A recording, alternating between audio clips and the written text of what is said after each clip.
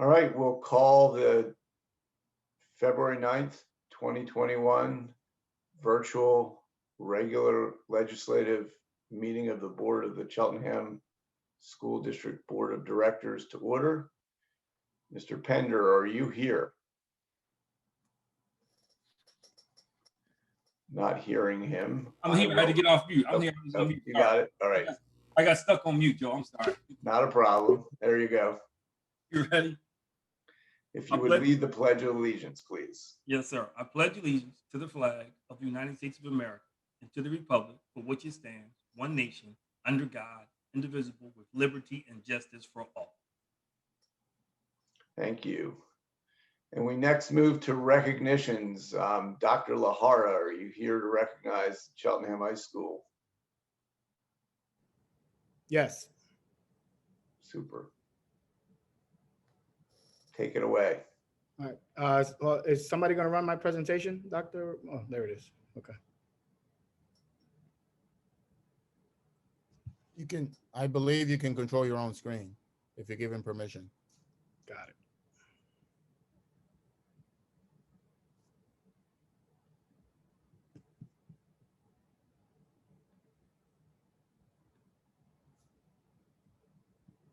I can't see this thing.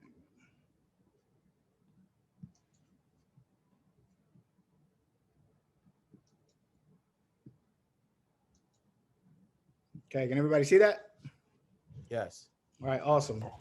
So welcome everyone. I'd like to thank you for giving me an opportunity to present on behalf of Cheltenham High School. So first I want to report about the fall activities that we had. So as you all know, we've been remote since the beginning of the year. And it was challenging in the beginning, but my staff was able to adapt. Our students were able to adapt, and our remote learning model did take off, and we were able to provide a lot of support to our scholars, to our students. And a lot of things were different this year, but many of the parents and the teachers felt that a lot of the virtual events that we had were successful in the virtual realm. So we are looking at it for the future to have some of these events continue to be virtual. So for example, our back to school night was very successful. Parents were able to have intimate conversations with their teachers, talk about their students' progress. And it was a very, very successful, a lot of attendees. Our report card conferences were the same. It was very, very intimate to our staff and to our parents to get to know the staff, to get to know where their students were achieving, what challenges their students were having, to make sure that their students are supported. And then we also have had some of our performances, our CHS Vocal Arts virtual winter concert held by Miss Claire Schneider, was very successful. I know many of you saw it. I was taken aback by how awesome they sounded in a virtual setting. Putting all those students together in a Zoom session was awesome. And also to mention the fall play directed by Ms. Molly Laser, Bad Things Happen in Philadelphia. That was also an amazing event that we got to watch virtual. So I want to give kudos to those teachers and those students who worked hard to put that together. I know it wasn't easy, but they pulled it off in the end. Ms. Putterman, one of our cybersecurity teachers, she let us know that 3 of our scholars have been chosen for the National Cyber Scholarship. They are Lisa Lamb, Joey Weimer, and Ella Homa. They all met the criteria for the April 5th and 6th competition. And I was very happy to see that there were only 30 students in Pennsylvania chosen, and we have 3 of those students. So very proud of those scholars. We also have students that were National Merit Scholars. We have 5 students that were Commended Scholars, which is Damian Antoine, Molly Cohen, James Griffin, Eli Kaufman, and Alejandro Plata. And our scholar recognition went to Ben Zobalov. So I was very proud of our students for that award. I wanted to highlight our unified sports students and get you all who are participating online tonight to donate to the Polar Plunge and Special Olympics. It's running from now through February 26th. If you can donate $20, perfect, but we'd like you to commit to $50. If you do commit to 50 and you raise the 50, you'll receive a t-shirt. Now, the way you do it is instead of like Dr. Marseille and I used to go to the outside event and jump inside a swimming pool. Now what they're asking you to do is to fill a balloon up with freezing cold water, pop it over your head, take a video of it, and post it using hashtag freezing for a reason and hashtag PA Polar Pop. I know some people will cheat and not really put cold water in it and act like it's cold water, but I actually haven't done my video. Dr. Marseille, I don't know if you're going to take the challenge or any of the board members, but make sure it's a really big balloon. Fill it up. I wasn't planning to, but you called me out. I have to do it now. Of course you do. Making sure you fill it up with very cold water, and it has to be a big balloon, not these little water fight balloons. That doesn't count. So let's help our unified team because they use this money to fundraise to be able to hold their sporting events, which is very important to them. For more information, you can go on the Special Olympics page and look at Philadelphia Virtual Polar Pop for more information. So please sign up and help our unified students out. And to also mention that there's a new competition for them this year. It's called the Fitness Heptathlon, where it's for CHS Unified Sports members. It's also run by the Special Olympics. This one is a fitness challenge though, and it's 7 exercises that they get to choose from a menu of 26. And those exercises include agility, strength, and endurance. And they get partnered up with either a CHS athlete or general education scholar, and they work in tandems and in teams to do these workouts twice a week. Ms. Gilbert, Tabitha Gilbert, she's their coach.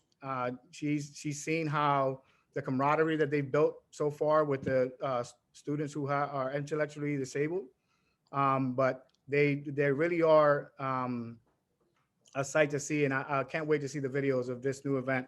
But it's called the Fitness Heptathlon, and I just wanted to give them a shout out. This year, we wanted to spruce up our PBIS awards, and Mr. Metcalf and the entire PBIS team, Ms. W, Mrs. Ishbara, Costa, and there's so many people that I can't remember, but it's our PBIS team. They meet regularly to see how we can incentivize students and motivate students. So this year we decided to create Pride Awards. And our first one was for perseverance, because that's what Pride stands for, is perseverance, respect, integrity, dependability, and empathy. And our first award was for perseverance. So we printed out certificates, which you can see our students holding here. And we all divided up, teachers, administrators divided up and visited our scholars at their homes and presented them with their certificate for perseverance. Gave them a special message and let them know that we appreciate everything that they're going through in these unprecedented times, and thank them for their perseverance. You can see my embarrassing, ugly Christmas sweater that I had on there, but it brought a lot of smiles to their faces when they saw it. So I just wanted to share that with you. And our next award is for the respect, and we expect to get those names soon.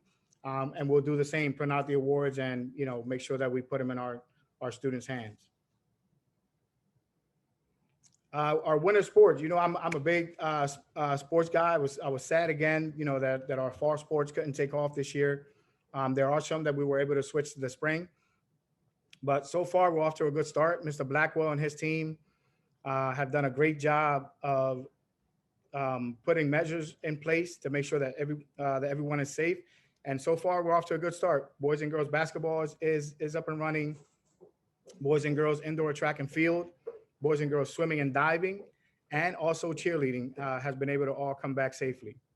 So I wanted to give you a couple of highlights, so bear with me here. So boys basketball is in first place in the Suburban 1 League, Freedom Division. We are 5-0 right now, and I believe there's a game tonight.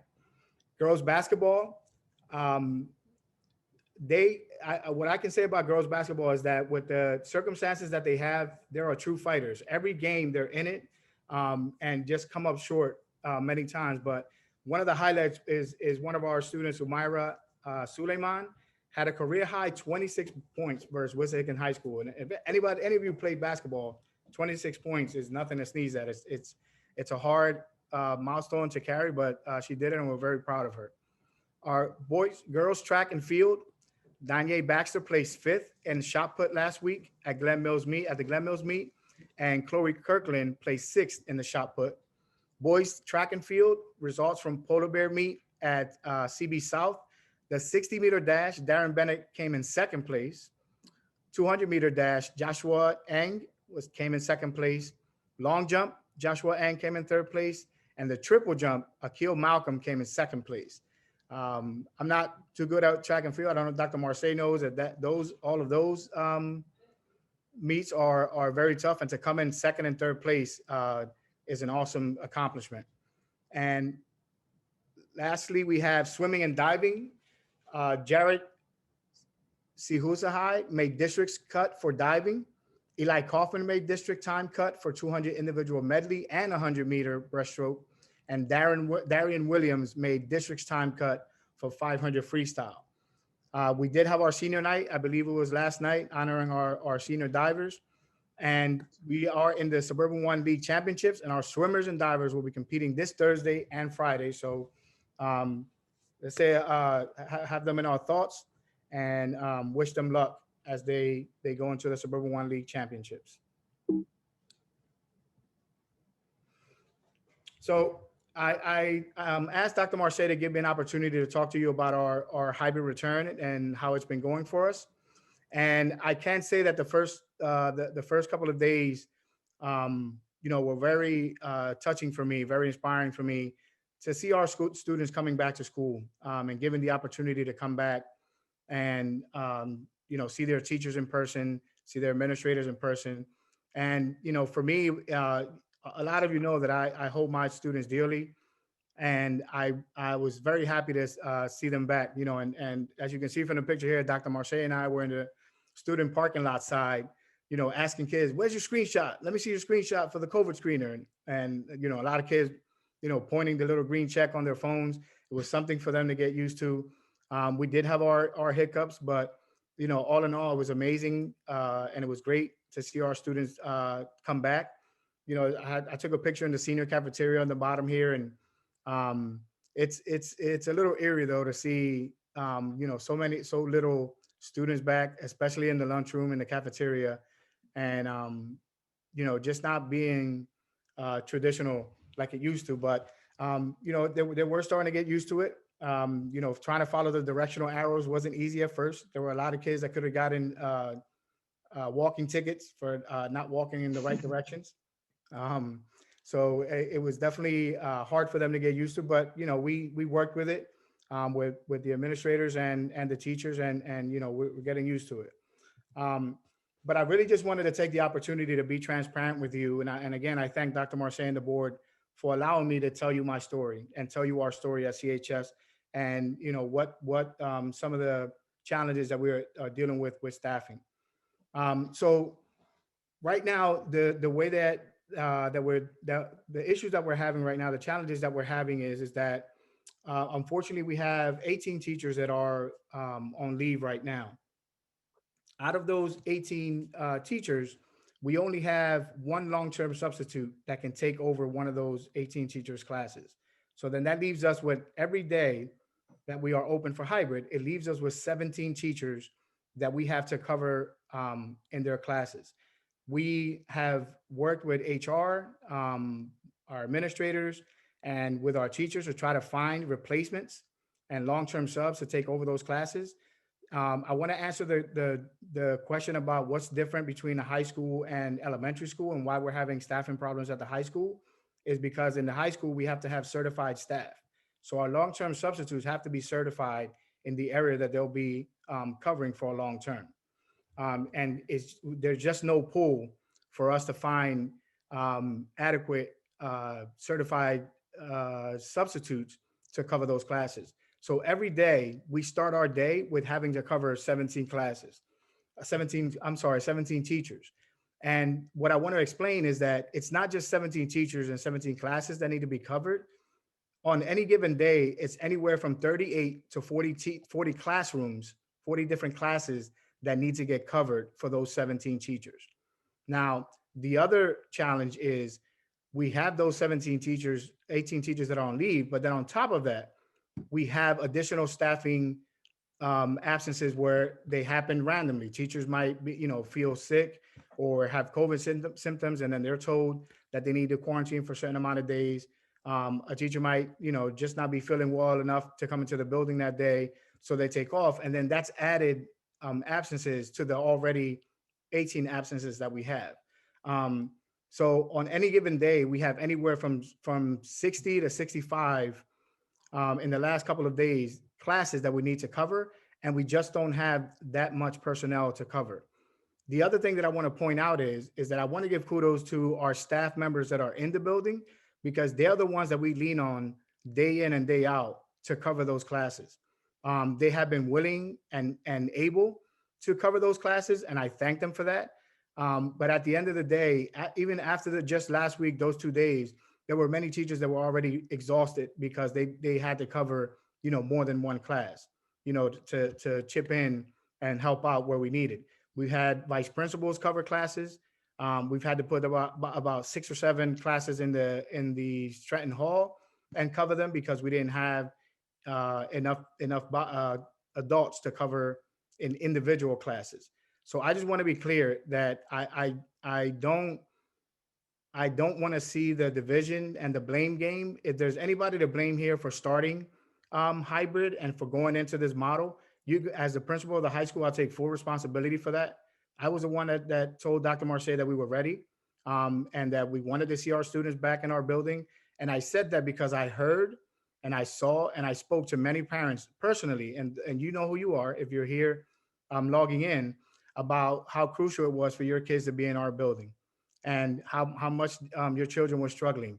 And I heard that, right? But in the other hand, my biggest thing as an administrator and as a leader is to make sure that student safety and staff safety is priority as well. Our first 2 days were challenging. We were able to get through it. But right now it's very difficult when we have as many teachers on leave, and then you add the additional, random absences that can happen on top of that. It becomes a challenge and to cover. Now, the other question is, well, what about why can't we let those teachers that are on sick leave teach remotely? And that'll solve that issue. It does solve the instructional issue. I do agree with that, but it still does not solve the supervision issue, right? Because those 17 teachers that are teaching from home, yes, they're continuing the instruction, but we still need to find an adult to sit in that classroom and supervise the students while that teacher is teaching from home. I'm getting comparisons from parents about what other school districts are able to do. And I don't think we can be compared to other school districts, because there are a lot of school districts that, yes, are doing this successfully, but they've been in person since August. So for example, if I'm a substitute teacher, long-term sub, or an aide that's looking for a job, I wasn't going to find a job in Cheltenham because we were remote and there wasn't a need for that. We had the staffing that we needed. Now that we're coming back to hybrid, it's really hard for us to find aides or again, certified teachers that will be able to teach at the high school in any pool, in any staffing pool that we may look at. We tried aggressively to hire folks, but if I'm being transparent with you, there were some interviews that we had, and the folks never showed up. They declined to even interview. So I really just wanted to really tell you my story at Cheltenham. I'm not a quitter. I don't hide from any situation, from any issues that may arise, any challenges that may arise. But again, if anybody is going to get the blame, please don't try to divide anybody. Please blame me, because I was the one that wanted to open the high school, along with my administrators and our teachers that were in the building, and we knew that we could provide a safe environment. But when it becomes a safety issue, and we can't provide that safety for your students, I did not feel comfortable with that. So, again, I want to thank the board, thank Dr. Marseille for the opportunity to open a high school. Thank you for giving me the opportunity and trusting me in leading the high school. To the parents that, feel that I let them down, I'm sorry. But I do want to let you know that we will continue to work hard to support your students, to support your scholars in any way possible. And, I'm looking forward to, continue to lead the charge. Thank you. Thank you, Dr. Lahara. We can get the Can I- agenda back Can I up. comment on that, please? Dr. Lahada, Mm-hmm. if I may, and thank you for your communication and I guess your willingness to fall on the sword. And I commend that, but not necessary. I know where your heart is and your intent, but I want to share that we too wanted to provide that in-person experience and try to find ways to make that happen. And there's a significant amount of misinformation. I think people are more likely to believe that than the truth.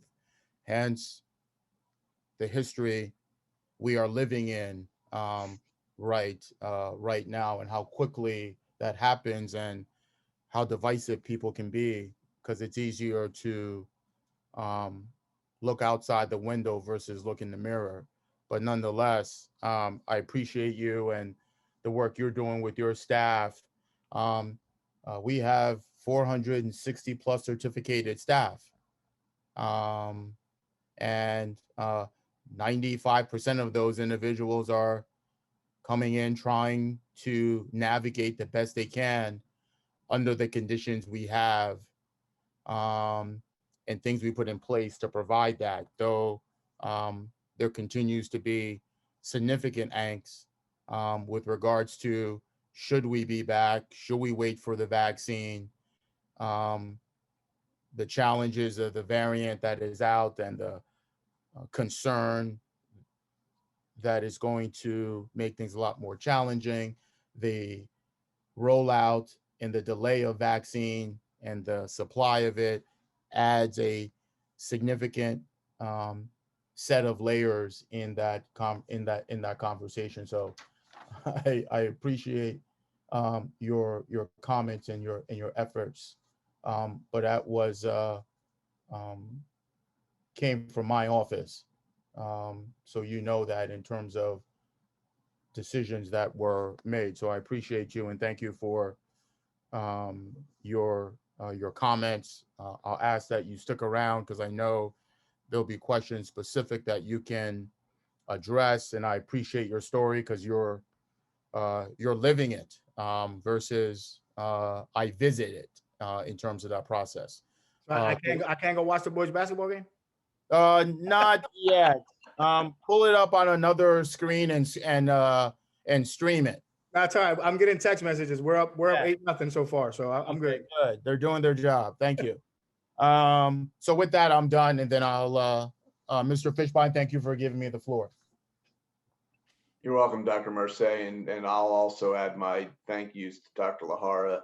This has been an incredibly difficult thing to navigate, and the uncertainties about which staff will and won't be able to come in on a given day have made it even more so, and we appreciate everything you're doing. And we understand that those teachers who can't come in. No one should be or is blaming them either.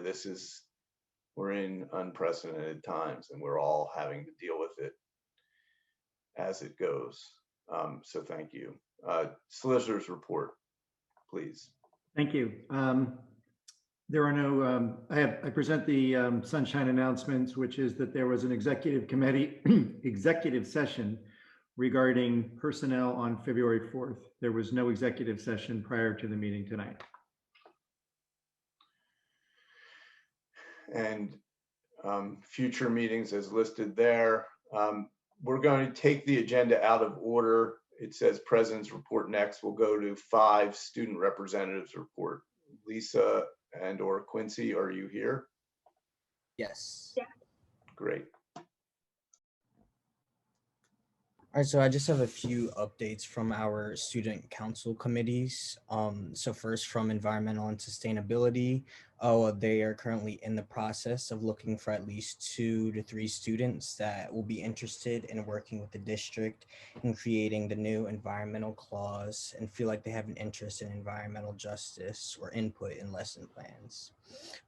Dr. Marseille and Dr. Riley and our co-chairs will be starting to work on creating a committee that will help integrate environmental education in the elementary to middle school curriculums. So anybody interested in that can email the student council email or one of our sponsors, Mr. Fasuka or Coach Nace.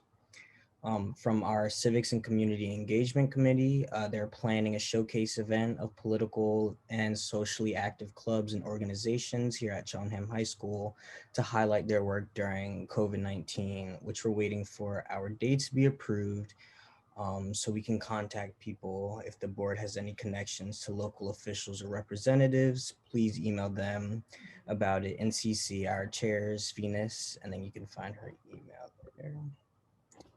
They're currently also brainstorming different ways to hear students' concerns more effectively, and they're talking about having a student council member on the board. From our Dance and School Spirit Committee, last week they had a successful Jeopardy night on January 29th at 5 p.m. From our charity committee, they're currently working with the Environmental and School Spirit Committee to host a reusable mask drive, since medical masks are not good for the environment, and then the mask can be donated for any high schoolers to use. And then one student body question and or concern we got was, some students are concerned about their teachers who are on medical leave and are not allowed to continue virtual instruction within the hybrid model and are upset about the disruption this has caused. Are there any plans to discuss and allow those teachers to continue teaching virtually in the hybrid model and having their Google Meet projected on the smartboard? And then that's all for me.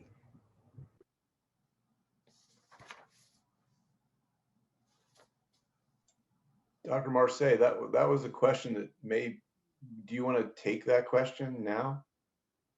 I can take it. It'll come back 68 times again during the course of this conversation, and I will ask Ms. Jackson, our HR director, to fill in. And I think I've answered some of the emails that came through with respects to the process, as though somehow the district is denying or forcing individuals towards a particular action. And I tried to articulate that with some of the communication several weeks ago that came up with that conversation, as the district shared with the faculty on December 23rd as part of their anticipated return to in-person instruction, that with the discontinuation or the expiration of the Family First Coronavirus Act that ended December 31st, that provided some provisions for leave, we HR department communicate with our staff, sharing options, additional options that they had. Those individuals who made a ADA request, meetings were facilitated with that individual and HR to determine their eligibility for those particular accommodations. The area in which we were able to, we provided that. Those that did not meet those criterias were, whether they liked that or not, or felt that it was forced after they did not meet those standards, per collective bargaining agreements or language in the contract or any other terms were said, here are what is left and available for you as part of the fact that you went through this particular process. And those individuals, based on the remaining factors, decided if this is what I have, then this is what I'm going to move forward with. It's no different than for those who are asking, how about other districts who are affording those opportunities? We followed the state and federal guidelines in terms of communication and who met those criterias. We are in Montgomery County, the largest, we have the largest number of educators at the secondary level asking for leave. So when individuals are saying it's happening in Hatboro Horsham, it's happening at Abington, it's happening there, that's fine. We can pull those isolated contexts and try to paint a story. But they also met particular criterias. And they also are dealing with singletons.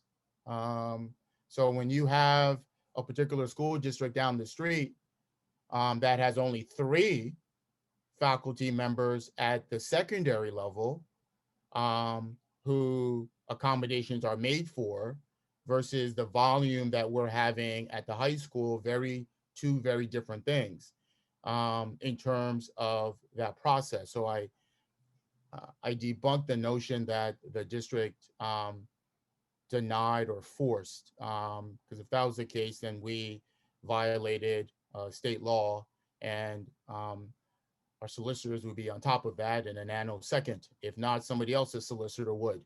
But we didn't have to go there in order to understand what our obligations and rights were under those particular acts. So I think, Ms. Jackson, if you can further add the process so that individuals understand that we went through the same process that every, not only Montgomery County School District, but everyone in the Commonwealth went through with respects to giving the space for individuals to articulate the reason why they felt they qualified for those particular accommodations, and how that meeting went from beginning to end. Yes, Dr. Mercé, I did meet with everyone who asked for a accommodation, and I'm still meeting with individuals who've asked for accommodations. Most of them wanted to work virtually. And as Dr. Lahara explained, working virtually would leave classrooms with no supervision. So I was not able to allow everyone who wanted to work virtually that opportunity. I did work with staff. We have staff who were working on asynchronous Wednesdays. We had staff who could work 2 days, but not all 4 days. So we were doing everything we could to try to accommodate those staff members that we could. We also shared all the leave options. So we had staff who opted to go on sabbatical. We had staff who opted to take FMLA leave. So all their options were explained. And as I said, even now, I'm still meeting with staff members and we're still trying to work out accommodations. We were able to accommodate some in the classroom by providing them with additional PPE when necessary, as well as any type of additional leave. So, for example, as I said, someone could work 2 days and not 4. So yeah, we're still working with everyone who has asked for accommodations. And if I can, Ms. Jackson, I think there are some individuals who are trying to say, is there a cutoff in terms of staff making a request? I've shared that that's not the case. I'd like you to confirm that, because at any point in time, staff members can make a request to human resources that they'd like to discuss their options for a leave. You can have you can have 2 staff members tomorrow make that request. You can have 10 staff members make that request 2 weeks from now. Is that a valid statement in terms of the window in which individuals have to make a request? Yes, that's correct. I'm meeting with some staff members this week who've made some requests regarding accommodations. So yes, it's ongoing.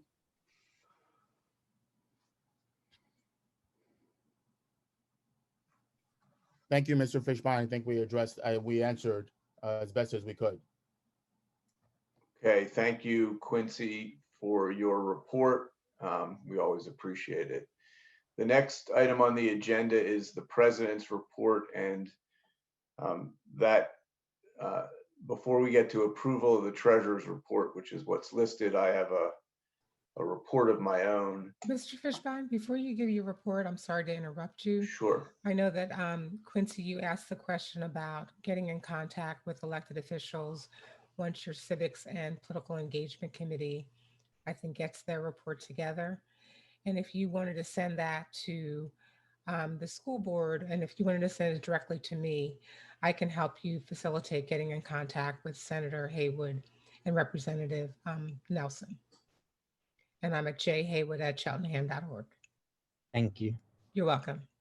Thank Sorry, you, Mr. Ms. Fishbein. Haywood. I Welcome. appreciate you stepping in there. And it dawns on me that we're in the process of planning a legislative town hall with all of our representatives, and it would certainly be an opportunity for you to raise concerns directly with the legislators who represent you in the state and federal government to participate in that town hall and also promote that town hall within your constituencies. And I do not think the date is set yet, but once it is, keep a lookout for it, and that will create an opportunity for you to create even greater engagement and connection with your legislatures.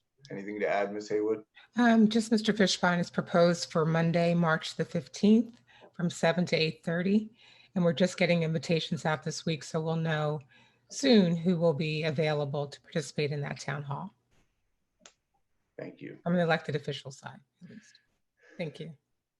Thank you. And before I start my president's report, and this meeting is our first where participants can raise their hands, and with Zoom, I'm able to see when hands are raised. And what I want to let everyone in the community who wants to ask a question or make a comment, there's 2 things. First, the next part of the meeting is public comments, and that is when you'll get called on. I'm not ignoring you. I'm just waiting to the time in the meeting when public comments on agenda items start, which isn't now, but is soon. The second thing is, if you're raising your hand, I will not call on you unless you have 2 pieces of information in your Zoom name. First, your name. I want to make sure you're a person. And second, you're the town in Cheltenham where you live, so that only Cheltenham residents or district employees are permitted to make comments at the 2 times on the agenda when public comments are permitted. So please change your Zoom name to include both your name and where you live in the township. And with that, I'm going to address some concerns that have been raised to the board about police in the school district, law enforcement contact with the school district.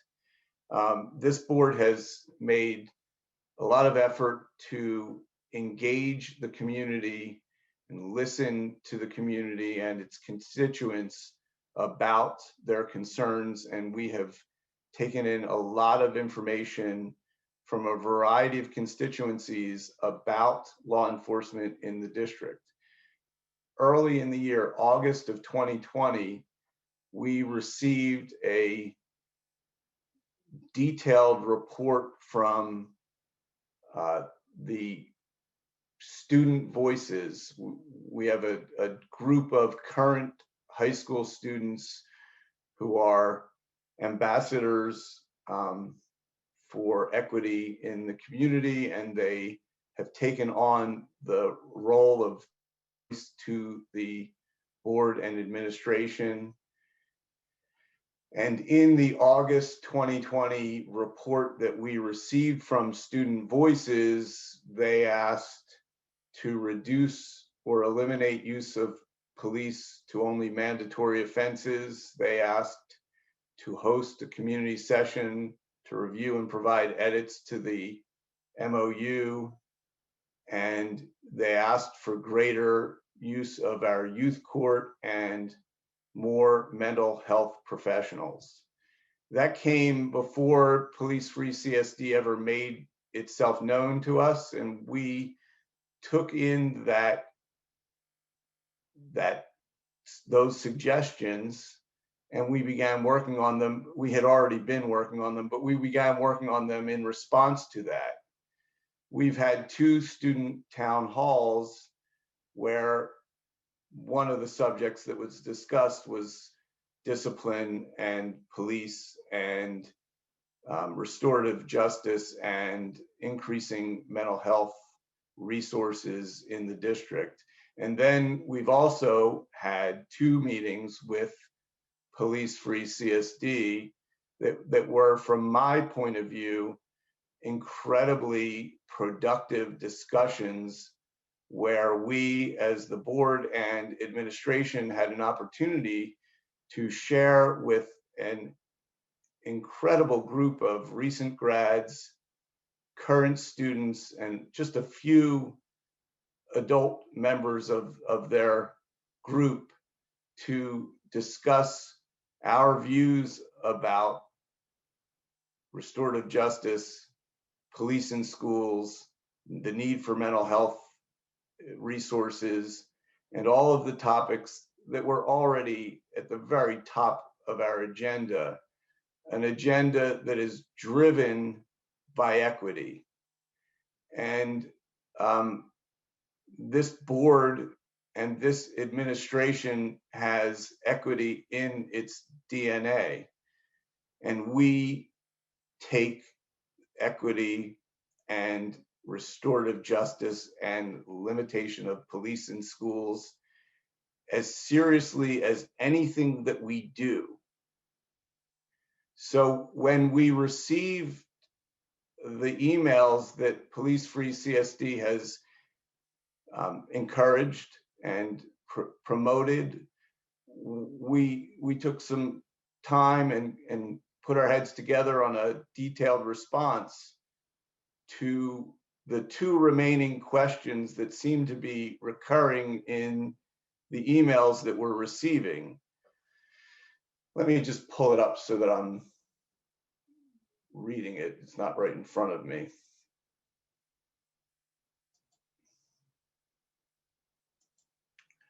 And the 2 issues are the memorandum of understanding with the police department and what will remain in our memorandum of understanding, or I'll use MOU for short.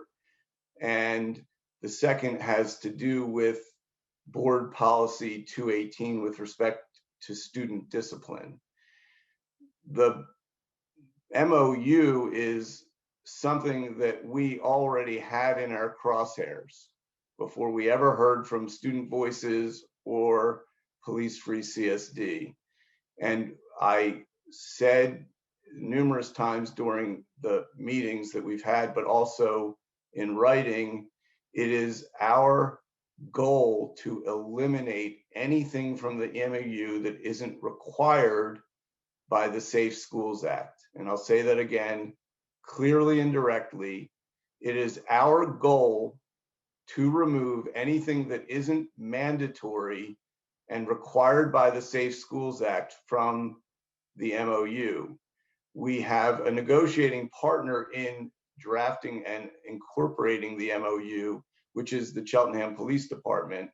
And I can tell you what our goals are, and I can't tell you what would happen if we don't reach our goals.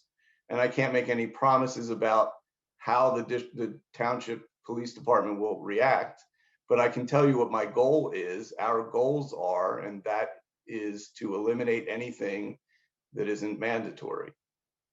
So that's the MOU. And with respect to the discipline policy, there is a policy, and that policy has been revised numerous times since I've been on the board, most recently in 2018 or 17. And that policy mandates that discipline by the school be include restorative practices. It prohibits discipline disproportionate to the conduct at issue, and it prohibits the discriminatory use of discipline. That's the policy.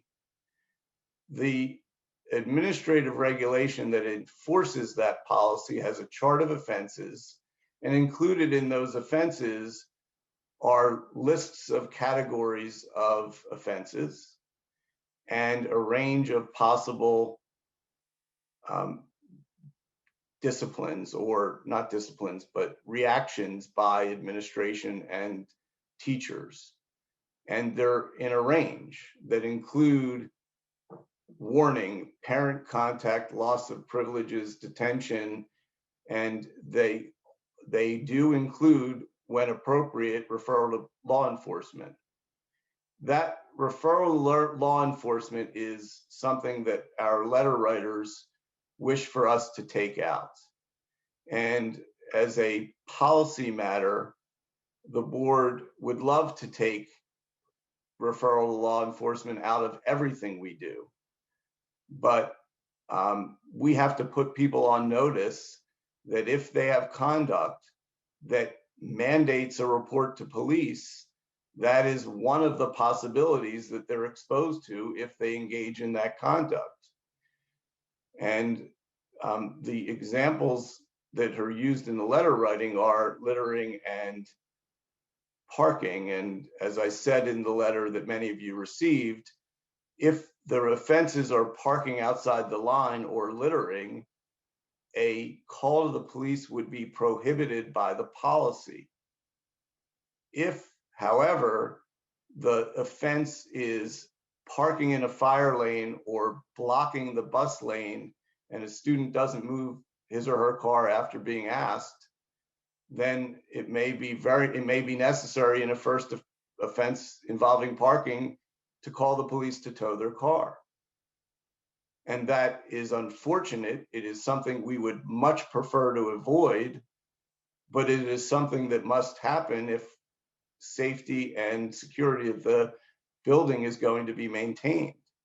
If we have a vandalist who drew a swastika, if we have a student who broke a school window, we may have to call the police. These are not things we wish to do. Our policy specifically prohibits us from doing it unless it's necessary. But we have those policies in place for those reasons. I just think it's really important for the community to know where this board is.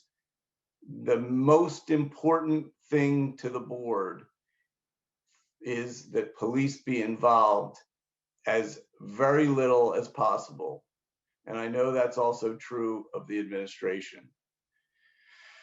So I'm thrilled that we have an engaged community. I am ecstatic that this community is seeking to call the board to task and ensure racial justice and eliminate, to the extent possible, the school to prison pipeline. We share that goal with you. That was our goal forever. And we thank you for your involvement. And I just wanted to get this on the record and make it part of my president's report, because I know that there may be many people here who wanted to hear about that subject. Mr. Cohen, I see your hand is raised. Yes, thank you, Mr. Fishbein. Thank you for your eloquent comments. I just want to follow up briefly where I concur with your statements. I just want to point out a few details. In terms of the MOU, again, I'm in favor of what you spoke about, but some of the recommended notification items in the current MOU, in my mind, are rather serious. I won't read the entire list, but there are items such as recklessly endangering another person, terroristic threats, ethnic intimidation, threat to use weapon of mass destruction. And those are just some that I think are representative of the entire list. So I do agree that we can take them out. From my perspective, I would support taking them out of the MOU. However, there are two statements / questions I want to raise. One is that I would assume and think in terms of policy and behavior. I don't want to get into deliberations here per se, but from my perspective, I would think that if people were doing some, if not all the items from my perspective in that recommended list, that it would behoove us and require us as stewards of public safety to notify the police. Those are serious issues I just raised. The second is that I'd be curious, as part of our deliberation and fact finding, to try to identify not just where arrests were made for what specific items, but also where police were notified, and try to identify where those items were. Were those mandatory? Were those discretionary? Were those recommended? And what were the specific issues that the police were called about? Again, being cognizant of the fact about confidentiality in those matters, to try to ascertain, were those issues that maybe they were really minor and items where perhaps the police should have been contacted based on a consensus, so to speak, or were they situations where, from my perspective, in some cases, they were more serious for items I just mentioned, for example, where I think would be reasonable and it would be not a requirement, not to speak for the entire board, from my perspective, I would want the police to be notified in terms of my responsibility as a board member in terms of public safety. So again, thank you very much.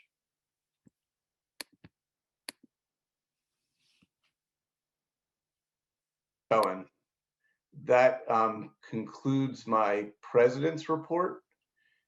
And I will move on to approval of the treasurer's report. Do I have a motion? So moved. Do I have a second? Williams. Second, Charles Burdell Williams. I'll do this by voice vote. All in favor? Aye. Aye. Aye. Aye. Any opposed? Hearing none, the motion carries. Next, we'll move on to the Montgomery County Intermediate Unit.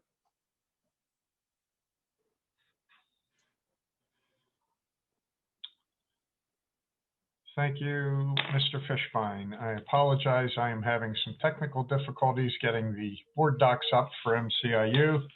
I will give an abbreviated report. The Montgomery County Intermediate Unit met on Wednesday, and this really has me fine. I apologize.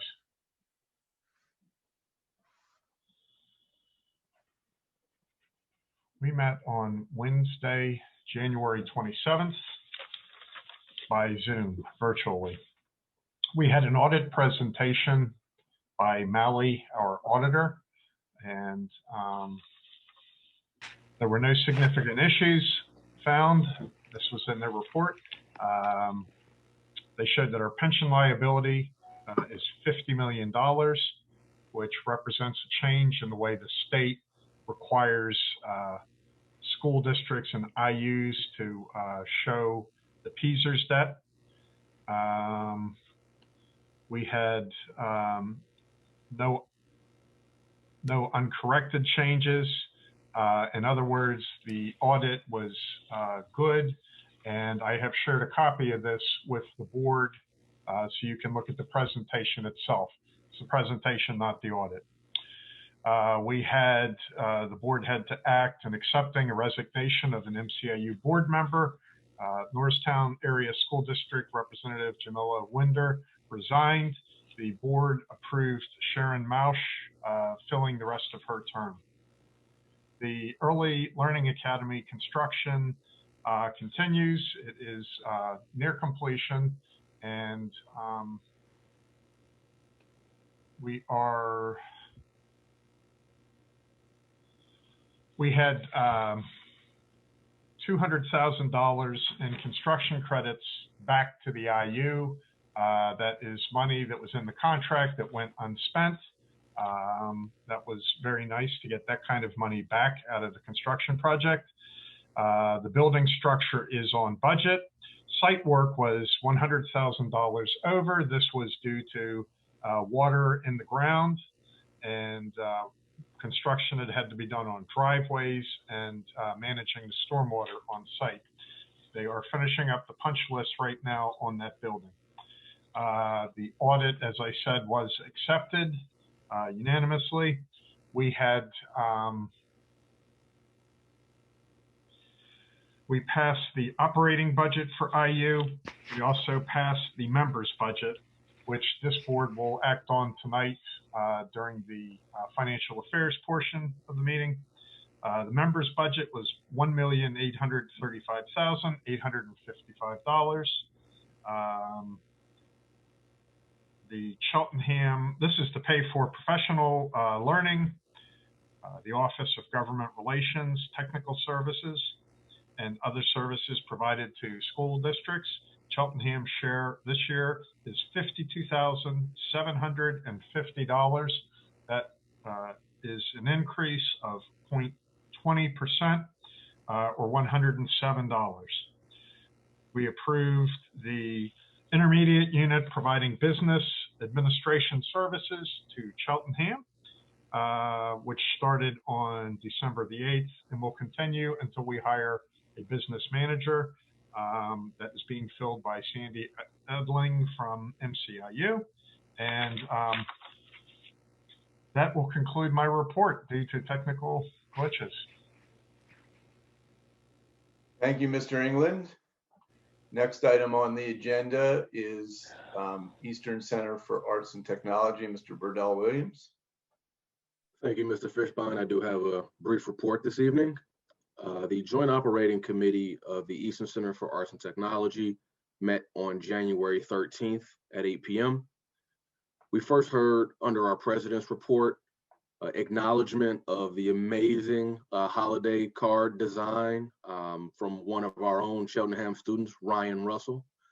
Congratulations to Ryan on not only providing an amazing holiday card design, but representing Cheltenham along the way.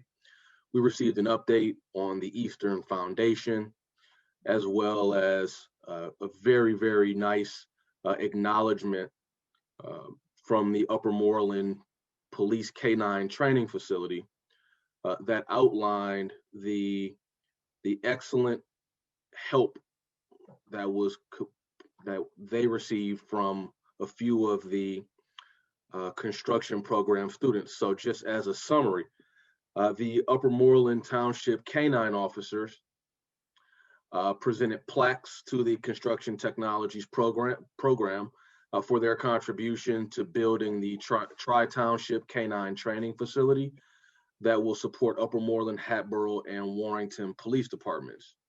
The new training facility is in Warrington Township, and the Eastern Center for Arts and Technology construction technology students, along with the support of Mr. Pocula, work to build the training apparatuses such as obstacle course boxes that are used in agility and search test training for the police dogs. This particular facility contains 6 such boxes that are also used for suspects searches, including low crawl, hurdles, long jump, catwalk, and 2 separate dog runs. The project was started in 2019 and completed earlier in 2020. However, due to COVID-19 pandemic restrictions, the police departments were unable to have an official ribbon cutting ceremony to thank all of their partners who assisted in building the facility, including the students from the construction technology program at Eastern. This was an amazing experience and just one example of the awesome work being done at the Eastern Center for Arts and Technology. In addition, we heard an update from Dr. Plesnarski regarding the receipt of CARES grant funding. That CARES grant funding was approximately $500,000 from the Federal Coronavirus Aid, Relief, and Economic Security Act. This funding was pushed toward the practical nursing program and used for student reimbursements, supplies, including no-touch thermometers, face shields, N95 masks, and protective goggles, as well as laptops, simulation equipment, and facility upgrades such as bipolar ionization in that particular area.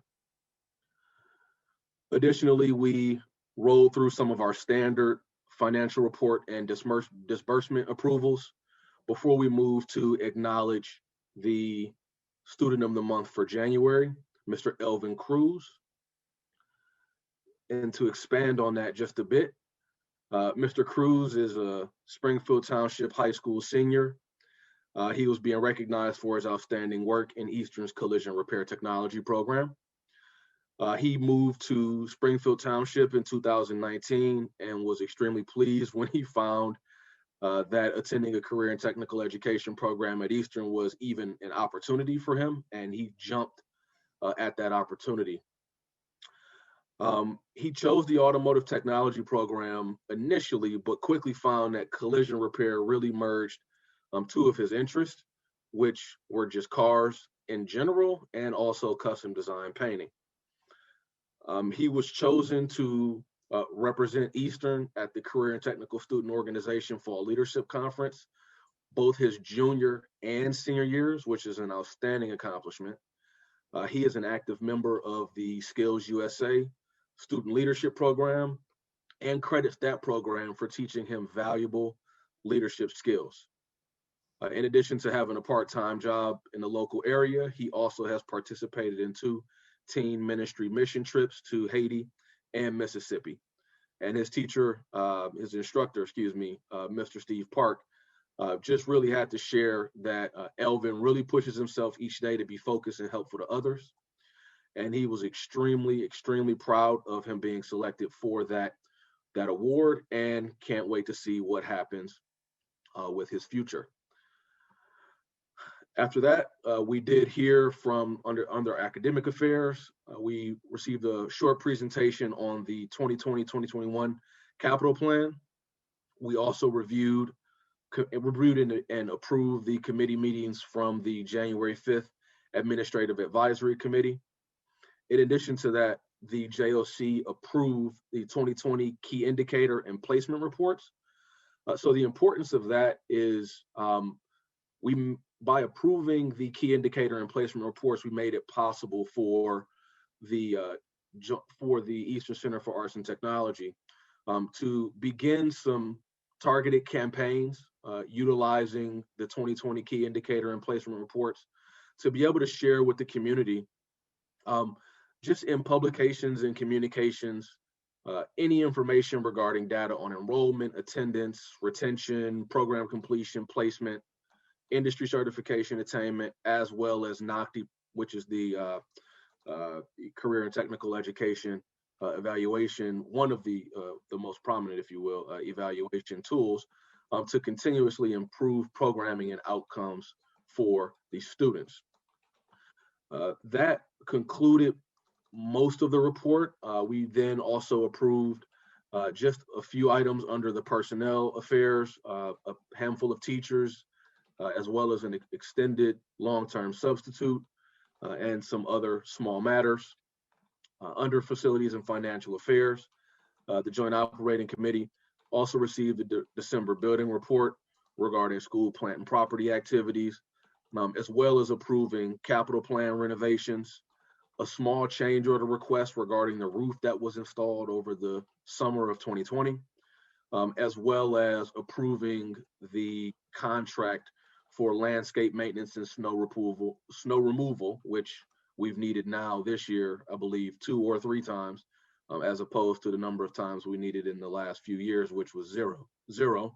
So we are definitely excited about that new partnership. And last but not least, first of all, that concludes all of the items that were shared and discussed and approved at the last meeting of the Joint Operating Committee. I'd like to take the last few minutes of the time in my report to just speak specifically about a Black History Month alumni spotlight at the Eastern Center for Arts and Technology.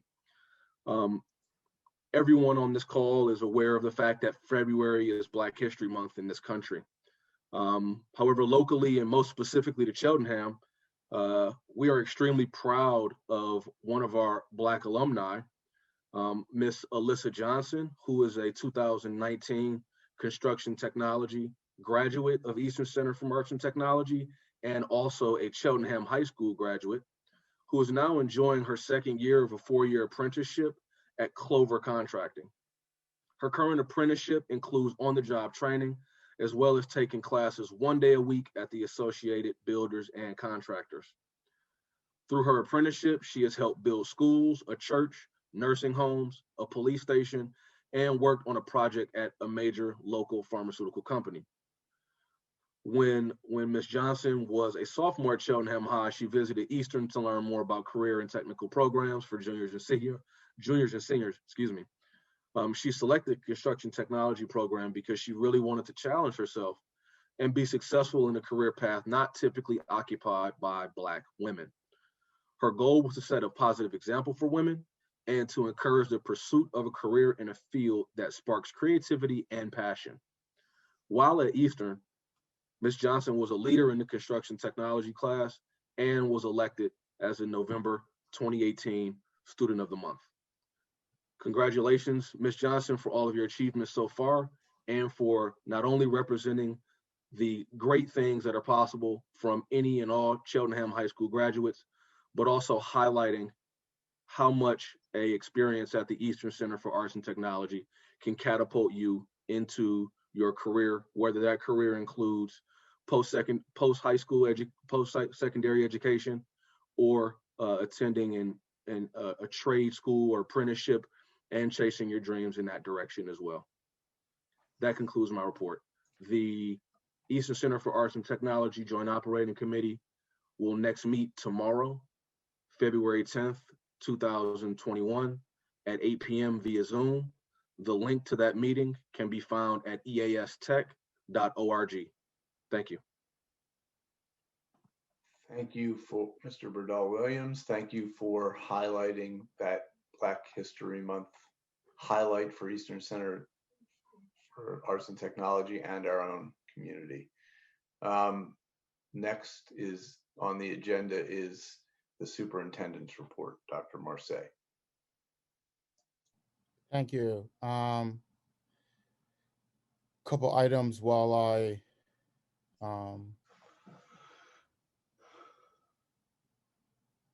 like to share my screen so I can show a couple of slides.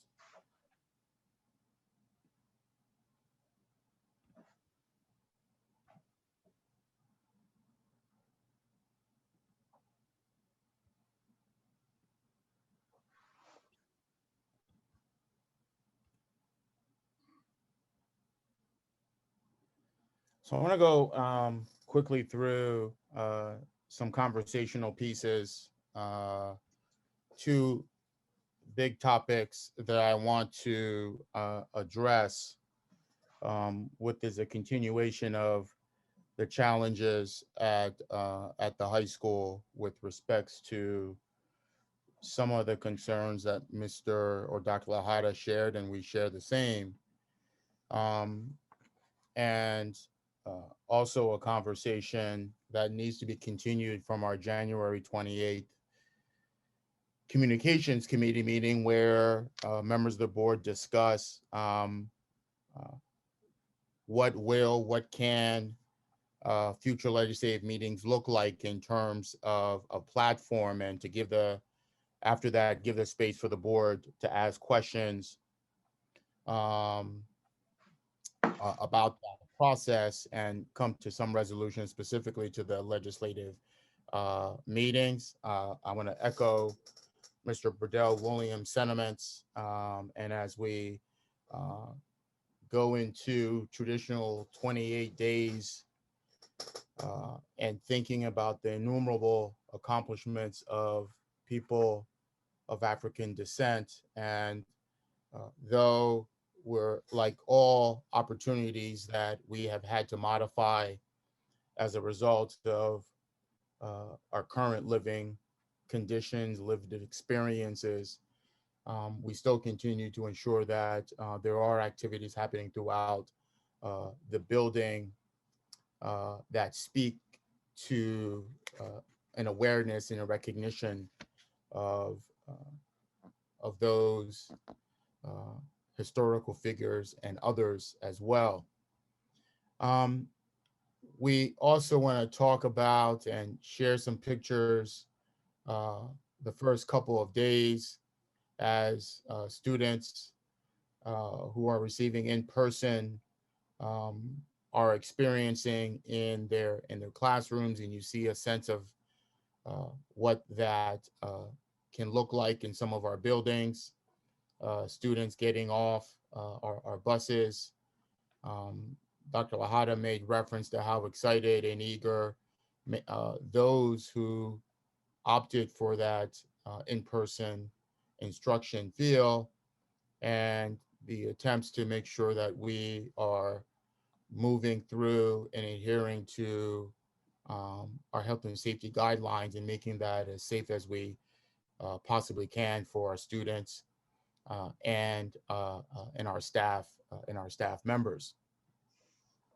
But with that, there are some challenges, and the challenges that I really do think that instead of moving through this inconsistency of whether or not we have enough staff and late night communications to parents or early morning communications to parents, that I do think we should think about moving into a remote instruction until we can explore options for in-person. The district believes that we do need to provide in-person instruction to our most vulnerable population, population that we started to service significantly earlier than when we returned to that model. We do believe that our Eastern students who have opted for a in-person should continue to receive those services as well. We also are thinking about that as we think through this process, how to reallocate certain staff members to support and reassign some of our other buildings as well. We have reached out to those staff members who are on leave to ask if we moved into a virtual model, what would be your availability to teach remotely to support or to better support instruction. We've received over 60% have responded and have said yes, that they are able to be available if we moved into a virtual experience. So there is some rethinking and reanalysis that we obviously have to do and at least bring some consistency until we're able to address what in-person could look like. These are traditional upcoming meetings that we like to share and ask those individuals to please attend. It's extremely exciting to be able, in this next set of slides, I think will speak to it, the participation that exists in this particular platform and its benefits, and obviously its drawbacks as well. And with that, on January 28th, administration through the Office of Technology and Communications presented what the board wanted was a sense of what was happening across Montgomery County. We identified a number of school districts. We didn't go beyond.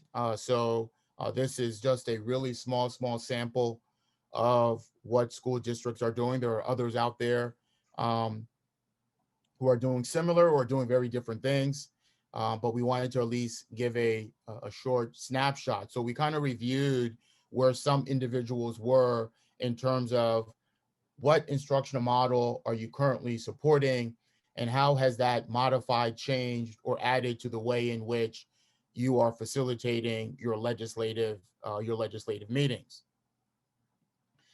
What we do know is that if indeed, if the board's goal is to create access and opportunity for individuals to be able to participate in our legislative meetings, we see that the ability to do that for Zoom is significantly higher in terms of our participation. We've talked about prior to COVID, I think depending on the topic, obviously there are some topics that bring individuals out, but even that, we're what, 20 individuals show up for a board meeting, and that sometimes includes the fanfare when we're honoring and celebrating staff members and students as well, compared to, obviously, even in this session, we have over 200, a little 193. It was 206 a few seconds ago in terms of that process. And as we looked at some options in terms of what's feasible, do we go back to what we're accustomed to? Do we go back and stream and Zoom in person? Do we think about facilities in the sense that will the central office building, admin building be appropriate in terms of social distancing to provide in-person meetings? Or do we think about the benefits that they all provide, but specifically staying remote with respects to that? And I think that there was strong consideration out of those 4 options for the board to engage in dialogue tonight and choose to decide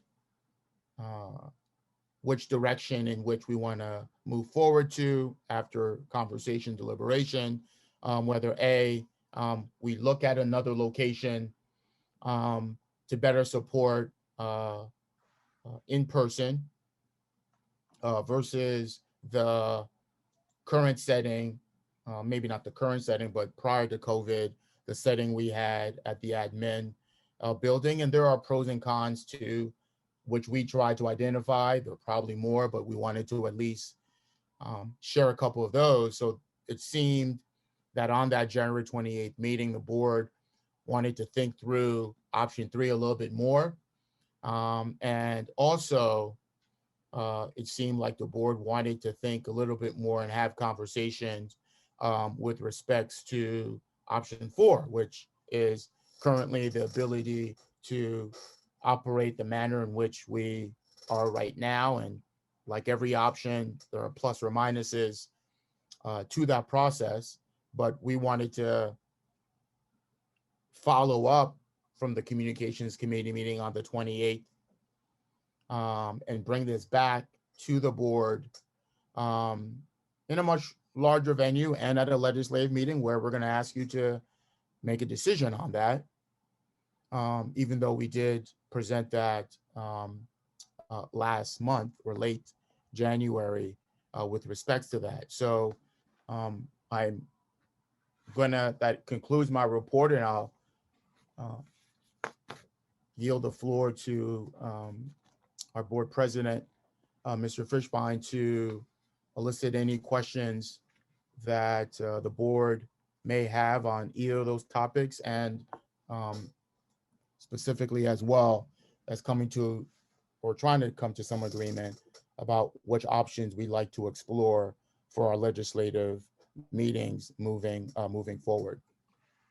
Thank you, Dr. Marseille.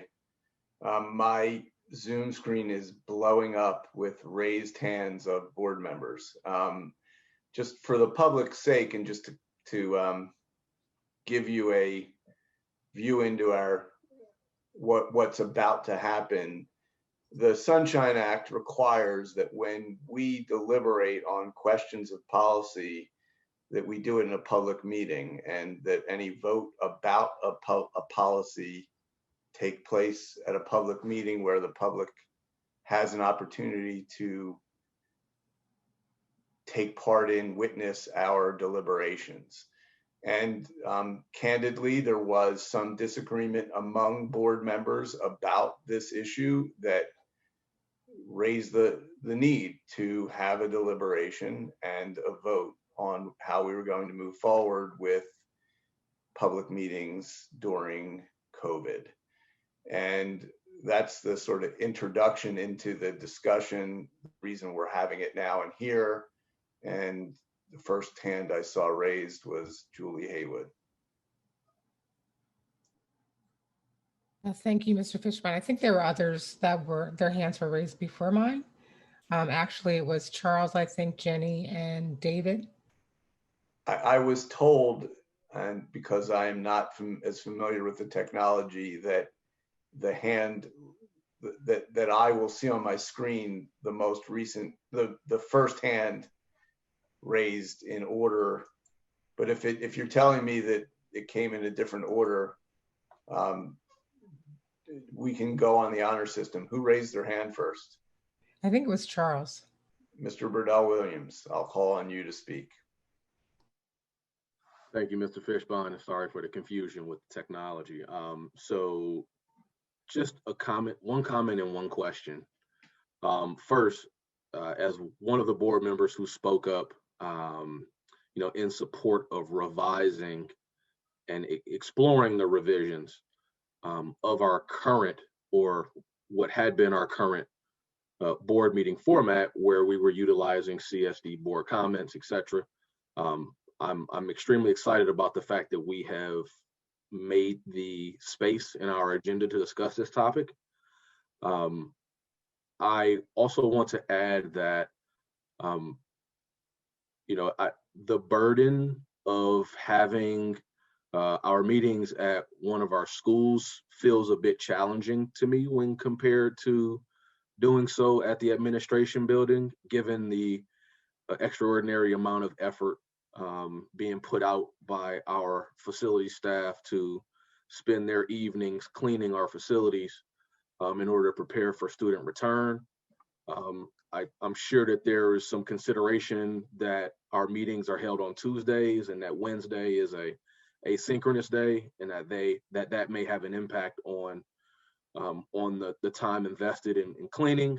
However, I just personally feel that the burden on the cleaning staff would be much less if we do decide as a group that we want to move forward with an in-person model, and by doing so at the administration building as opposed to in one of our school buildings. And just one question about this. Will we use this model for our legislative meetings only, or will we also include our committee meetings as well? To answer your question, everything's on the table in terms of that. I think that I've heard expressed opinions that some people on the board feel very strongly that committee meetings should stay remote, and that we might even consider having remote committee meetings even after COVID, because we have seen the benefit of Zoom meetings and attendance and engagement in those meetings in a way that we would never have anticipated, and COVID gave us an opportunity, and we like to find those opportunities where they're presented. So when we call the vote, we will separate those things out. Okay, I appreciate that. Again, I do understand, and I do appreciate actually the involvement from the community thus far throughout our virtual meeting experiences at all of our committee meetings. It has been a breath of fresh air because the community is not showing up to exclusively voice complaints. They are showing up to participate in the very civic nature of our meetings, whether they are committee or legislative. And that feels genuinely positive given the direction that this district is moving in and the amount of involvement we all as board members, but I will speak exclusively for myself, that I as one board member, again, greatly appreciate and value from Cheltenham Township. That's all I have right now. I will defer to other board members at this time. Thank you. I now realize that if I click on the participant window, I do see the hands raised in the order they were raised. So the next that I see is Jennifer Lohman.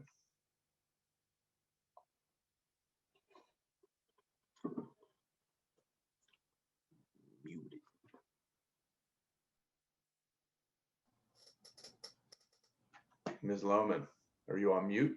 I am on mute and I'm just talking to myself. Sorry about that. I said like 5 sentences there because I talk fast.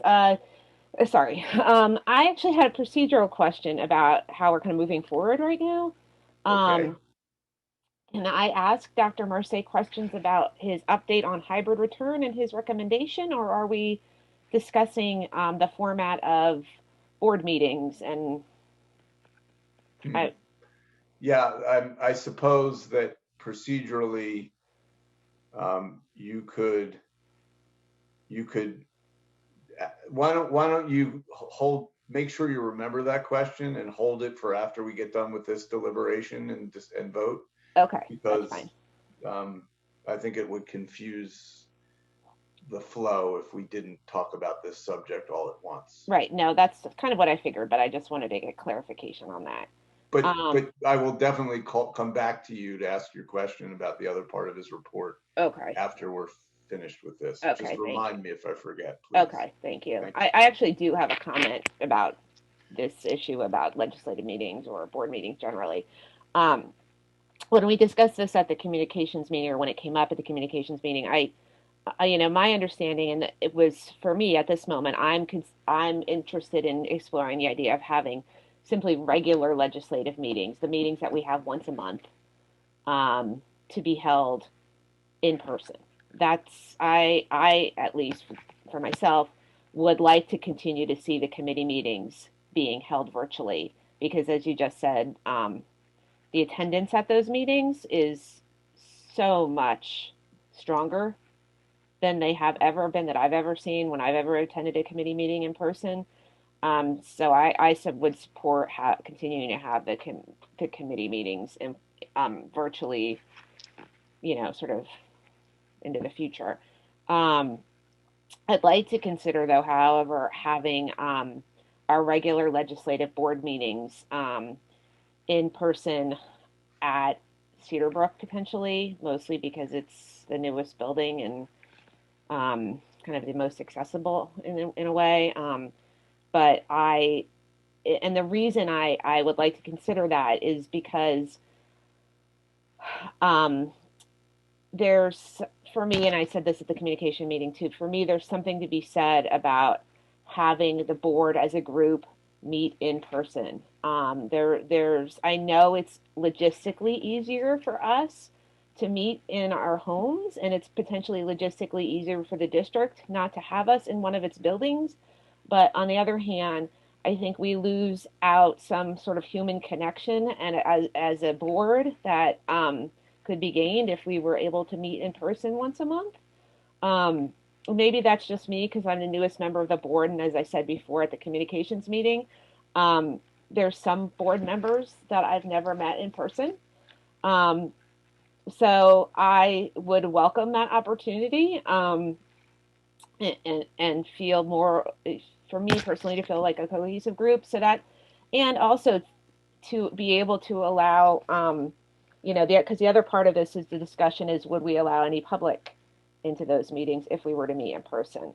And for me, I would personally welcome a way to try to figure out to at least have limited public access to those meetings, because in addition to, of course, having them continue to be on Zoom, as is the recommendation number 3, to try to figure that out in some way. But you know, at the very least, I'd like to consider us having our regular legislative meetings once a month in person. Thank you. Thank you, Ms. Lohman. Next, I see Julie Haywood. Okay, I'll take my rightful turn this time. You don't want to jump the line. I'm not trying to All jump the about line. fairness. No. So I have some of the same comments as Jenny, so I won't necessarily repeat those. But I do think that it's important to note that our legislative meetings, when you look at this slide that Dr. Marseille had, you know, we had upwards of over 500 people at some of our meetings. And granted, it was in August when we were trying to figure out how we were going to open schools, when we were going to open schools, et cetera. But nonetheless, that level of community engagement, I think, is critically important and one we haven't seen before. I mean, we all know that we've been in the administration building, and Jenny, I know you have only been there probably for your you were for your swearing in, I think. But you know, you weren't even there, you weren't in town, right? That's true, that's right. So when you looked out in the audience, and you might have had 20 people in the audience because there was a presentation, and as soon as that presentation was over, then everybody left, and it was just really the board members and the administrative staff. And I think these meetings have been really robust, really engaging, really have provided a window of opportunity for the board to really hear from the community in a way that we would not have before, and we did not hear from before. And so I would definitely be in favor of continuing the Zoom format of these meetings, even if we had the legislative meetings in person. And I do agree with Jenny that having the board together in one place where we're socially distanced with masks on, I don't think, I mean, if that can be done safely, I would be in favor of that. And again, for those community members that chose to attend, I think we need to have a process by which we identify a maximum number of people that can attend in person, and then a kind of registration process for them to do that. One, so that we can appropriately socially distance the community in a safe way as well. So that would be my preference, and I'm not sure it's completely part of the option 3 or 4. It sounds like it's maybe a little bit of a hybrid of both. And I would agree that the committee meetings by Zoom, in particular, because the policy committee is so early in the morning at 8 o'clock, even though we still don't get many people participating by Zoom, it still provides a little more opportunity for that to occur in the future. Those are my comments. Thank you, Ms. Haywood. Next on my list is David Cohen. Thank you. I want to thank my colleagues for their thoughts and comments, and I won't go over them, most of which I agree with. However, I have concerns about having meetings in person, even with social distancing, because it still is somewhat of a risk. And as was mentioned, it is a logistical issue as well. And because of concerns about gathering, where I believe gathering is not required, where there certainly are benefits to gathering in person, but I feel that having meetings virtually and doing it via the Zoom, both in terms of community engagement and board still being able to engage, even though we do miss that human connection, albeit it would be socially distanced in person, I feel it's not worth the risk and the logistics of having any meetings for school board in person. Thank you. Thank you, Mr. Cohen. Next, I have Bill England. Thank you, Mr. Fishbein. I do feel strongly that we, as the board for the school district, should be meeting in person or in a hybrid, whatever seems to work best. the notion of Zoom and streaming and being in person are not separable anymore. The technology has impacted us, and I hope that we will, from this point forward, find a way to allow the community to join us via Zoom, via streaming, whatever other means may develop over time. It's absolutely an amazing way to get people involved in their local government, and that's what this body is. We are a local government body. We can, I've talked to some of the other school directors across the county, and there are 8 other school districts that were not on the list that are meeting either in person or they are meeting in a hybrid. And as a matter of fact, there are 3 school districts who have adopted the policy that if they have students and staff in the buildings, then they are meeting in person or in a hybrid. Another good thing about the technology that we have available to us is that we don't need to renovate space. I don't believe we need to run a lot of wires and things. We may need to boost Wi-Fi signals, but I believe upgrading a router might be able to satisfy something like that. Over in Jenkintown, the next town over, they meet in their library, and they have the distance. They do not have all the members on hand. Some people join, some board members join by Zoom, some board members are in person, and the same holds true with administration. There's only one school district in our county where everybody meets, and they've been doing it since September, and that's Elizabeth Ford.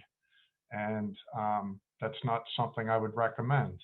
But I do support for a lot of different reasons, including the fact that we have reopened our buildings. Yes, there remains a risk. We've had discussions about that in terms of returning to school, in terms of what sports would be able to compete. Nothing is risk-free when it comes to a deadly pandemic. But since we're putting staff and students in buildings, I don't see that we avoid not following the same stringent CDC guidelines of masks, social distancing, washing our hands.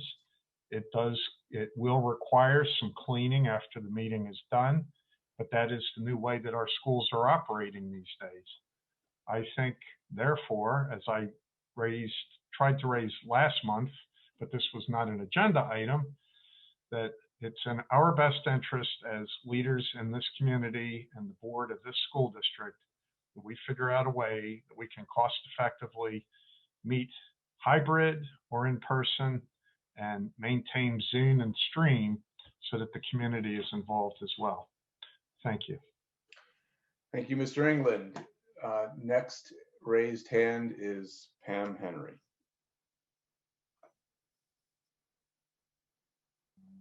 Actually, Dan was before me. Not on my screen, but okay. Dan, you may go first. All right. Pam defers her time to you. I don't have to have the almost last word before Mr. Fishbein. That's good. Thank you. Thank you, Ms. Henry. First, a just general question around process. There's no motion on the floor yet, but once there presumably will be, we would have an opportunity for public comment, I assume. That is correct. And because our public comment section is next, what Mr. Roos wisely... We've had public comment, Mr. Schultz. I'm sorry? No, I was saying we've always had public comment when we've had these conversations. That's a standard protocol. Right. I was mostly saying normally, I mean, we haven't tended to deliberate during legislative meetings in this form before. Usually deliberation would occur after the public comment and it would be an agenda item. But this is a little unique in that we're having this discussion before public comment. But Mr. Fishbein, I think that makes sense. I know where you're going, which is just to finish the thought and for the public to understand, just what Mr. Schultz just said is normally our voting items or agenda items that come up after the public comment on agenda items section of the meeting, which comes next. So we will have that public comments on agenda items next before we call the vote on the question that we're currently discussing, which is how to continue board meetings going forward during COVID.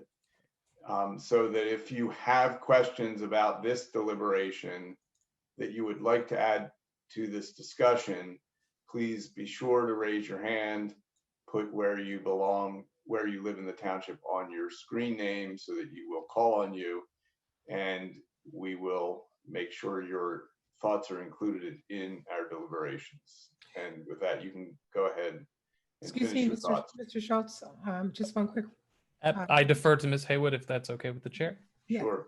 thank you very much. Just a quick question procedurally though, Mr. Fishbein, we would need to have a motion on the floor before we go out then to public comment. So after we've had the board discussion, we would need to actually have a motion and a second on the floor before we vote and then go out. I mean, we go out to the public and then actually vote on that. I'm not sure about that. Mr. Roos, parliamentarian, do you have a thought on that? Yes, actually, I just raised my hand. You've signaled your intention to the public to have this be discussed as an agenda item. So at this point, the agenda item is a board vote on whether or not to hold meetings virtually or in person or whatever. So you do not need to have a specific motion on the floor prior to going out for public comment. Thank you. Yeah, that would have been my reaction, but we got it from the source of wisdom. So thank you, Mr. Roos. You're welcome. Now, Mr. Schultz, you can. Thank you. proceed. Sorry, everybody, for the rabbit hole. I'm always curious about these things. I also very much appreciate this conversation. And for me, it is a matter of cost benefit analysis. And I think that I hope that anyone listening, because I could hear somebody listening being concerned in both directions, that there's a degree of, if you're asking faculty members and students to be in a building, you should feel comfortable being in that building. And then on the other side, we are in a pandemic and we should be taking every possible precaution to be safe where the risk is not outweighed by a distinct benefit. Because I don't think, at least for me, moving to a hybrid model does not mean that suddenly our buildings are fully immune and there is zero risk. It simply means that we believe that it is safe to operate and that the needs of the students are so great that it warrants pursuing. So the question for me becomes, what are the costs and what are the benefits? I do see benefit to an in-person meeting.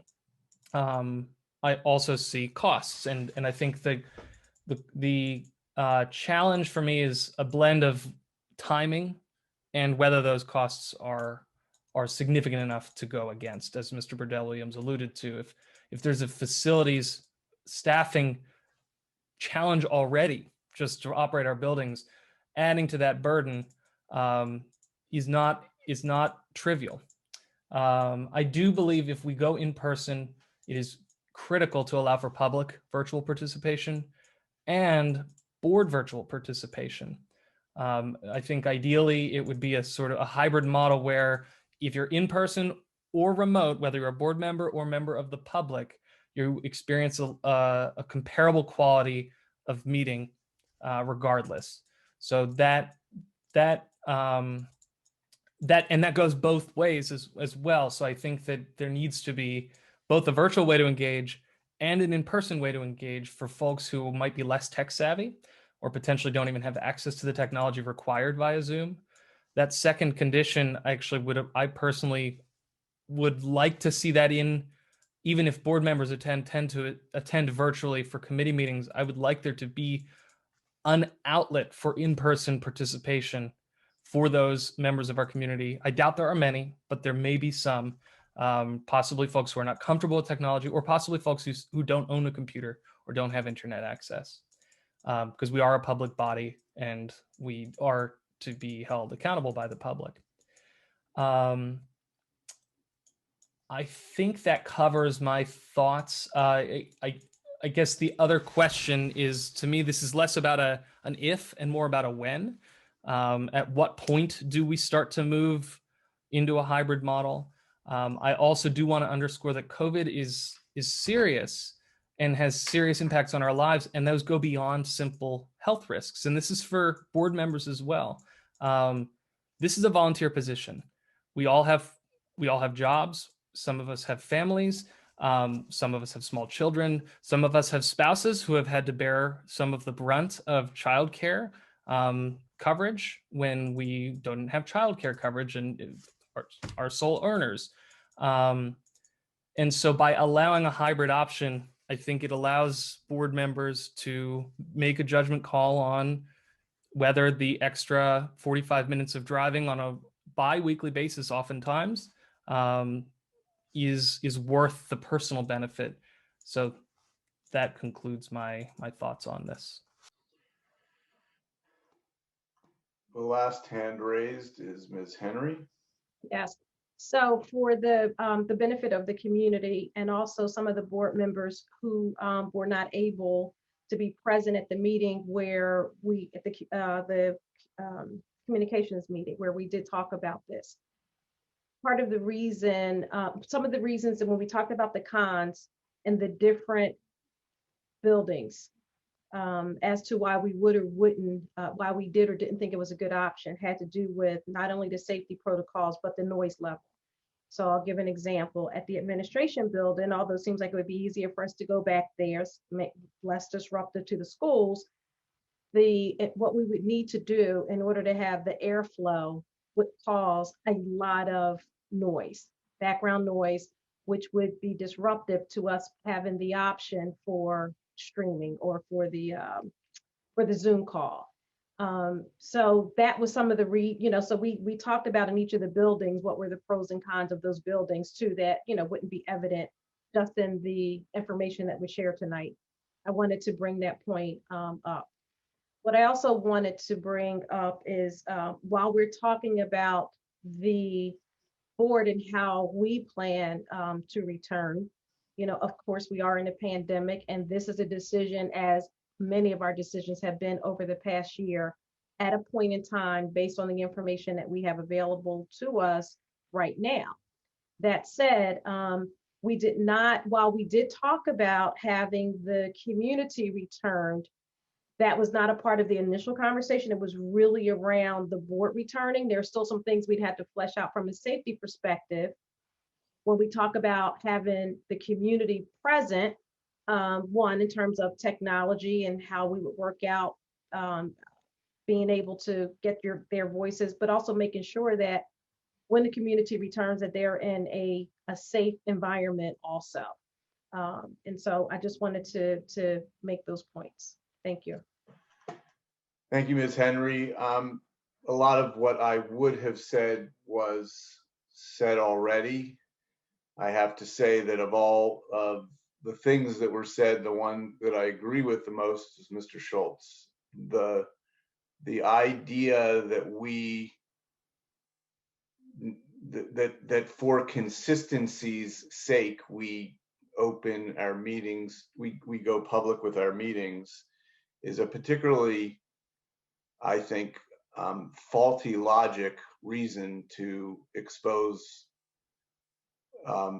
ourselves and the staff who would need to man these meetings to any more risk, any risk at all, when the benefit derived from that small risk is near zero.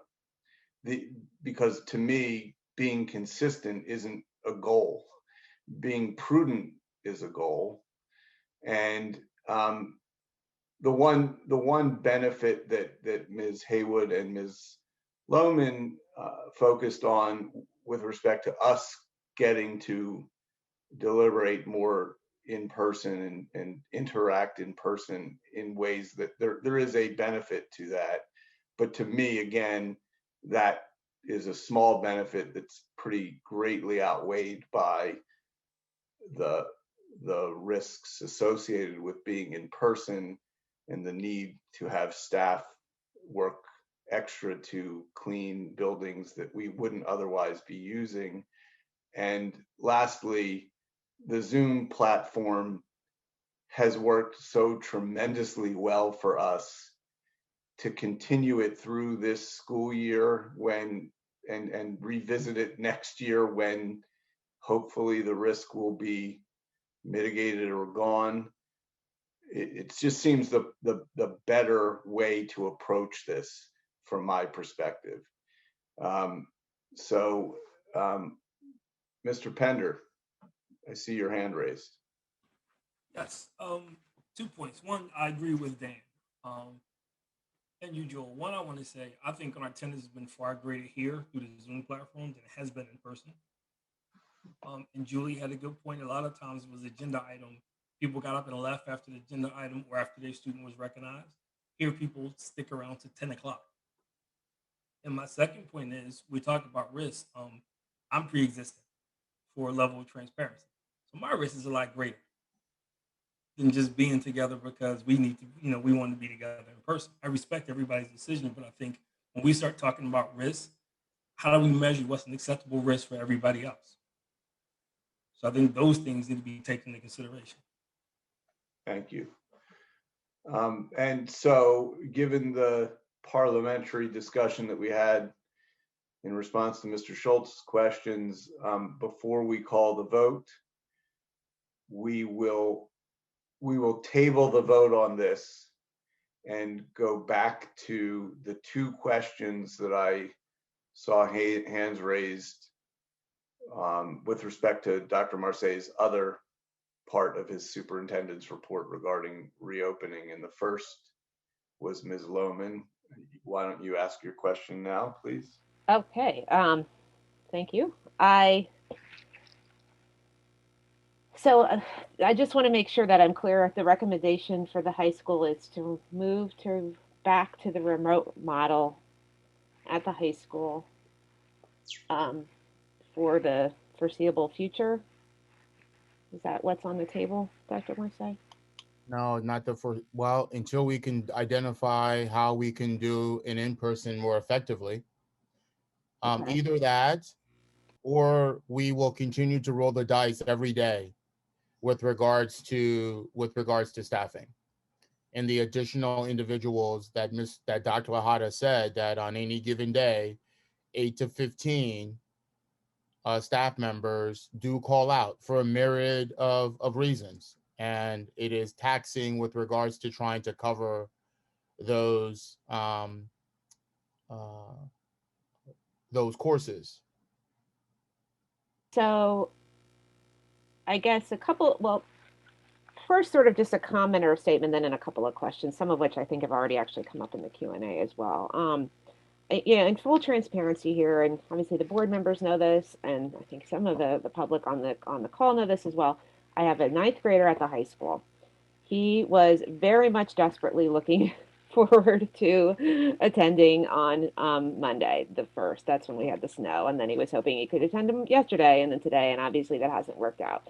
And before any more board members chide me and tell me it's not about my kid, which I know it's not, I just want to make it very clear that I am fully in support of whatever the administration needs to do in order to take creative steps to try to get the high school reopened in a hybrid model. I understand right now that the ups and downs are just too great. And that's why I understand and I support the recommendation for right now to go back to remote. But I support whatever needs to be done in order to make the hybrid model viable at whatever creative solutions need to be managed to make the high school a viable hybrid model. And I also want to just say that I have toured the high school, and if there are concerns about safety at the high school, I just want to make it very clear that through many, many meetings over the course of the past 4 months, our facilities committees have gone through all of the steps that the district has taken to make the high school and EP and all the other buildings as safe as they can possibly be. There are brand new air purifiers in every classroom in the high school. There are air scrubbers in the hallways. The Univent system at the high school has been fixed. I mean, the whole 9 yards. I feel like the high school is extremely safe, and it also looks great for what that's worth because it's all been repainted. So I think, I just put that out there. If there's safety concerns with regard to the high school, I would not be sending my son back there if I didn't think they were safe. I personally have had my husband and my father die within 4 months of each other 3 years ago. I would not put my son into a situation where I would think that his health would be compromised to the extent that I would want I would not want anyone else to be put in that position. I think that we have done the best that we can do at the high school and at EP and all of our other buildings to make them as safe as possible. So if people think that, if people have this image of the high school as like, Philadelphia, a Philadelphia high school building, potentially it's not. It's a different ballpark. So I also just put that out there in terms of the safety situation. But I support, I don't know. I guess my question then is it possible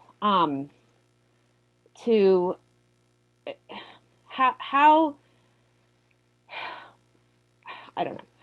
How is it possible to sort of reconsider, the teachers that we have on leave, and if we can, can we use additional? Do we need to authorize additional money for substitutes? Are there other aides we can pull from other buildings to monitor classrooms? I'm just thinking out loud. And I appreciate that, and absolutely. I want to acknowledge that, and I don't like when individuals are looking for a solution, the first response is to give an impediment or to build a wall, right? The biggest challenge, and we know this, is staffing. Do we have enough adults in the room to provide not only supervision, but the level of instruction that we need? We know that there are multiple students. There are students who have multiple substitutes. So you go through the course of the day and you just don't have the same level of instruction as you navigate through that particular experience. So when you just take an example of today's meeting and look at the list of individuals who are resigning, and look at individuals who continue to ask to take a leave, those numbers grow, and it continues to be challenging to put together an in-person model. There's this conversation about, do we put everyone in one location, and do we have monitors, and what would a monitor look like? There are school districts in Virginia and other places who decided to hire 700 monitors while teachers are at home. And I failed to see the logic in, well, why do some adults get to come in and other adults don't, right? So when people say, well, why can't you have the aides sit in the classroom and watch while the teachers do that? And I'm on its face, I'm like, okay, we can do that. But if the concern is a health and safety issue, and that individual is sincerely concerned about their health, I'm sure the other person or the other aide is expressing the same concern as well. And I think if we do that, people have to acquiesce that the instruction might look different, even though that teacher is at home and the students in the classroom. I'm trying to figure out what is coming to the classroom do for those 6 or 7 students, right? They're 6 feet apart. I understand that. Obviously, I was hoping for the notion that we need to start building community. We've been so isolated for so long. And as we drag this out, I was a proponent of stay out, stay out, stay out. And Ms. Lohman, I would disagree with you. I don't think there's anyone on the board who would jump to, oh, I know it's not about your son, blah, blah. Right? I think everyone understands the lens that we look through that. I mean, if we did do that, I would make a recommendation on August that we start in person, considering that's what my daughter wanted. And that's not the decisions, it's not the way we make decisions. So I understand what you're trying to say, but none of us would ever think that from that perspective. So it is about trying to find a balance. I also tell the community and the emails I've been receiving in terms of, is there anything extra you can do? Even though these individuals may not have qualified for X, Y, and Z, can't you make an exception? And I'm like, I could, but the reality is that then you have to make exceptions for everyone else. Then why are we trying to come into an in-person if that is the case? There are people with pre-existing conditions who we have accommodated and who are coming into the building. And somehow they feel a little bit more comfortable than others. And I'm not going to criticize individuals for their concern. It's real. It's what we're living with. The numbers do not lie in terms of that process. But we have to figure out a mechanism so it can be done effectively, or we're in this constant snow day revolving window where on any given day at 9 o'clock, I'm looking at my attendance and I'm determining whether that's happened. Let's say all those individual teachers do say, yes, I'm going to teach virtually. The reality is at any point in time, and if I can use Ms. Lomi as an example, you can come into HR and say, after 2.5 weeks or 3 weeks of doing this, things have shifted and I want to exercise what options I have for a leave. So there will always be continuing turmoil. I've also shared with individuals, even if we get it right, that we're only a couple of custodial support staff away from calling a functional closure, right? And that's what it really is. So that at the end of the day, if enough people call out, even if every single teacher came into the building, the concern is, would you be able to effectively turn around your building without those? And trying to get substitutes continues to be a challenge. And this idea about monitors, people are asking, well, can you just bring a monitor in and watch? Well, there are certain requirements in terms of what that could look like. And there's also contract language, which we'd have to unpack if people want to do that, is that limits the number of times or minutes or periods an aide can supervise the classroom. So that those are also barriers as well with regards to that process. So we need to find something that is a lot more constant. Like I said before, when we looked at these 2 days of functional closure, we said, okay, something has to happen. What if we did go back to a remote model? Would it solve the fact that you have students who have 4 or 5 substitutes? Would those teachers, yes, right? Would those teachers come back? And preliminarily, and I'm waiting for the others to respond, over 60% of those people who currently are on leave indicated, yes, I would teach in a virtual model if that's the route in which the high school went to. Thank you, Dr. Mercé, for that comprehensive response. I'm not trying to be difficult. I'm really just trying to think about, and I know you are too, and I know your team is, and I also wanted to say, I also appreciate all the time the team at the high school did trying to make the schedules work for everyone, because I know that was a massive undertaking. And I want to share with you, you're not being difficult.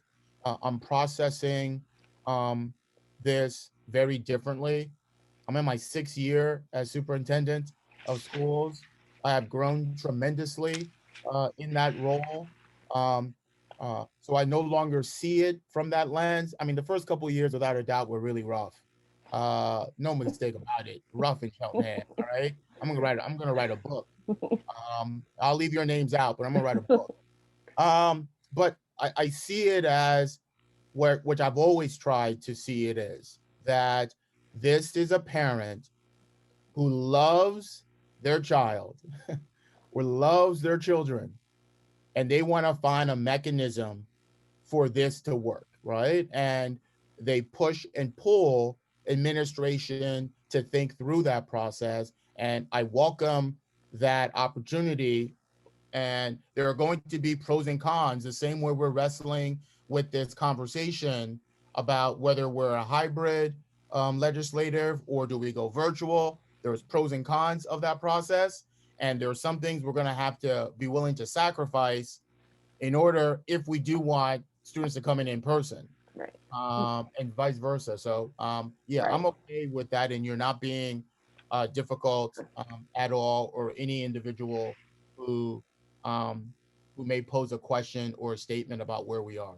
Thank you. And I do appreciate that. And I think, I mean, I'm also trying to speak for the other, you know, the however many hundreds of people whose kids did want to come into the high school as well, too. I mean, there is, we've got, I know people on the call who were hoping, you know, their kids would be able to make it in person in the high school as well, and trying to brainstorm ideas about how to make that happen. But I understand the need for consistency as well. And also, I mean, as you made reference, you know, my son had 4 of his 8 teachers are out on leave. He hasn't had Spanish in 2 weeks. You know, his Spanish teacher's out on leave. The substitute isn't a Spanish teacher. He has a challenge. He has challenged that teacher's out on leave. And 2 of his PE teacher and 1 of his other teachers is out on leave as well, his Foundations of Engineering teacher. So, you know, I appreciate the desire. I would like to, you know, if we have to go back to all remote to make him and all the other kids who haven't had teachers for the past 2 weeks have teachers. Yes, that's what we need to do. I completely understand that. But I'd also like to figure out, because my concern is that if the teachers who have gone out on leave are going out because they are feeling they haven't been heard by the administration, they haven't been heard by the board, that we don't understand that, you know, their safety is at risk, or we're asking them to come into some sort of unsafe and situation. I'd like to understand that and unpack that more with at the high school level. Well, You know, they have, I mean, there are faculty members, and maybe without reading their mind, but from the comments that they shared with me in their stories, maybe the sense of not being heard is the fact that we still continue with a decision to move forward, right? So the voice was, we should not be in a in-person model until there is a vaccine. There are faculty members who have real stories of loss, who have lost individuals to this pandemic, and some faculty members who've lost fathers and mothers, and doesn't matter. Any loss is significant, especially if it's immediate family. So it's visceral, it's real. And I think, though we put things into place, nothing is foolproof in terms of providing full comfort in terms of that. And then we think there are some who we believe, like, listen, we've done everything we can. Look at your 430 some odd colleagues who have said, okay, I'm going to weather the storm, but they have their own different stories as well in terms of how they're processing that. So in terms of them communicating their concerns, they've communicated that. Their interpretation on whether or not they've been heard is what's at debate, because I think the heard is more like, well, maybe your decision did not align with what I was expecting with respect to that. And many who have said, well, if I can teach virtually, I'll do it. And that's the reaction that we've gotten. thank you. Thank you very much. I'm going to stop for now. Thank you. I don't mean to monopolize the time. Thank you, Dr. Mercier. Thank you, Ms. Lohman. David Cohen was next with his hand raised. Thank you, Mr. Fishbein.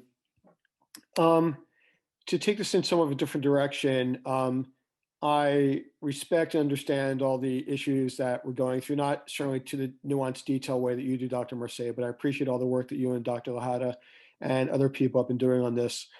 I am concerned, though, about community members I've heard from directly and indirectly about their children, where they're suffering partly academically by not being in school in person, and perhaps, from my opinion, more importantly, emotionally and socially and mentally.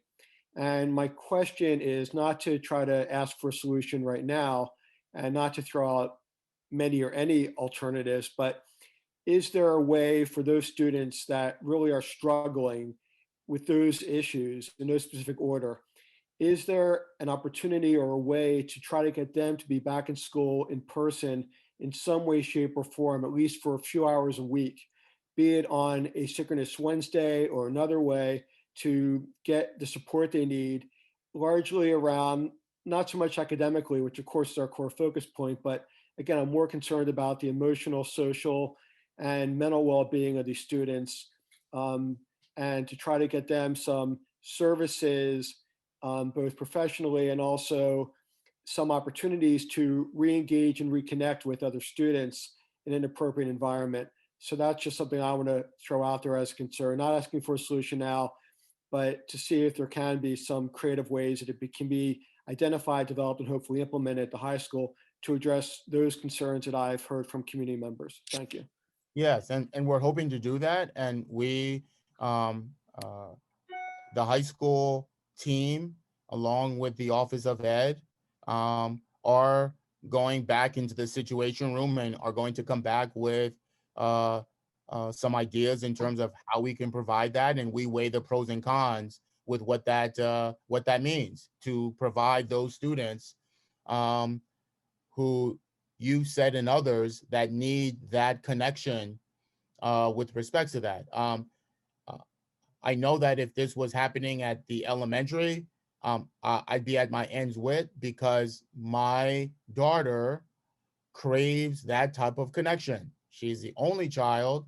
She's extremely shy. She's in a shell, and the opportunities that's presented in social interaction is the way in which she comes out of that and becomes more confident. And the more secluded she is in terms of environment, the more she retreats into her shell. So if I had a child who was at that level where that was being impacted, yes, I'd be very worried as well, and would ask administration, listen, I get it, but find some way to bring that girl into that room. She needs to be able to at least sit in a classroom, even if it's with 3 people, in order to make connection. So we're gonna throw things against the wall and then come back relatively quickly with what we're thinking.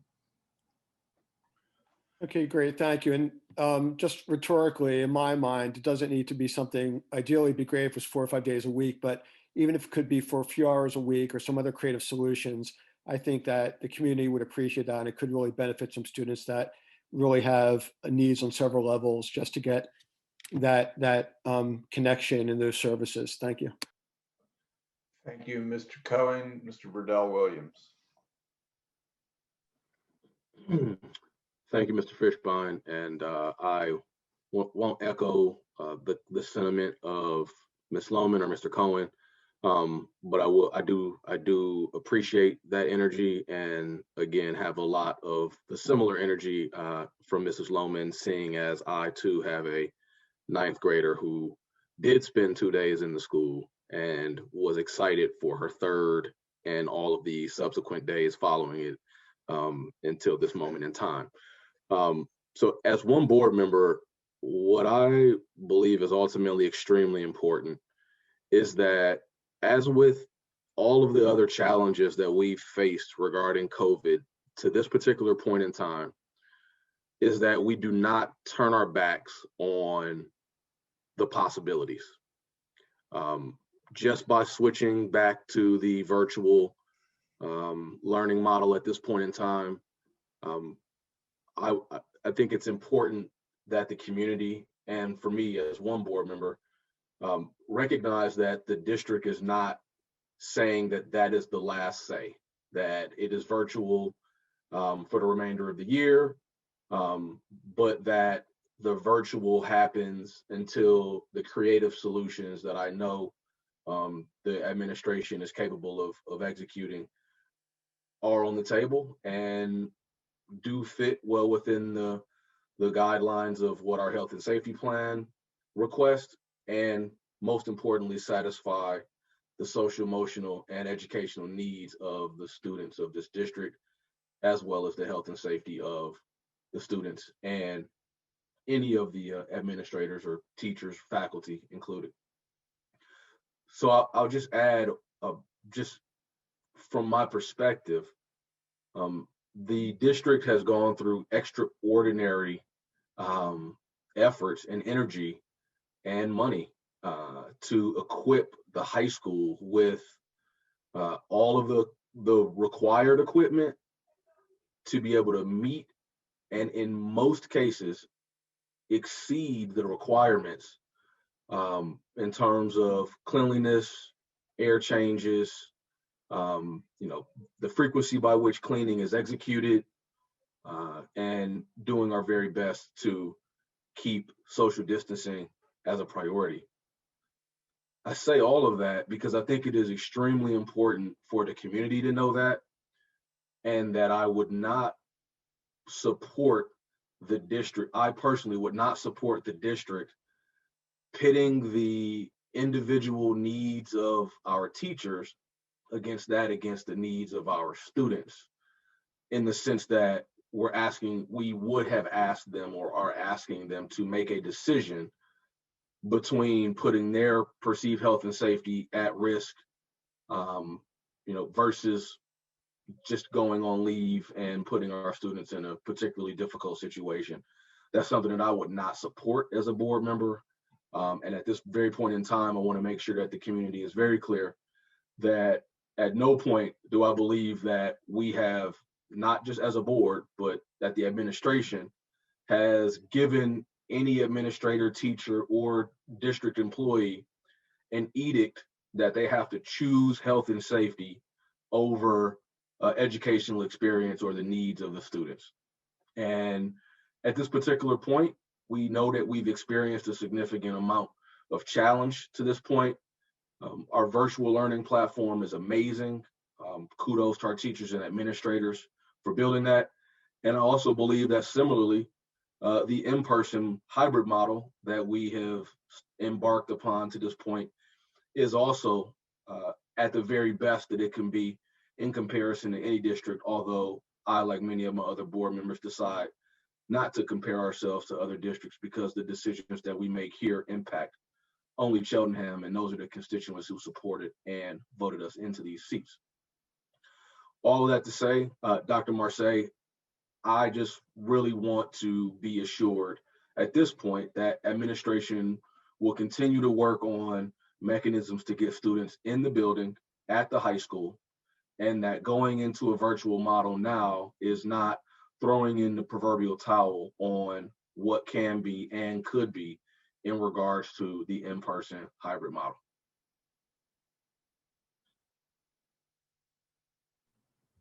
I'm sorry. Thank you, Mr. Burdell Williams. That Go will ahead, not Mr. happen, Mr. Burdell Williams. So you can rest assured that it is not a line drawn in the sand. It is an opportunity to bring a little bit continuity back, the opportunity to bring some individuals back to the remote experience until we come up with how do we handle the staffing challenges that we are currently facing. Either it's that, or we roll the dice every single time with that anticipation. And I'd rather pause, bring some pluses to the equation while we quickly turn around and bring some options to the table. As one board member, I greatly appreciate that. And I know many, many members of our community appreciate that. We are not, again, drawing a line in the sand and saying virtual and, forever, that we are considering, strongly considering, and continuing to work diligently toward producing the in-person model that works for all. Well, And no, please do. yeah, and we the superintendents met today, and we meet every Tuesday and every Thursday, all right? And you hear it from the ground. So it's when people sharing with me, this is what's happening here, this is what's happening here. I meet every Tuesday and Thursday with 22 other superintendents. And when we're not meeting on Tuesday and Thursday, we're talking Monday and Friday. And over the weekend, in terms of that process. So we will be deliberate and intentional with respect to that. But what we talked about today was the significant amount of loss that our current seniors are experiencing. Those were the juniors that when COVID came, and I know everyone's experiencing loss, but they had no year. That junior year just disappeared. And now they're coming into a senior experience and that's disappearing. So there's nothing that I would want more than to find a mechanism to say, at least try to figure out how do we salvage some of this so that we can bring individuals in at some level, especially when the season is ripe, where I know we have 1,000,001 challenges, but the reality is it is the season because graduation is right around the corner. I know we're here talking about, oh, how can you talk about graduation while we're talking about this? Well, that's the window right now when we start talking about planning for graduation. It's the window right now when we start talking about the prom, even though we're dealing with all of these challenges as well. So we desperately want to try to find ways in which to correct it and provide those opportunities. Again, your efforts and that of the rest of the administration are greatly appreciated. Not to belabor the point, but I will move forward from here and let my other board members speak up. Thank you. Thank you, Ms. Henry. I waited so long till Dr. Marseille finally addressed everything that I was going to say. So I'm going to yield my time back. Thank you. You're welcome.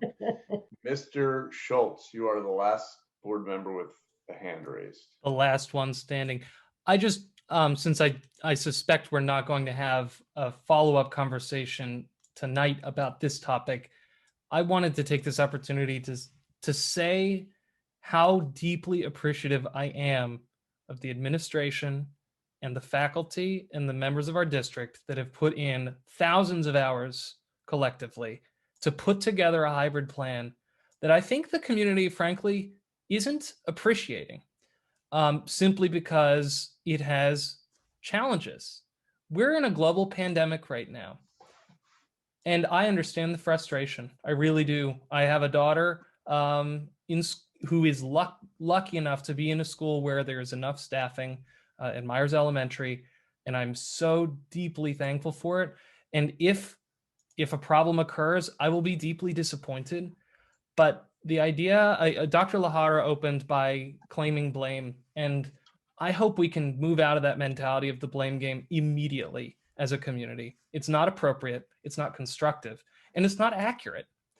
Everybody is working so hard, so hard. Everybody on this call, every parent on this call, every teacher on this call or teacher of a student is working so hard, and every administrator, building level and central, has just been putting so much effort. And believe me when I say that we're all pulling our hair out too.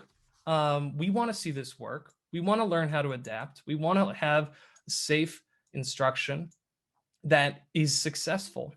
So that's all. I just I feel very passionate about recognizing that effort. And that isn't to chastise parents who are frustrated. I really do appreciate how frustrating it is, but please direct your frustration away from asking gotcha questions. I see questions coming in. Hey, when did you know that something might go wrong?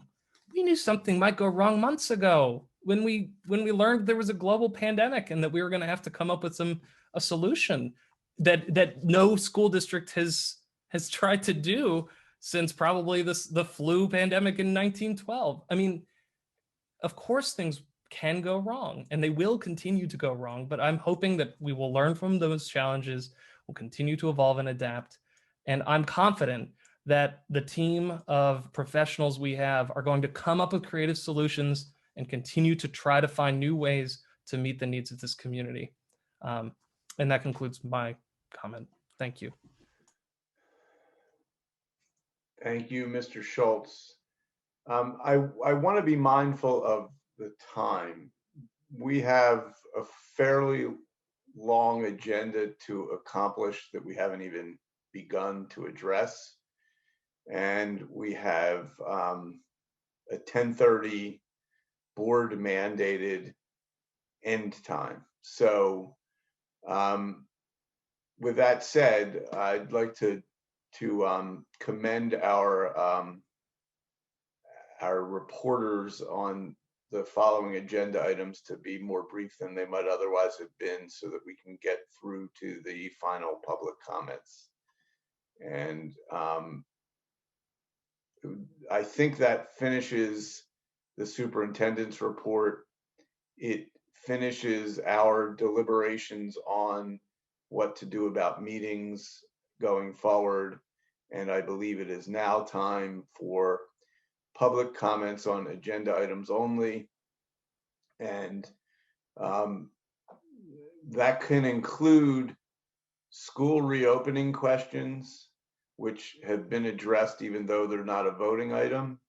And it can include police-free CSD concerns, because I made that part of my report, and out of deference to people who are here for that, even though it's not an agenda item with a voting matter, we will entertain those questions now as well, so that you don't have to stay till the end. And to reiterate, your screen name must include your name and where you live in the township. When you raise your hand, if you have that in your Zoom screen name, I will call on you. And if you are participating by the live streaming service and don't have access to the Zoom interface, then you can, as we had been doing in the past, email your questions to CSD board meeting comments at cheltenham.org, which is up on the screen right now if you are watching. And we will read those comments or questions into our record this evening. And if there is profanity or any kind of disruption, which I have the ability to mute people who are engaged in that conduct. And I just wanted to let you know that. And I will now go to the participants' screen and go to the raised hands in the order that they're raised. And I believe that is the order that they were raised during the meeting. So the first person who raised her hand. That's fine. Yes. That's the question in terms of that time frame. And we want to get as many people to make their comments as possible. How you like to proceed with the administration's attempt to answer some of those questions that will come, because that will eat up a significant amount of time as they make their comments and or ask a question.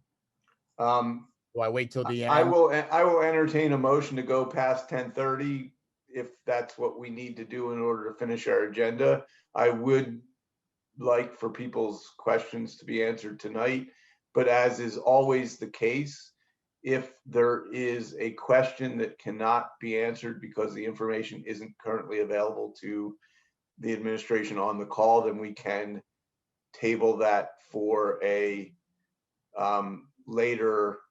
We can answer it in next month's meeting, because that's part of the agenda always, is answer to prior public questions.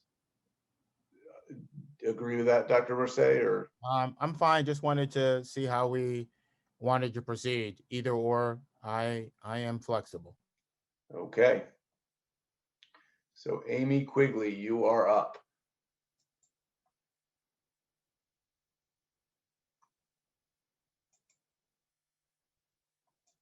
It's not letting, Hi. oh, great, there you go. Hi.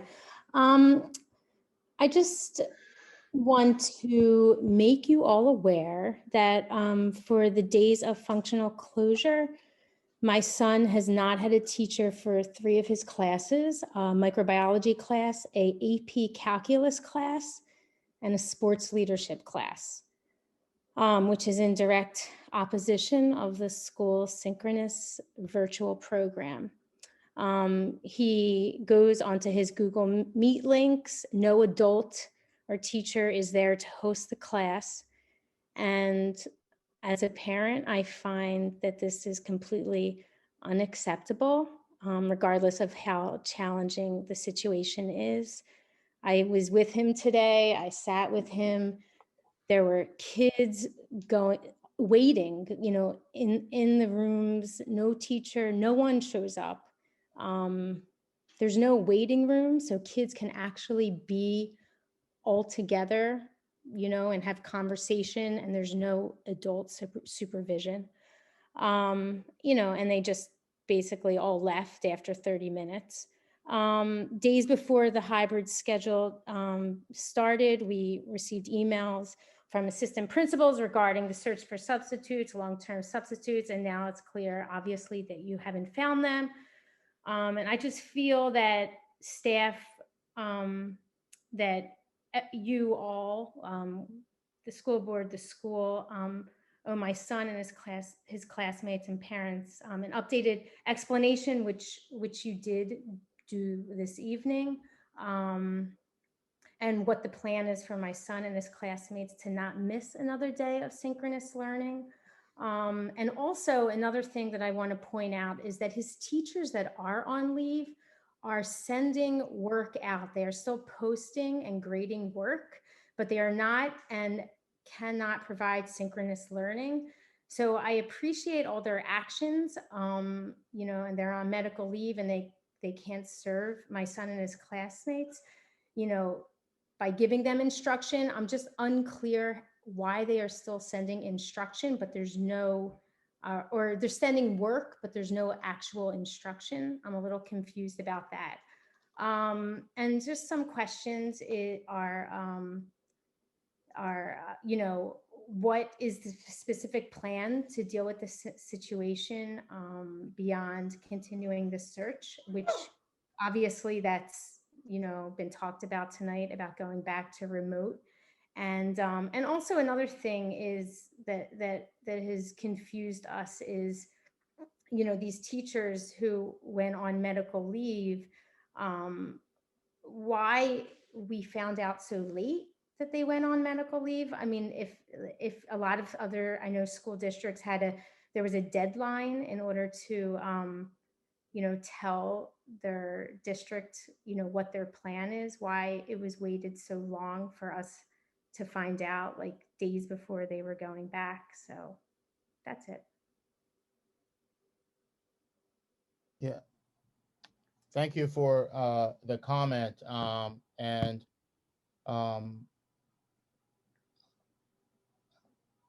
I want to say this, that we do need to address the fact that the story that you shared with us, your child's lived experience with not having individuals in there. I don't know what communication you've had with building administration sharing that and what they've shared with you with respects to a resolution, which needs to happen ASAP with regards to that. I can't speak to those teachers on leave and the fact that they're sending work or they're grading work. Yeah, my son is receiving assignments and like he had things due yesterday and teachers are sending him stuff and they are on medical leave. It doesn't make any sense. So I don't know, they're not getting any instruction, but they're still getting work sent to them. Yeah. And it's still due. And that doesn't, maybe they feel, bad that they are on leave and that the kids aren't getting any instruction and they're doing this. It just doesn't seem I can't think of the word. Like it's just like the right thing to do, you know? Is it possible you can send me a personal email so I can look specifically into that and I follow up Yeah. with the building I mean, and my administration? son is right here. Do you want to say anything Yeah, to the superintendent? I also wanted to add on, like one of the classes I have, I also have to prepare for an AP exam. Okay.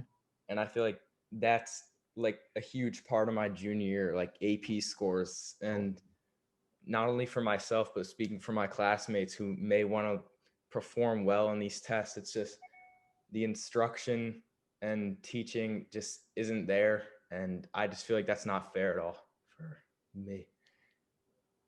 And it's unfortunate because the AP has provided some of the most robust online platform, more than any other subject matter that currently exists. So thank you for your comments, and Mom will send me a separate email and I'll follow up with administration. With regards to the question about deadlines and who knew, I shared before that we notified staff to give us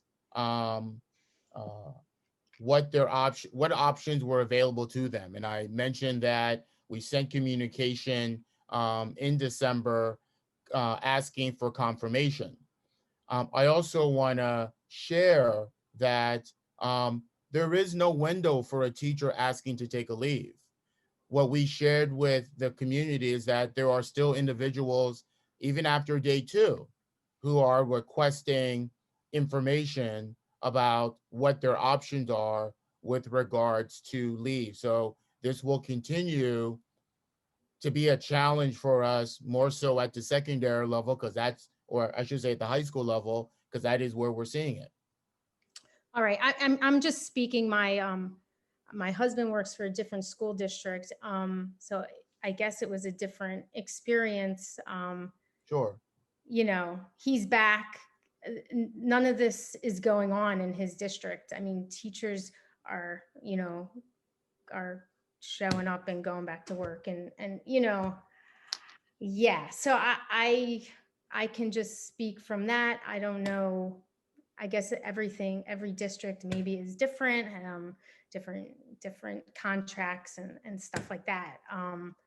Yeah. So anyway, my kid has decided to stay home and not go back. That was his decision. That wasn't our decision. I let him decide.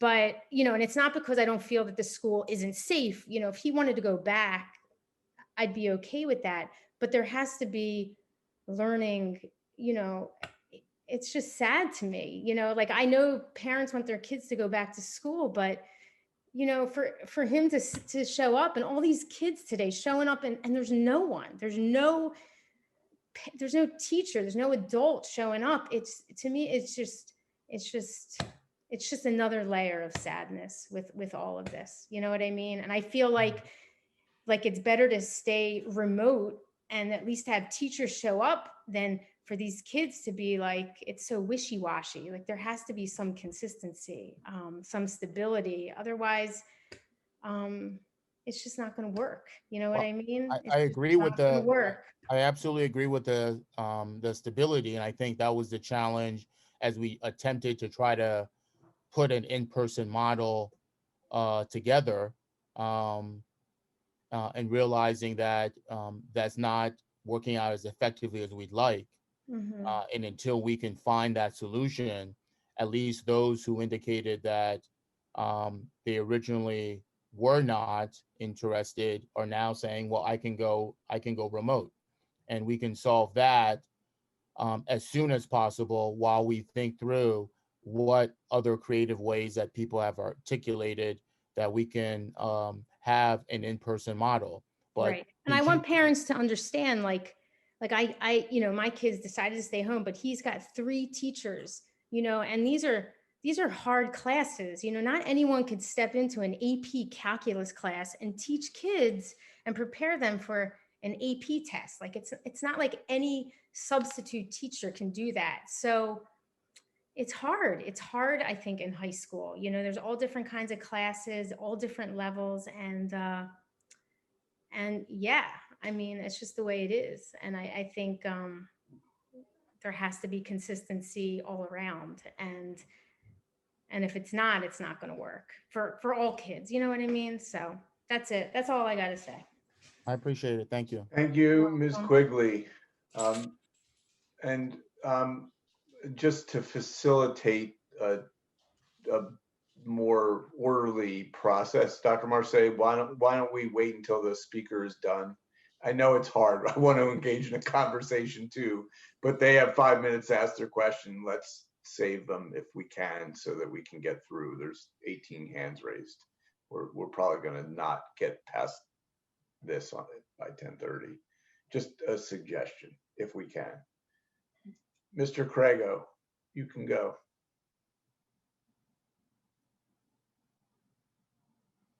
Can you all hear me? Yes. Awesome. Thank you. Yes, my name is Ben Crago. I have two daughters. One is in Winco Elementary and one is in the Cheltenham High School. So my youngest daughter has had a really good experience. I mean, Dr. Clark has been amazing. Winco Elementary has been amazing. And with my oldest daughter, you know, obviously she's in the high school and, you know, she's of mixed emotions. It's funny because, like, you know, we know that it's really good for her. At the same time, she's been a little bit dreading it. At the same time, I think she's been sort of anticipating it. The one thing that I would say is that, and I just really want to recognize that I do recognize the passion. I do recognize the challenge that the administration of the school district, the board, that they have to do and they have to deal with. This is not an easy time. So I just want to thank you all for everything that you're doing, all the thought processes you have to go through, and all the really, really, really hard decisions that you have to make. I think the one thing that I want to say is that if we're looking at the school, if we're looking at high school, so Dr. Lahara is probably one of the most genuine people that, and one of the most compassionate people I think I've ever known, especially in the school district. And I really am grateful that he's part of my kids' lives. We had an exchange student last year from Spain, and he was deeply involved with her as well. And I really appreciate the explanation that he provided with in terms of the challenges, right? So in terms of, like, you know, we weren't in person or we weren't asynchronous earlier. It's hard to get like substitute teachers. The question I had is that if you're looking at, like, so I think I heard like 18 teachers or some percentage of teachers are out on leave, which affects about 40 plus particular school classes.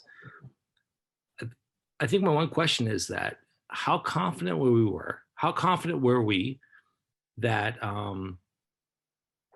and where was our decision making in terms of saying that, yeah, I think we're good to, like, go ahead and start with this kind of asynchronous or this kind of like hybrid model with the high school, because it feels like the margins were really thin in terms of our decision making, in terms of our ability to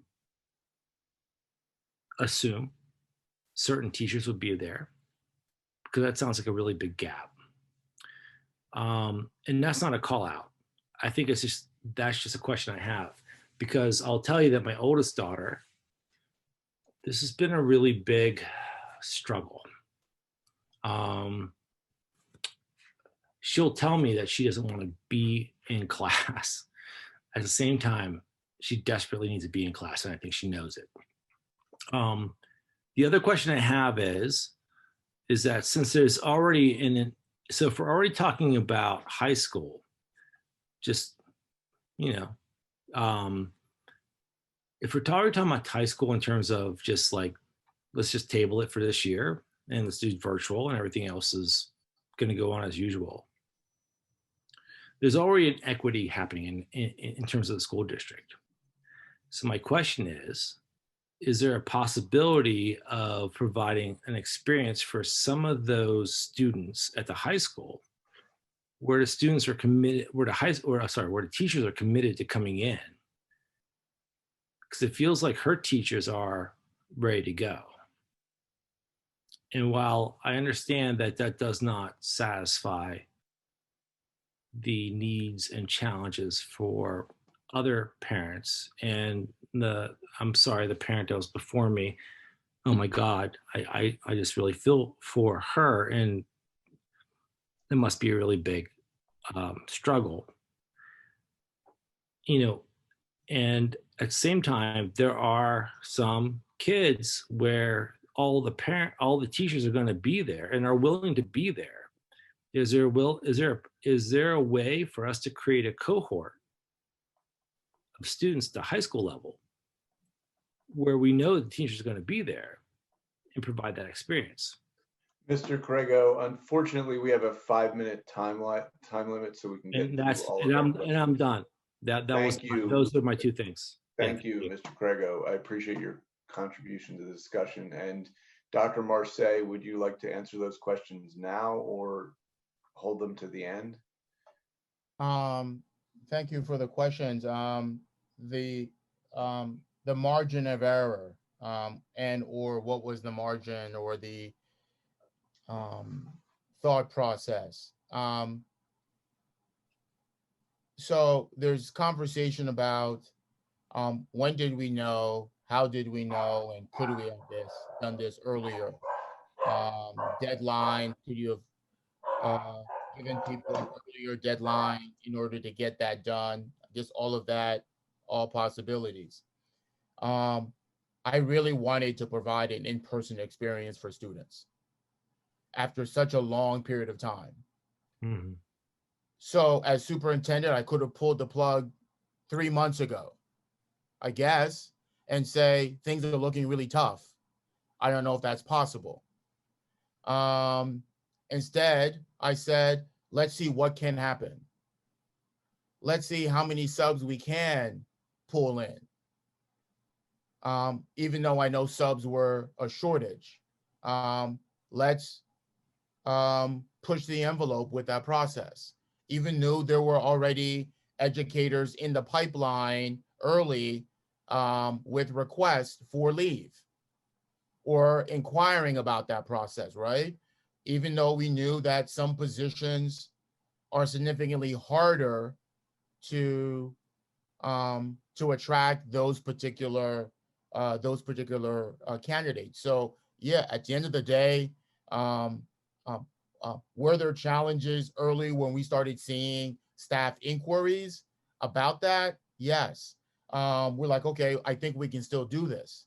Where I am now, and I guess hindsight is 2020, then I guess it should have been all virtual, because we're unable to provide that level of experience. And maybe my desire to get students in the building overshadowed some of the challenges I saw, which I thought we could overcome. Because there were struggling with why other districts not having the same magnitude of challenges with regards to some of those inquiries. And with regards to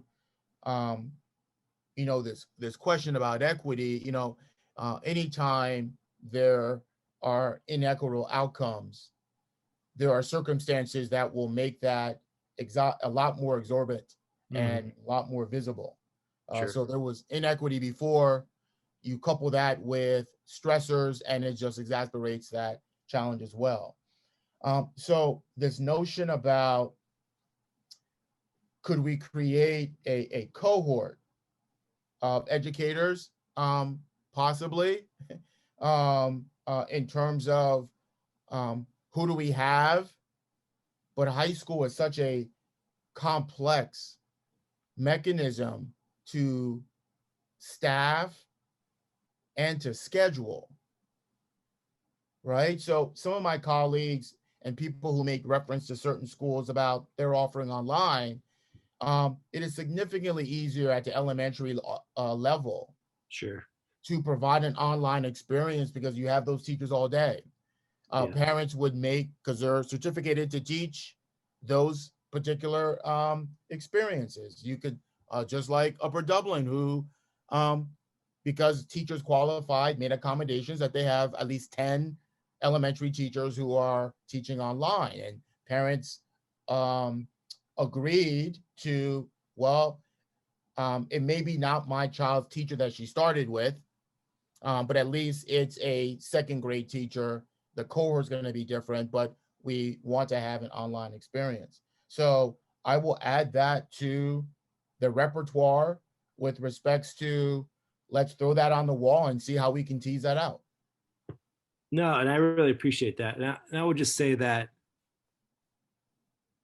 I'm just talking from the perspective of a parent. Sure. Who has seen his daughter get super nervous about this first day of coming back, at the same time recognizing her need to be there, and to see that squashed. And I really, let me just be very clear, very clear, that I believe in this board. I believe in the administration. I believe in you, Marseille. I believe in Dr. Lahara. You are sincerely good people. It's just really hard to see my daughter crumble. And that's all I have to say. And I you're moving me, and I hear that in your voice, and I'm sorry for that, because we're all here speaking as parents, and or those who've made a commitment to children, and we'll go back to the drawing board because we don't want her to crumble any more than she has. And I know you will. Thank you. Thank you, Mr. Crago. And we'll move on to Rob Greenbaum. Elkins Park is next. What was that? Joel, can you hear me? We can. Thank you, Rob. Excellent. Thank you. Rob Greenbaum, Elkins Park. As Mr. Fishbein noted, I am a Wingcoat alum, Cedarbrook alum, when the colors were still orange and black, and a CHS class of 80 alum. Go Panthers. I also have two kids in the district. One is at Cedarbrook, and one is a Cheltenham High School senior, suffering all the slings and arrows that have already been mentioned. Before I get on to Cheltenham, quick shout out to interim principal Jim Taylor, who's doing a heck of a job. He's a great communicator, and you can table this vote for the next, but I'm voting for that interim title to be removed to make him the principal. He's doing a great job. Thanks, Jim. With respect to Cheltenham, I have to start by saying that I was very appreciative of given the option to either go hybrid or stay remote. Let me be very clear, we chose remote. I was happy with that decision. And as Joel knows, because we've communicated, I thought that the switch back to hybrid was probably 4 to 6 weeks too early, given the variants and the race against the vaccines. Different story, but to address the issues before us, my question to Mr. or Dr. Marseille is, what requirements, if any, certifications are mandated for an adult to monitor a classroom to allow a teacher to teach remotely? And if it's just a matter of necessary clearances, and I get the issue about the collective bargaining agreement. I'm an attorney, I understand it, it's a contract, you got to get through that. But, you know, as they say, quote unquote, unprecedented times, maybe it's time to do that. Can this role, this monitoring role, be a parent or other community member, perhaps one who's lost a job during the pandemic, maybe someone in the service industry who gets these or has these necessary clearances, can that role be filled? And again, to my friend and co-coach Ben Krego's point, there are teachers who are ready to go. So I'm not asking and I'm not twisting any arms, but if there are teachers who are wanting to come in the building, and to address your point, Dr. Marseille, you know, if we're saying some adults don't want to come in or some do, I mean, everyone has a different opinion. I get that. But there are adults that want to come in the building. And if we can get monitors to come in to allow teachers to teach remotely, then why not do it? And to my other friend, Miss Quigley's point, my son, who's in high school, has 2 AP classes and has lost both of them. And as Nate Quigley, her son, so eloquently put, you know, that puts the kids in a tough position. My high school senior is waiting to hear to get into colleges. He still wants these AP credits to earn that for college, and he's being hamstringed by losing very, very good teachers on leave. If they can teach remotely, I'm all for it. And again, so to narrow that down, what requirements, if any, for an adult to monitor, and if that's the case, let's reach out to the community, people who perhaps are looking for jobs and feel it's safe to go into the buildings, let them monitor and let the teachers do what they can do. I'll be quiet now. Thank you. Thank you, Mr. Greenbaum. We are going to ask Dr. Marseille to hold answers to the end so we can get through more of the questions. Thank you, Dr. Marseille. It seems like there's a lot of people here who I know pretty well. Next one is Marissa Bluestein. So you're up. Thank you, Mr. Fishbein. Actually, I'm glad I just followed Rob because my question was pretty much exactly the same. And I join in the shout out to Jim Taylor. He has been doing an extraordinary job. Can you say your name again? My apologies. I'm just going to write it Sure. Last name is Bluestein, blue like the color, S-T-I-N-E like Valentine. Okay. I have 2 children at CHS and a daughter at Cedarbrook. Thank you. We did opt for hybrid. My daughter at Cedarbrook is doing just fine. And the 2 kids are in the A cohort, so they have not been in the building. They've been in the Monday, Tuesday group. So I was saying I agree with the shout out to Mr. Taylor has been doing a phenomenal job of keeping us informed of what's happening. And Rob said exactly what I was going to ask, which was about teachers being able to teach remotely with a monitor in the room. I teach hybrid, granted at the university level, but there are many times when we have the professor is at a remote location and the students are in the room, and nonetheless the class is able to proceed. If we had an adult monitor in the room with the students who are in class, that would allow the teachers to be able to continue to teach remotely. And then my final question is, if we do go to full remote, are the teachers who are forced to take leave able to come back to teach remotely again and to take up their teaching responsibilities? Thank you. That's all I had. Thank you, Ms. Bluestein. Here, the next person with his hand raised is Mike Gatling Labrock.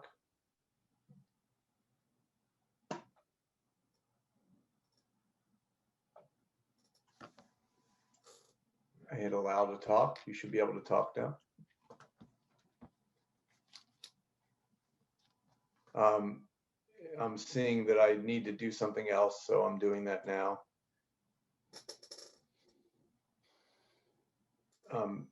Mr. Gatling, can you talk now?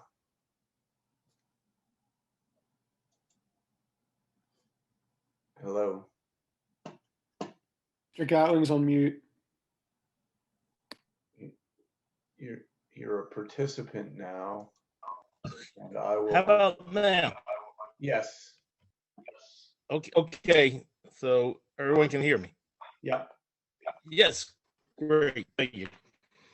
Good evening, board members, administration, and residents. I just had a very. I'm hearing these moving story statements, and they're impactful.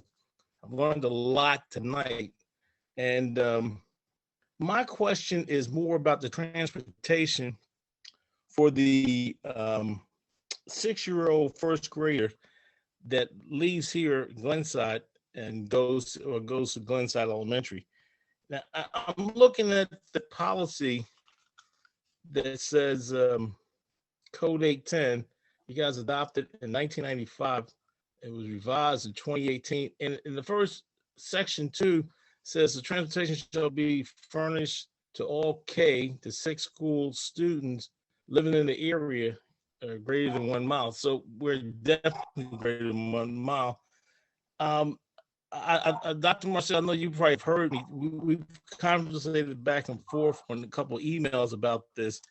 And it's a matter of getting him on the school list, the bus list that he was on prior to the pandemic.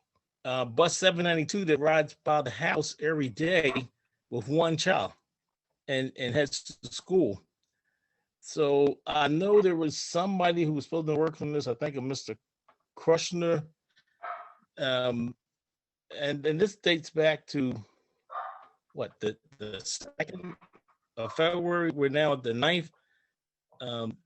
There was a questionnaire that was placed that we filled out on the 31st about this, where he was going to go. And a week before then, we had talked to someone who pretty much said in the transportation department, why was the Harry? The school hasn't even opened yet. So it's just a matter of getting a first grader back on the bus or back on registered on that bus list that he was on when he was a kindergartner. And I'm reaching out to the board and yourselves to see if there's some type of way to expedite that. The other concern I had request was I love to see the financial overview of the district, whether it be in a PDF or something I could pick up for the fiscal year of 2021. And I think there may be an email that was sent about that as well. I'm looking at over 12 emails here, but I understand there's a lot going on. The COVID has changed our world as no one ever thought possible. And I know we're dealing with a lot. It definitely has to change. My own mother, who's in the nursing home, contracted in some type of way. Thank God they were able to take her, the nursing home she's in, over to the hospital side, treat her, and now almost a month later, she's back in her Gatling, section of the nursing home. I'm sorry to COVID interrupt. has an effect. It's done a lot. You guys are dealing with a lot. I know it seems as if advocating for. Mr. Gatling, I muted you because you're now you're talking about things that aren't on the agenda and weren't part of the prior discussion. I apologize for that, but this is limited to agenda items only, and I'm sorry to mute you, but I couldn't get your attention. Do you have a question? If you do, you can ask it that is about what we've discussed tonight. And if not, we can take your question at a later time in the meeting.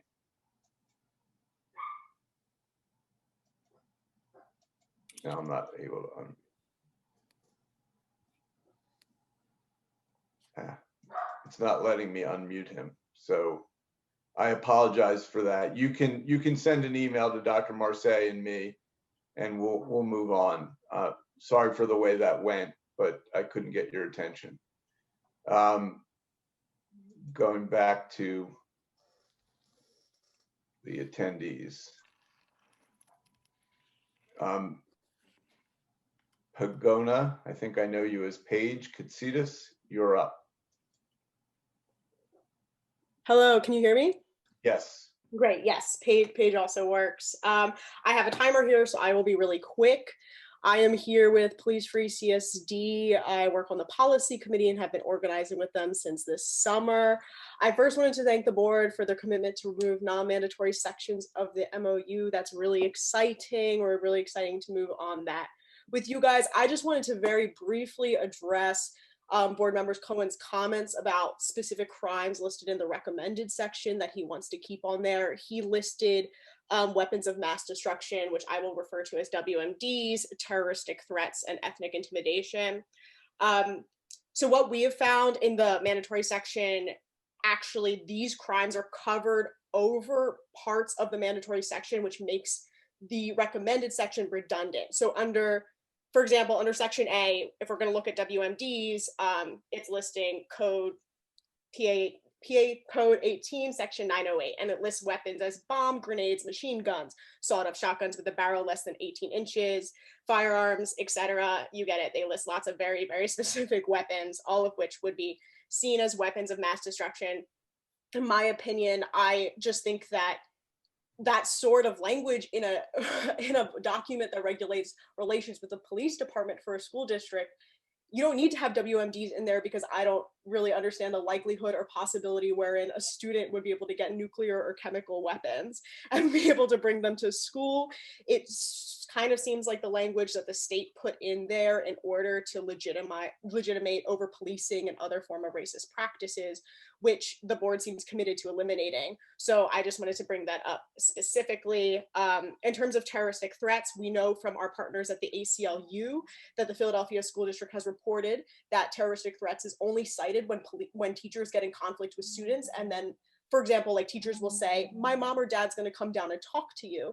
And then they will report the students and arrest them for terroristic threats. Obviously, that's not a terroristic threat. That's just racist profiling, again, which the board is committed to eliminating. So that's the context for that part of the recommended section.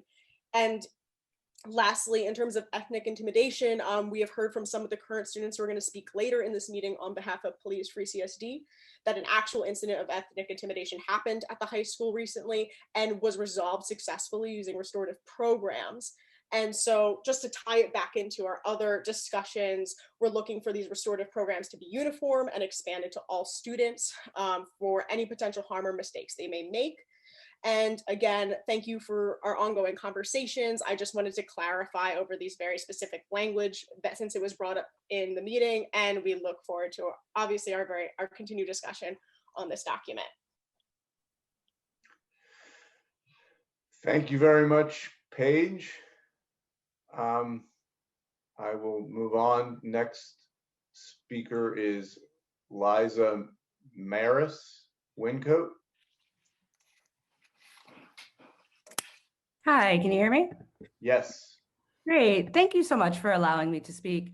I'd like to address policing in our schools in support of Police Free CSD's MOU revision demands. My name is Liza Maris. I'm a current Wincoat resident, and I'm a 2003 CHS graduate. So Columbine happened when I was in 8th grade. And at that time, a horrified nation provided grant money to put police in schools to protect our children from such tragedies. This was a new view of the roles of police in schools. We know now that this was not effective in preventing school shootings, the same way we know now that DARE was not effective in preventing drug use. So I have to wonder, what have the police been doing while being paid to be on school campuses? So I know what happened to me. I had off-campus privileges, but I went off campus one day with a freshman who wasn't allowed to. And I get it, I knew it was against the rules, but we were kids. And upon returning to campus, we were greeted by the school police officer. He escorted us to the 9th grade disciplinarian's office when I was sent back to class with no consequence. But I'm 35 years old, and I still acutely feel the shame and despair of being escorted to the dean's office by a fully armed police officer during a class change. And this is a story from a place of privilege. Cheltenham's data shows that all discipline disproportionately affects Black students to the tune of 80%, 90%, all the way up to 100% of arrests of students with disabilities were students of color. 90% of those were Black. To be clear, this is not because melanin causes bad behavior. It's because your policies are not enacted in an equitable way. Police officers are law enforcement. They enforce laws, and at school, they enforce rules.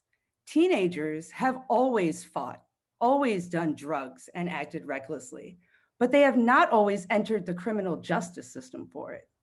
Adults today can't understand what it's like to have a police car watch you while you enter school, have a police officer towering over you, walking by you, making your heart race while you're at your locker. Adults today had schools that handled discipline with teachers, parents, counselors, and deans, not police. Even the swastika or broken window that you mentioned, those students sound like they're having trouble empathizing or regulating their emotions.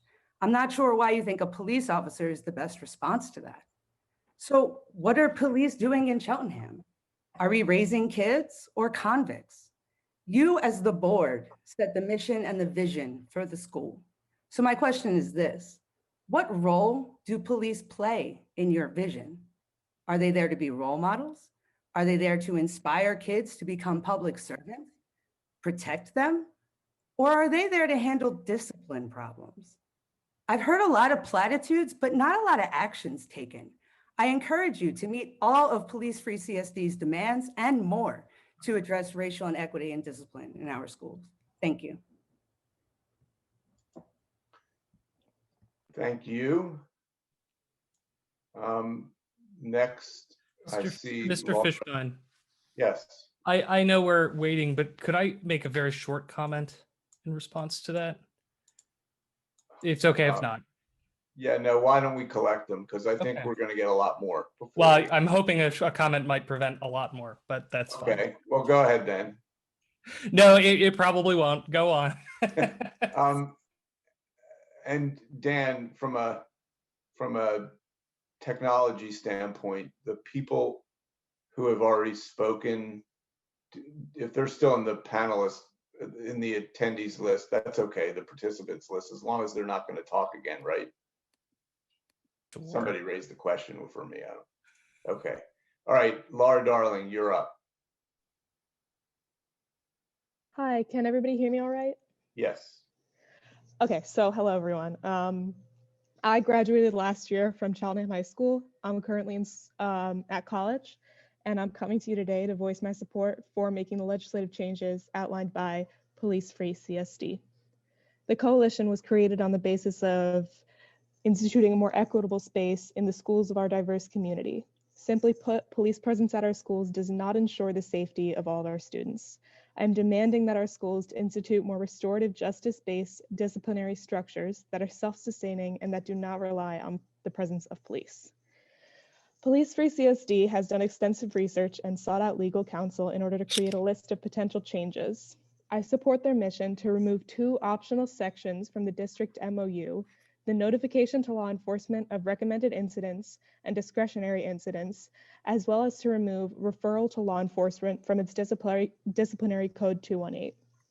In an email sent out by Board President Joel Fishbein yesterday, he wrote, "The recommended category of offenses is not one that is listed in the Safe Schools Act, and it is our intention to seek the removal of this category when we negotiate the renewal of the MOU in the coming months. While removing the recommended incident section is a step in the right direction, the board must also commit to removing the discretionary incident section." President Fishbein also wrote, "The board knows it must dismantle the school to prison pipeline in this country and is committed to adopting policies and practices to eliminate its impact on Cheltenham students. The board's engagement with these issues is vital, but means nothing unless they also commit to changing policy and removing referral to law enforcement from its discipline code. The school to prison pipeline will continue as long as these policies are in place."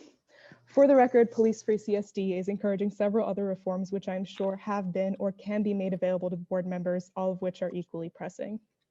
Now, I understand and sympathize with the fact that this is a very overwhelming time for our district and our country, and I appreciate the amount of attention that the board members have dedicated tonight to the pressing issues that have resulted from COVID.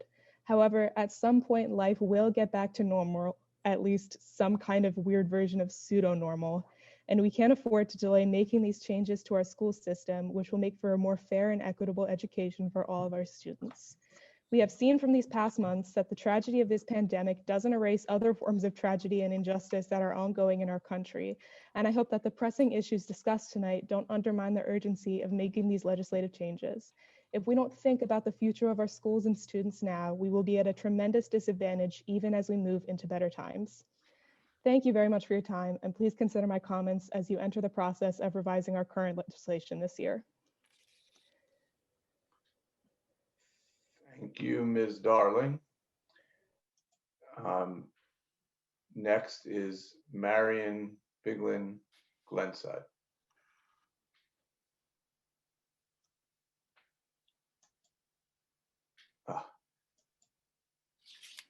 you're being promoted to panelist because you have an older version of Zoom, and I'll just remove you as a panelist when you're done speaking. But you should be able to speak now.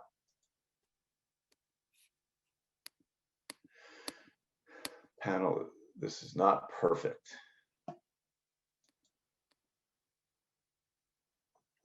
Let's see if you're there.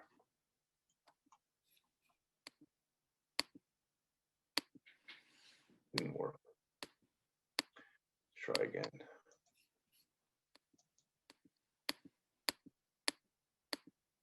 Can you try talking now, Ms. Biglin? Great. I just got a prompt to unmute. Thank you. Thank you so much to the board members and to all the people on that have come out tonight. And thank you for the opportunity to share public comment. My name is Marian Biglin. I live in Glenside, and I'm a parent of 2 high schoolers, a freshman and a sophomore. I just want to make a lot of what I have been feeling and have wanted to say has already been said, so I'll try to be as brief as possible and not repeat. I want to comment on 3 agenda items. One, the much earlier question about the board meetings and how they should continue. I definitely would keep a vote for keeping some sort of remote opportunity, even if they do go in person, because it is such a more accessible way to participate, and I'm thrilled that there has been so much more participation.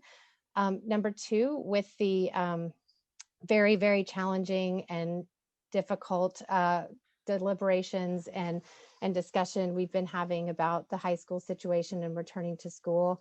I know I said this in the chat, but every high school parent I know is so grateful for all the work that the administration and the teachers are doing to make this very unfortunate situation work as much as possible. So please know, we see you, we're with you, and we appreciate all the hard work being done.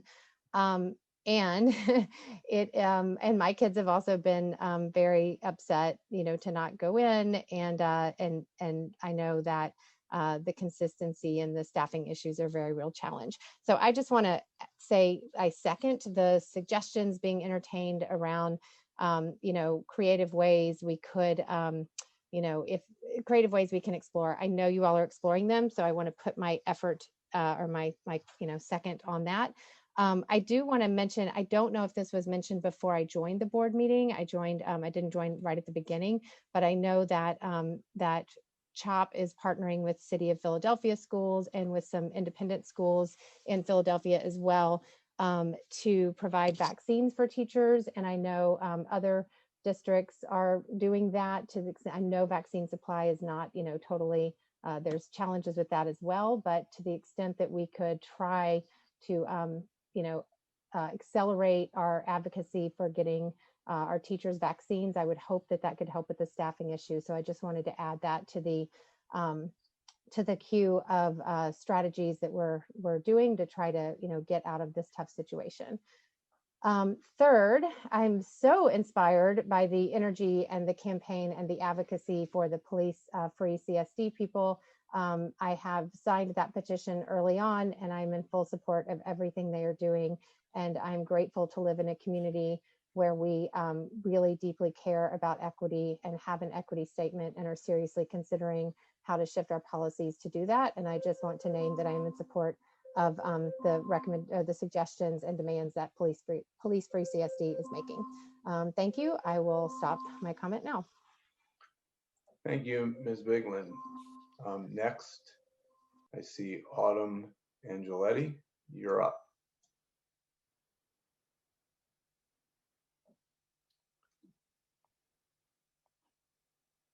I feel like a radio host. Hello. Hello. I think Yeah. I You gave the wrong name. This isn't Autumn. This is Novice. Okay. Novice, you'll go first, and then Autumn, you'll go next. Okay. Thank you. Well, thank you. I'm very appreciative that you're allowing us to speak in this format tonight. I am a parent in Glenside. I have 5 kids in the district. I have a kid at every level of the school district. And I am very appreciative that you have, of all the work that the administration has done to make this possible for the children who wanted to go in to be able to go in. And I know that in Glenside, in Elkins Park, and Cedarbrook, They are doing an awesome job, and I am very grateful. My kids are very happy, and I really appreciate that. To you, Dr. Marseille, I do not think that it was a problem or you should be regretful about taking the chance with the high school. I appreciate that you gave us that possibility, that hope, that just to see if it was able to be done. I do have a freshman and a senior at the high school, so I'm getting it from two different levels. I mean, my freshman wants to go back, but not as bad as my senior. And my question is kind of a selfish one for my senior. He is upset about going back to virtual, but his one request would be that cohort A never step foot in the building. And he would like to just step foot in the building at least once in his senior year. So cohort B got Thursday and Friday, but cohort A has not gotten anything. So if it would be possible, I don't know if the teachers would be willing to come in for that 1 day or 2 days before we go back to virtual, if that's what you decide. If you would allow cohort A to come in and just have that possibility, if that would be the only time that they'd be back, hopefully not, but that they would just have that option to say that at least they step foot in the building once during this school year. And that's all I have to say. Thank you, Ms. Ezel. Now it's Autumn's turn.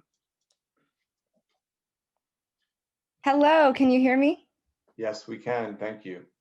Hello. Hi, everyone. My name is Autumn Angeletti, and I use she, her pronouns. Boy, make it touching. Is this Autumn? This is Autumn, yes. Also known as AOC, huh? Also known as AOC. Hi, Dr. Marseille. Hello, I'm sorry. I apologize. Please go. Hi, everyone. My name is Autumn Angeletti, and I use she, her pronouns. I am a 2017 alumna of Cheltenham School District. I'm a current resident of Elkins Park, and I am a member of Police Free CSD. I wanted to first acknowledge that the only person I noticed interrupted from speaking thus far was resident Mike Gatling, and it would be meaningful to me, if he is still present, to allow him to finish his statement at the end of everyone else's. For my statement, I am thrilled about the progress Police Free CSD and the school board have made together thus far in our joint commitment to reduce police presence in Cheltenham School District, and I am commenting to inquire about the presence of Cheltenham Township police vehicles in the parking lots of CSD schools upon reopening. Members of Police Free CSD report seeing law enforcement vehicles at Cheltenham High School, Cedarbrook Middle School, Elkins Park School, and Wingcote Elementary. Why?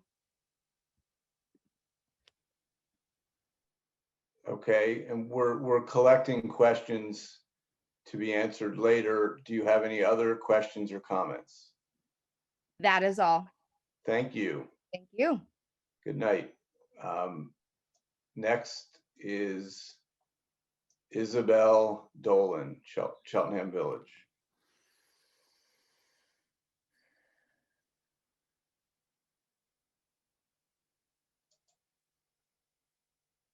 Can you try talking? Hello, can you hear me? We can, thank you. Hi, everyone. My name is Isabella Dolan, and I'm a current senior at CHS, but I'm here tonight as a member of Police Free CSD. I'd just like to start by reiterating our current demands pertaining to the MOU.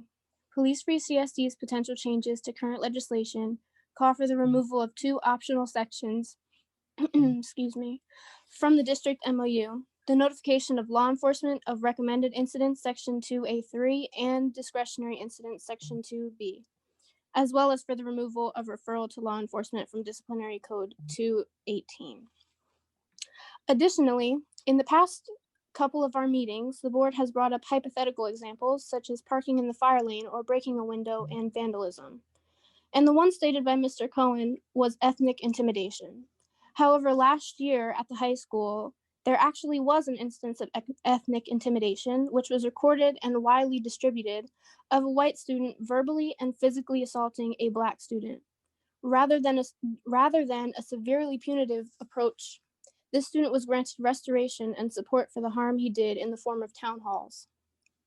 In line with our demands, we want the same restorative treatment for all students.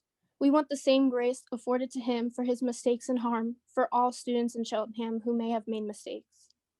Police Free CSD has crafted these potential changes after thorough research and advice from experts. If you all are truly committed to equity, as you've said you are, then you will also fulfill these other demands. Thank you for your time. Thank you. Next is Isabel Beatis, Elkins Park. Hi, can you hear me? Yes. Hi, my name is Isabel Beatis. I'm an alumni and I graduated in 2020, and I'm also a resident of Elkins Park. I'm here as a member of Police Free CSD and an active member on the Policy and Internal Logistics Committees. And I just wanted to voice my support for the changes Police Free CSD is promoting and thank the board for the ongoing commitment to working with us to make these changes. I would like to specifically ask if the school district and the board would look at alternatives to calling the police in their various hypothetical examples. If a student was parked in the bus loop and their car needed towing, why are the police the ones called to tow it instead of a tow truck company? Why, if a student is caught vandalizing, loitering, or littering, are they not offered time to talk to a guidance counselor or reflect on their actions instead of the police being called? These instances are a few of many that have simple solutions where the police do not need to be called, and therefore the risk of students being arrested and thrown into the criminal justice system is drastically decreased. If you wish to truly act in the most equitable fashion, it is imperative you implement the recommended changes by Police Free CSD and consider truly restorative practices. Thank you. Thank you. Next, I have Aaron Edelstein. Hi, can you hear me all right? We can. Great. Hello, everyone. My name is Erin Edelstein. I'm a proud alumna of Cheltenham High School, class of 2016, and I'm a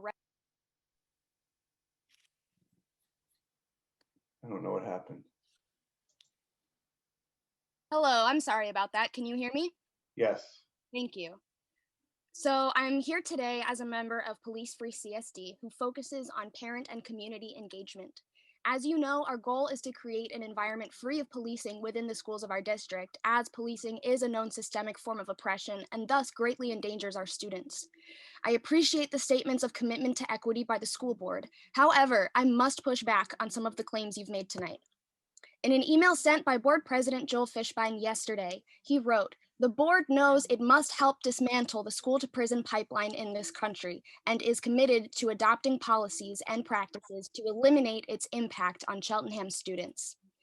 This promise is incredibly important, but it is also meaningless without a commitment to removing discretionary referral to law enforcement from the discipline code. Referrals to law enforcement are the exact types of actions that feed the school-to-prison pipeline.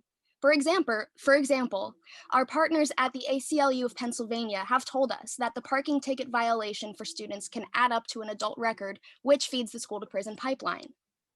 The board has made many accomplishments in the pursuit of equity, as many of the board members often mention, but it must not dwell on these and become complacent.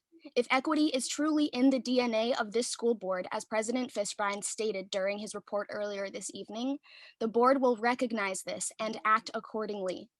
Thank you for your time, and I urge you to consider this meeting while you enter the process of revising our current legislation. The very well-being of marginalized CSD students depends on it. Thank you, and that is it for my comment. Thank you. I'm going to take a break from the questions. We have 5 more hands raised, and I will entertain a motion to extend the meeting because our meetings are capped at 10:30 and we're approaching that hour. So moved, Charles Burdell Williams. Do I have a second? Second, Julie Dan Haywood. Schultz. Oh, sorry, Miss Haywood. Second, Julie Haywood. We'll do this by voice vote. All in favor? Aye. I'm sorry, Joel, I hate, Mr. Fishman, I hate to elongate the meeting, but if I can just ask for some guidance in terms of how long we're going. I'm fine to go as long as we have to go, but also we still have a large part of the agenda to get through. So We I'd do, just like to, and very briefly, if we can just get some brief discussion or guidance on the perceived process for the rest of the meeting. my perceived process for the rest of the meeting is that there are now 3 hands raised. I think I'm going to ask Dr. Marseille to not answer the questions that arose since he last answered a question, and save those for the next legislative meeting to answer. And then we can proceed to the rest of our agenda. We have some important action items that must be voted on this evening. So those items do need to be accomplished tonight. And for that reason, I will be, the motion to extend the meeting is designed to accomplish that, and that is our priority.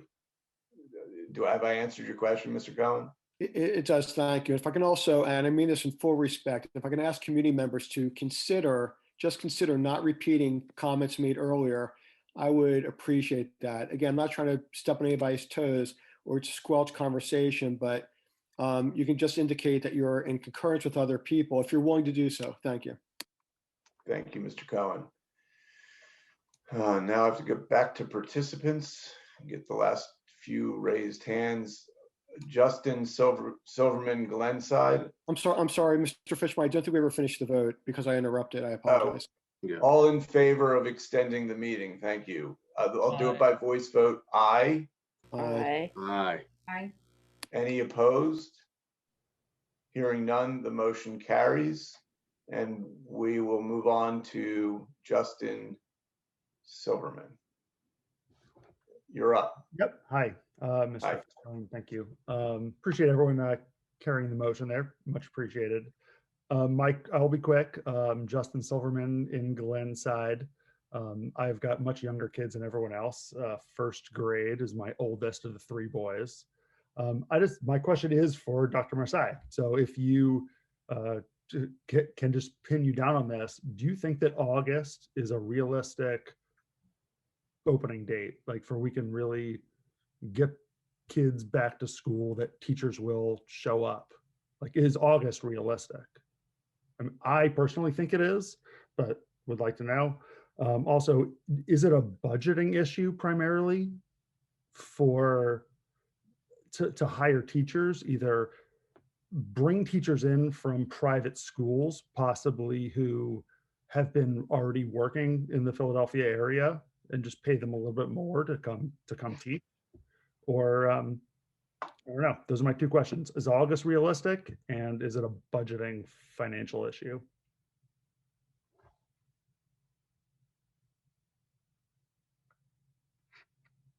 That's it. We have a prior public question section of every meeting. We will be prepared to answer those at the next meeting, just to save time in this meeting. That's fine. I have three more hands raised, and two of them, Susan Nguyen and Keisha, last name not indicated. You don't say where in the township you're from, and I'll need that in order to call on you.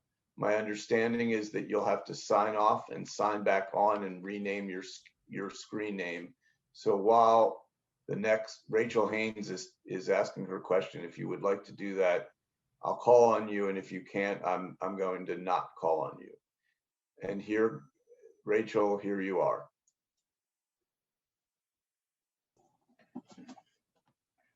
Hello, can you hear me? Hello? Yes. Hi. I apologize. This is actually Teresa Sweet, Rachel's mom, but I'm logged on to her computer. Okay. She's sitting next to me. We are both from Wyncote, and Rachel is a senior at the high school. I guess this is more of a comment really than a question. I'm worried that the teachers who aren't able to come into the building because of health issues, I'm worried that they're being seen potentially as being selfish or not caring about our teachers. And I want to make sure that that's not the case. You know, I commend teachers that are going to be there in person. But we also need to understand that there are some people that if they get infected with this virus, their very lives could be in danger. So, and if they have been told by their physicians that they should not go into the building, then I think we need to respect that. And I just really want to make sure that we're still very respectful, that the teachers aren't being penalized when they actually have what I see as a really valid excuse for not being there. And that's it. Thank you. Thank you. Keisha Hudson, Wyncote. Hi, can you hear me? We can, thank you. Thanks for signing back. Yes. Thank you. My name is Keisha Hudson. I am a resident of Wyncote and I have a third grader at Wyncote Elementary. I just wanted to say that I completely support police-free CSD and would urge the administration to adopt their recommendations. I speak from a perspective as an 18-year public defender. I was a public defender for 18 years in Philadelphia and Montgomery County, most recently the deputy chief of the Montgomery County Public Defender's Office. I can tell you unequivocally that once a child enters the juvenile justice system, the statistics showing that they go straight into the adult system are incredibly high. I pursued a long-term project while at Montgomery County collecting data that showed that Cheltenham was one of the schools that was sending a lot of kids through the juvenile justice system. And once they get into the juvenile justice system, it's done for them. I would implore the board and Superintendent Marseille to think very, very carefully about how we involve the police with our students of color, our students who are disabled. A lot of the children who are referred are on the autism spectrum. And once they enter the juvenile justice system, the majority of them get a public defender. The Montgomery County Public Defender Office is incredibly under-resourced and underfunded and cannot provide the excellent representation that everyone deserves under the Constitution, the zealous representation that everyone deserves under the Constitution. The other problem we have in Montgomery County is that once children are referred, we have collected statistics that shows that they are not Black children, brown children, children who are disabled, are not offered the same diversion opportunities that white students are. So once they enter the system, they're further stigmatized and sent straight in the school to prison pipeline to the adult system because they are not given the opportunities that other white students are given. So it's not simply a phone call, and it may make things easier for the school to have the police there. But once the police get involved, for Black and brown children and disabled children, it is over for them. And for Black girls, it is over for them. Thank you. Thank you for that perspective. And I believe that is the last of the public comments. We had committed to reading into the record public comments that were sent through the email CSD board meeting comments at cheltenham.org. But given the length of the meeting, going to propose that we consider another way to get them into the public record without actually reading them for time's sake, because we have an agenda to fulfill.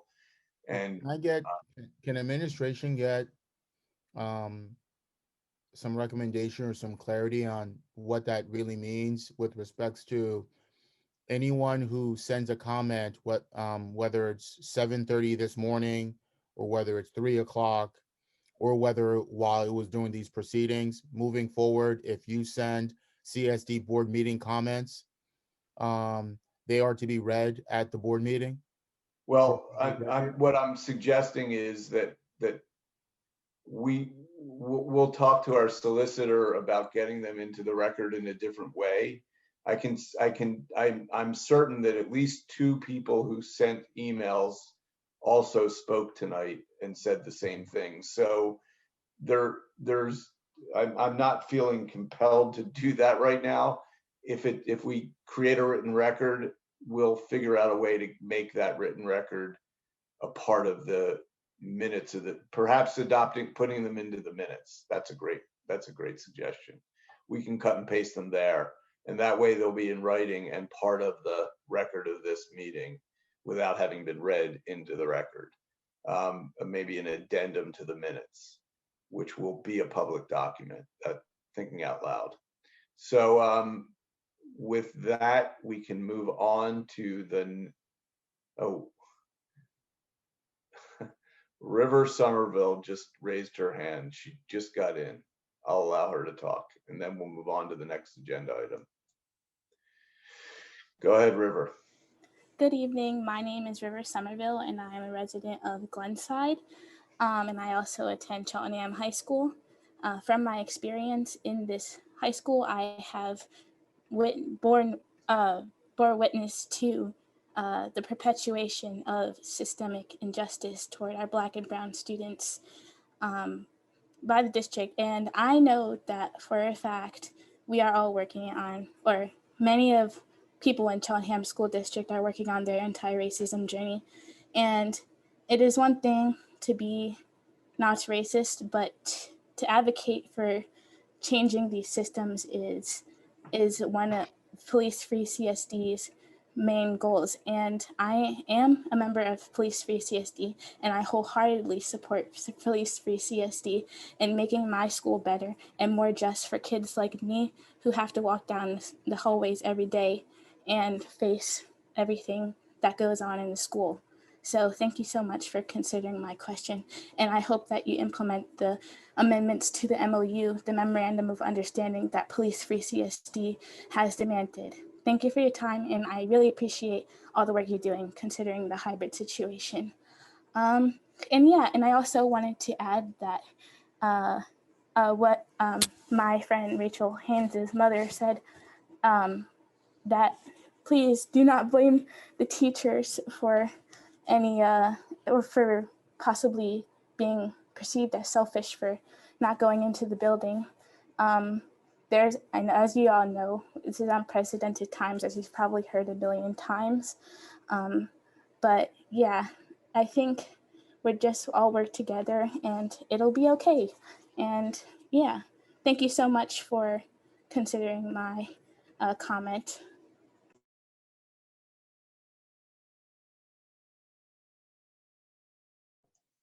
Thank you, River, for taking the time to do that. We'll move on to our next agenda item, which is approval of the minutes of last month's regular legislative board meeting. Do I have a motion? So moved, Mr. Cohen. Do I have a second? Second, Bill England.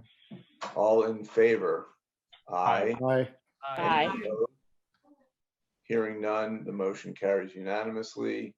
We'll move on to committee reports, and I am up first with financial affairs. We met on, I don't have the date handy, but we met last week, and after roll call and approval of minutes, Sandra Edling, our interim director of business affairs, introduced Chuck Linderman, who is participating as an outside consultant, assisting her with her duties as we transition to a full-time director of business affairs. That is a position that we are actively seeking candidates for and hope to fill in the near future. The first item on the agenda of that meeting was our usual budget review. We noted that expenditures are lower in some areas due to transportation services not being as high because buses were not needed, and there were also higher expenditures, and one that was given a lot of attention at the meeting was a much larger charter school obligations. The current budget doesn't have the expenditures as outlays yet, but we have obligations because of a dramatic increase we've experienced in charter school attendance of Cheltenham residents. This year, the estimated charter school costs are going to be $2.5 million, and last year they were $1,360,000. So this is of major concern for both this year's expenditures and next year's budgeting. It's an item that we're going to have to be paying close attention to. It is our expectation that many of the charter school attendees will be returning to the district when schools reopen. It's our hope and expectation that charter school attendance increased because of the disruption of COVID. But that is something we are going to have to keep our eye on. We also discussed that it was an obligation of ours a legal obligation to extend the Chartwell food service contract or replace them this year. But because of COVID, we opted to extend the Chartwell food service contract through the current year.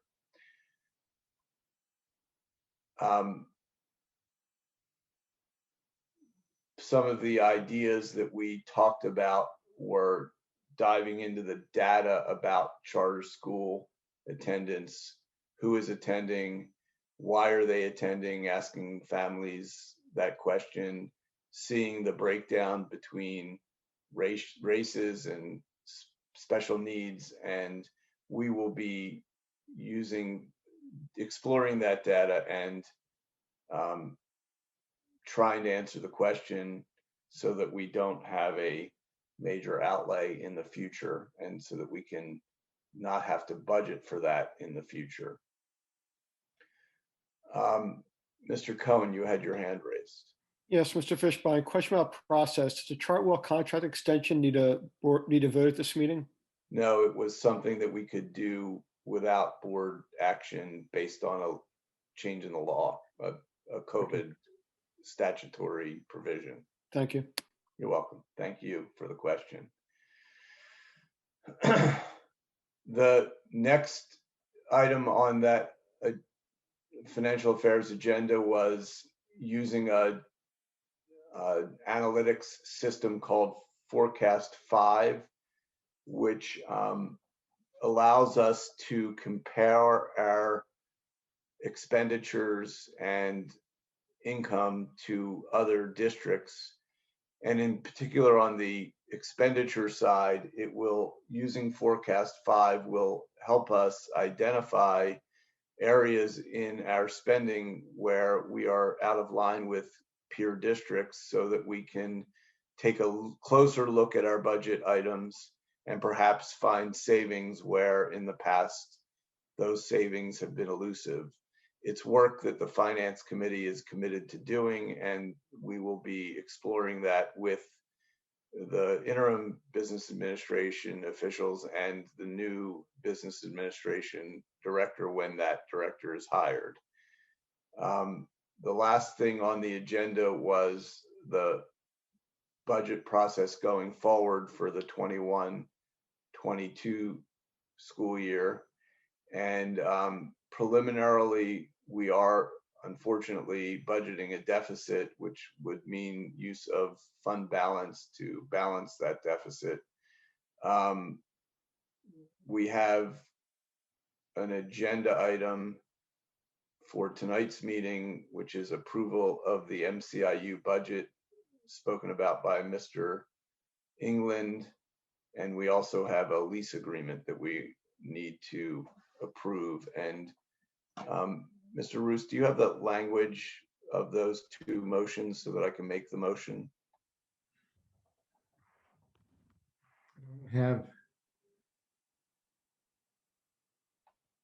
I don't see it on the agenda, but I thought that it should be on the agenda. Mr. Fishbein, this is Sandy. They're actually under the financial affairs report. Oh, okay. Well, then we can table the vote until then. Thank you. That's great. Thank you. I thought it would be on my agenda, and when I read my report. So we'll look for those two agenda items in the financial reporting by Ms. Edling. And with that, that concludes my report.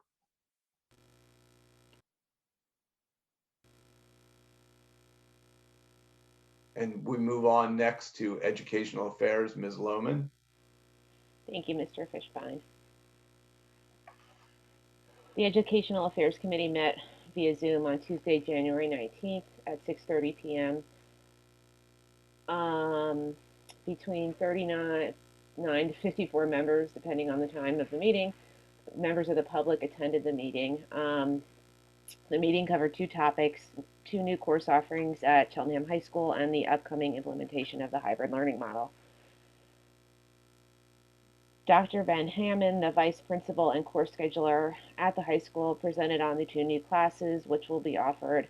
Those courses are Digital Audio Production and Digital Age Entrepreneur, which are both set as minor courses. There is no prerequisite for digital audio production. It is entry level and a ninth grader could take it. It is a project-based course that will teach basic knowledge of sound production and sound mixing.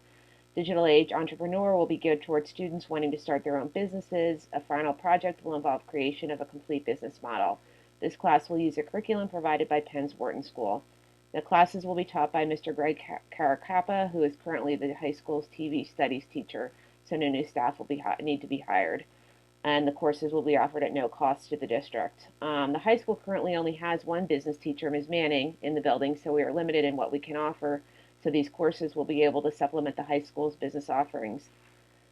The second half of the meeting was devoted to Dr. Smith, our assistant superintendent, presenting on the upcoming implementation of the hybrid learning model, which has obviously already been a focus of this particular meeting.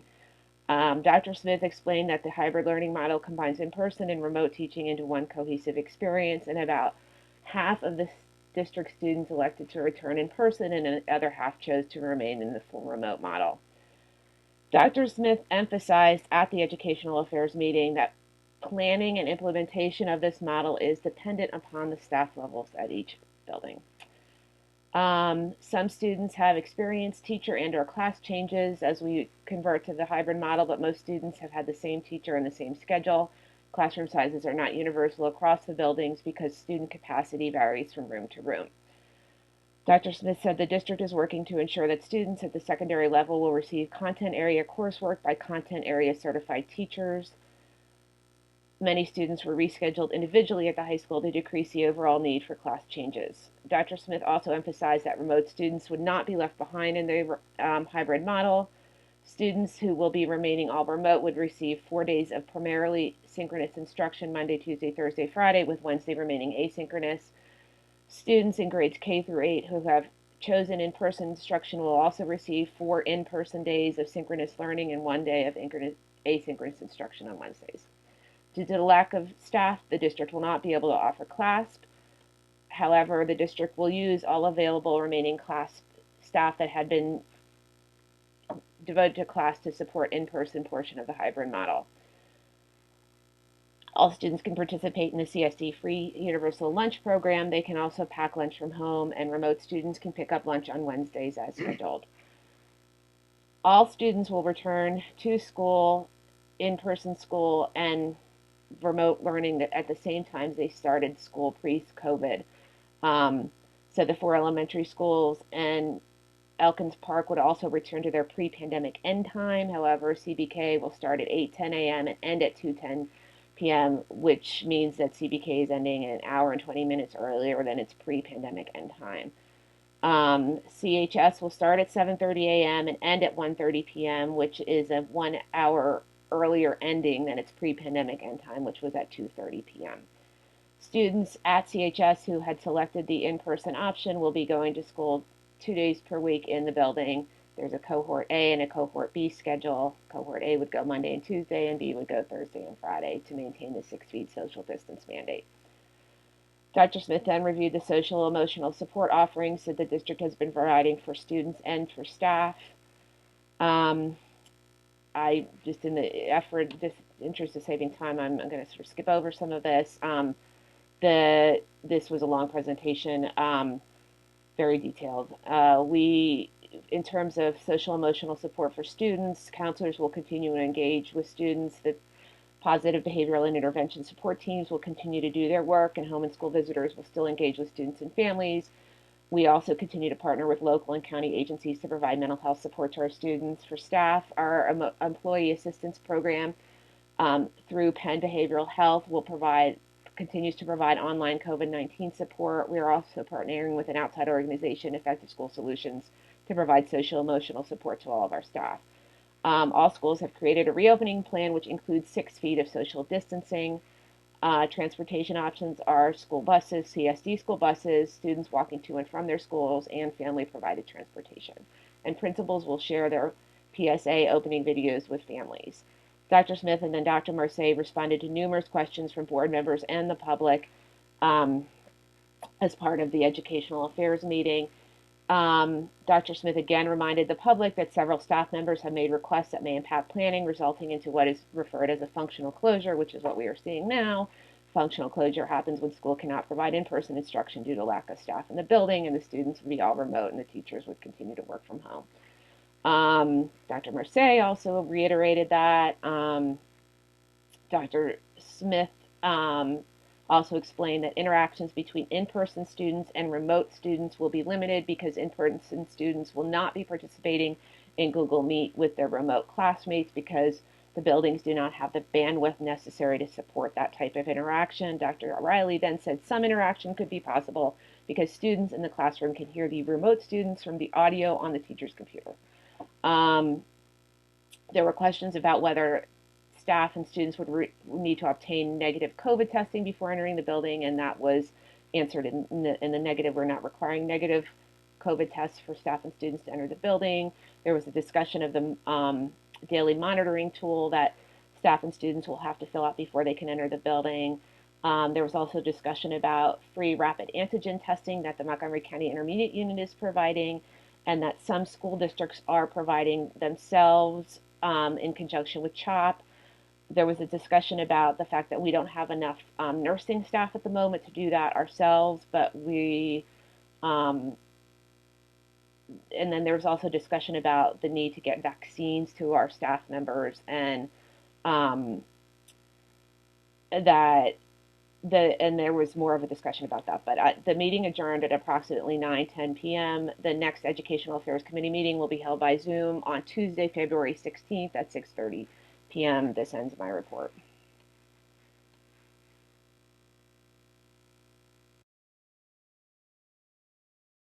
Thank you, Ms. Lohman. It dawned on me that we didn't have the vote that we had committed to having after the public comments.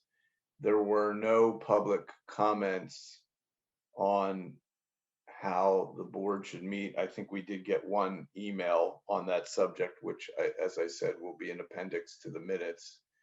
So I'll call the question. Mr. Fishbein, point of order. Yeah. There was no motion. I'm going to make one. Okay. That was what I was about. All the question, I believe, happens after a motion. Fair enough. I'm going to make a motion. And Dr. Marseille, I'd ask that you share your presentation with the 4 options.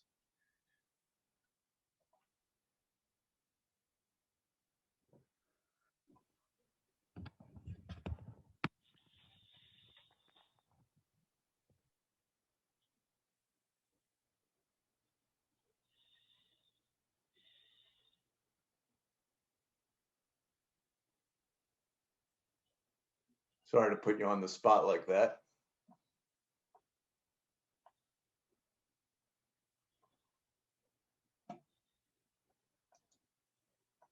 I'm trying to find it. I thought I had it open. Just give me a second. I'll get it. Thank you. Sorry. No, it's okay. I accidentally.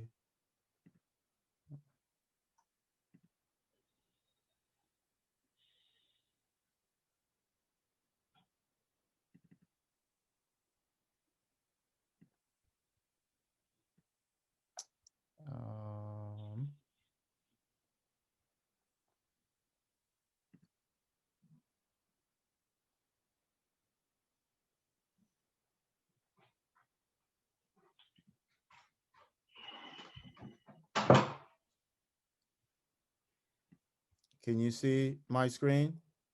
No. Okay.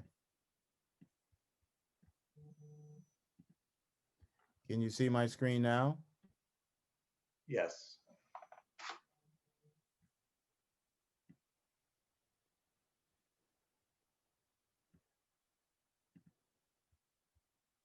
Not yet.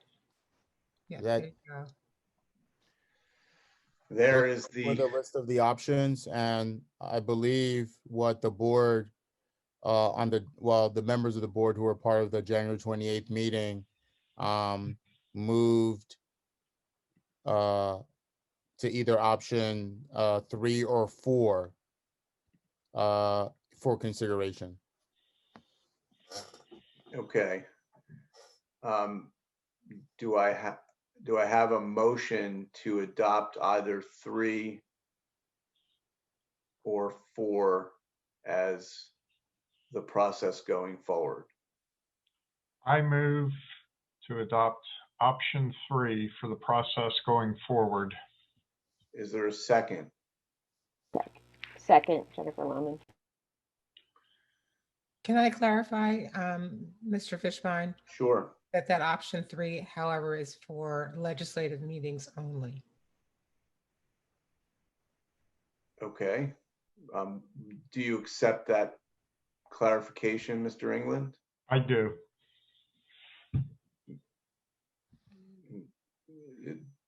Any board discussion, recognizing that we did a lot of that discussion before the break for public comments? Seeing no hands raised. I do. I'm sorry. Just a discussion on the matter and a potential revision to the amendment to the motion. I would expressly want to understand if we were to continue this option, if we were to move forward with this, even if we were to go back to a all virtual model. Just understanding that this not be an open-ended go on forever, but that this option follow the recommendations of the district, in the sense that if in fact all schools are closed and we are back all virtual, that we will assume these meetings in an all virtual setting. I believe that is the intent, and just want to understand point of clarification, Mr. England, on your motion. If I may rephrase my motion. You may. Well, So, as amended, or you can amend your motion, I think is the term of art, but go ahead. We will amend the motion. So the motion is to accept meeting option 3, including Ms. Haywood's request that this would be for legislative meetings, and we would follow what the school district is doing, meaning that if the school district closed the buildings, we would revert back to remote. Any further amendments to this motion? I have a question, in that later on in this agenda, there is the first reading, I believe, of a board meeting policy. And without getting too much into the weeds, that policy indicates that you have to give 3 days notice if you're attending an in-person board meeting virtually. And I believe that might be somewhat in slight conflict with this motion, in that policy, I realize, stands alone. My question and concern would be that if we are moving to a type of meeting where effectively it spells out clearly that board members, as the motion states, by looking at the slide, can attend the meeting virtually, I'm not sure if we still have to give the 3 days notice, or if this would possibly override that or require that board policy to possibly be amended later on. Mr. Fishbein, if I could just share, I think Mr. Cohen, I understand the policy that you're talking about. I recall the discussion we had. I think that was intended to talk about remote attendance at board committee meetings. I'm not sure if it also included legislative meetings where we vote on agenda items. Maybe Mr. Roos can clarify that. And perhaps in light of this vote, we can take a look at that policy to make sure it conforms with what the will of the board here. I very briefly just looked at that policy I have put up on my screen, May and it just says board meeting. It doesn't specify legislative meeting or committee meeting. May I clarify, there's also the discretion of the board president or presiding officer to waive that 3-day period. So that is already baked into the policy for what it's worth. All right. Is that why you had your hand raised, Mr. Schultz? I have a comment afterwards, but I wanted to mention that since this was just to clarify to Mr. Cohen. And Mr. Roos is going to be involved as our parliamentarian. I knew, Mr. Roos, that all of these amendments would need to be acceptable to the seconder, and I was just waiting for them to be done before I asked the question. But was there something else?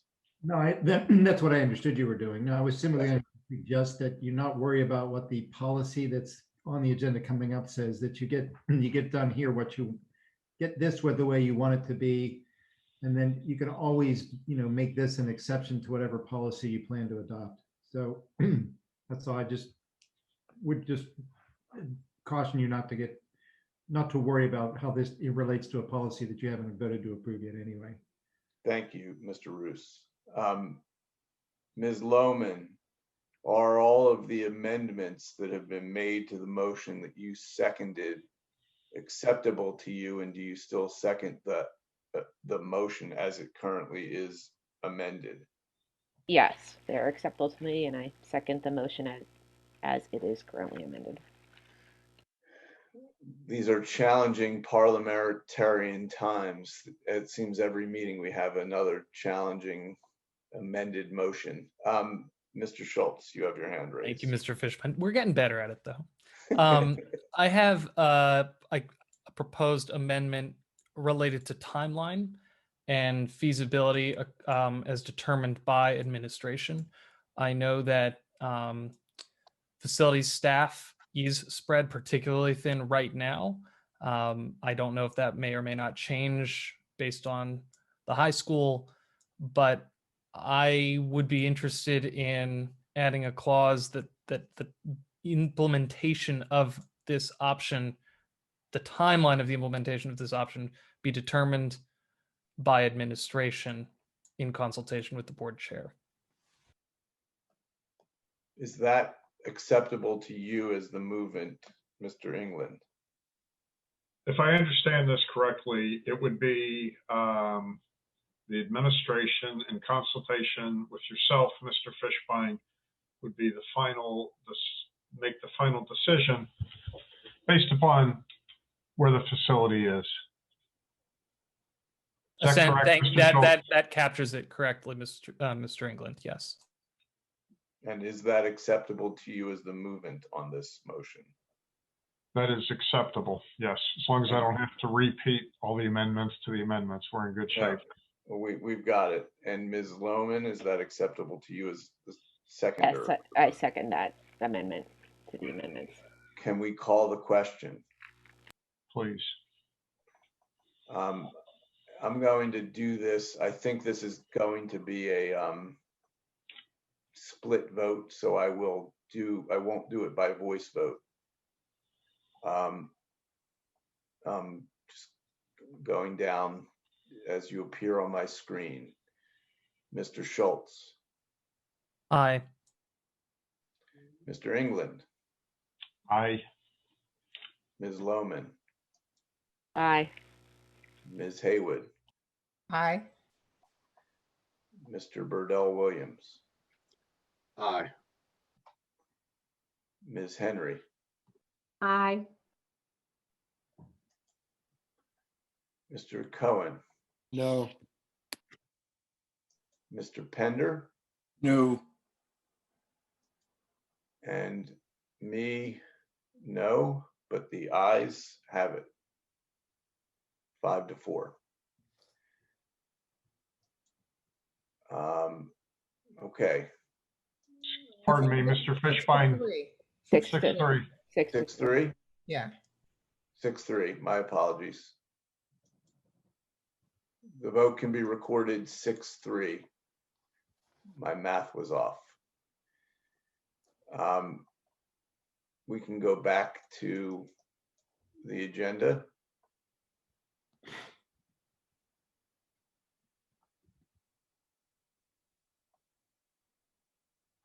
We had reached facilities.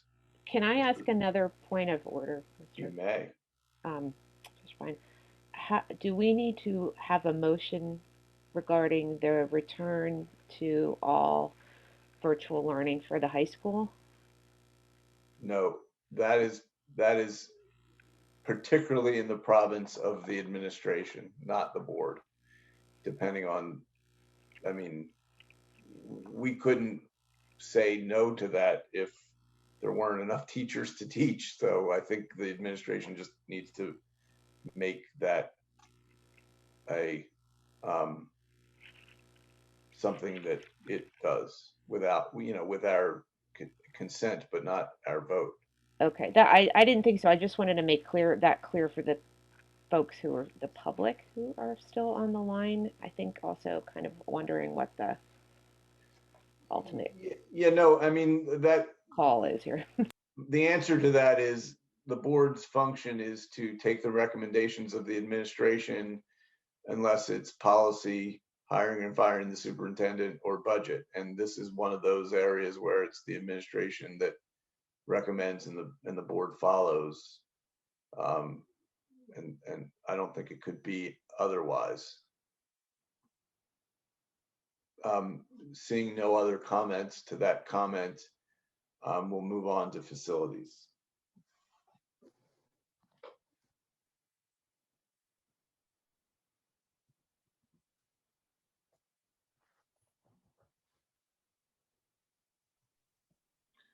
Mr. England, I believe it was going to be you. It is. I apologize. I had a hard time finding my mute button. Okay. Facilities Committee met on February 2nd, and we had 3 topics. The meeting opened up was chaired by Mr. Budell Williams. He had a roll call. Minutes were reviewed and approved. Motion by Ms. Lohman, second by Ms. Haywood. Mr. Teasdale had 3 items that he reported on. The first item was CSD COVID-19 facilities update district-wide. Mr. Teasdale provided in-depth information about work that had been done at our 2 oldest buildings, Elkins Park and Cheltenham High School, in which there was an installation of HEPA air purifiers to address, to ensure that we had clean flowing air through the classrooms. Work has been done district-wide to install paper towel dispensers and deactivated any place where there were hand dryers, electric dryers. All drinking fountains have been shut off and only water bottle stations have been left on. District-wide hand sanitizer stations have been installed in hallways and high-traffic areas. District-wide continually monitoring custodial staff and PPE inventory to ensure adequate supplies on hand. District-wide sneeze guards have been installed at high-traffic entry, mainly reception areas, as well as teachers' desks and classrooms. Furniture in the buildings has been stored in containers or at the mods. We had to reduce the amount of furniture to properly accommodate the reduced number of students in classroom and to provide for social distancing following CDC guidelines. Water bottle stations have been ordered and will be installed once they arrive. Custodial staffing working to ensure we have enough coverage across the district to cover staff absences. We're looking to add staff to our daytime support and sanitation specialists. Social distancing decals, directional and location have been installed throughout buildings in the district. Mr. Teasdale shared with us a number of photographs from the various buildings showing how desks had been placed and air purifiers had been installed, as well as sneeze guards again at teachers' desks. He spent some time talking about the air purifiers, specifically a very quiet running Aeromax Pro 4 air purifier, which has been installed in different places in the high school and Elkins Park. We reviewed pictures of the restrooms and the changes that have taken place there. Ms. Lohman had a question. Are we hiring a second shift supervisor? The response was yes, that we are. Had the staff's request supplies. They are, it is through their supervisor. The next topic was a maintenance update for buildings. Painting work will continue throughout the corridors of the second floor in the high school, approximately 70% completion of the painting. This has had significant impact throughout the building. Gymnasium lights. We have gymnasium lights, which will represent an upgrade to the lighting in the gym. Once we are done, the electricians are done installing air purifiers at high school and Elkins Park. Dewey Engineering are working on recommendations for the repairs to the external wall of Stratton Hall, which has had a partial damage to the lintel on the outside of the building. Restroom ADA upgrades have been completed. Mr. Teasdale shared some pictures. There was a lot of comments about the high school specifically. Board members were able to take a walk through the buildings, and Ms. Haywood and Ms. Lohman reported about how nice the building looks, the high school, with the painting that has been accomplished there. Work has been done in the gym to install padding. Again, we're waiting to install the lights when electricians are available. At Cedar Brook, the gym floor will be inspected for repairs due to some lifting in the far corner of the gym. There's apparently an issue with the drain outside of the door. Elkins Park air conditioning project is complete. Glenside Elementary, some HVAC repairs were completed. Myers Elementary had no updates. Cheltenham Elementary had some HVAC repairs. Wyncote Elementary awaiting the proposal for pipe repair as we're awaiting excavation pricing. After further review with two contractors, some further investigatory work is being completed per the attached images. Administration building AC will be installed to replace existing units that are not operational. That's window air conditioning units. Mr. Teasdale, pardon me, shared pictures of from Wyncote, where there is a line that carries glycol, a chemical that is used in the heating and cooling of the building. Mr. Cohen had a question. Glycol in an accessible place. Are you able to do that? Yes, was the response.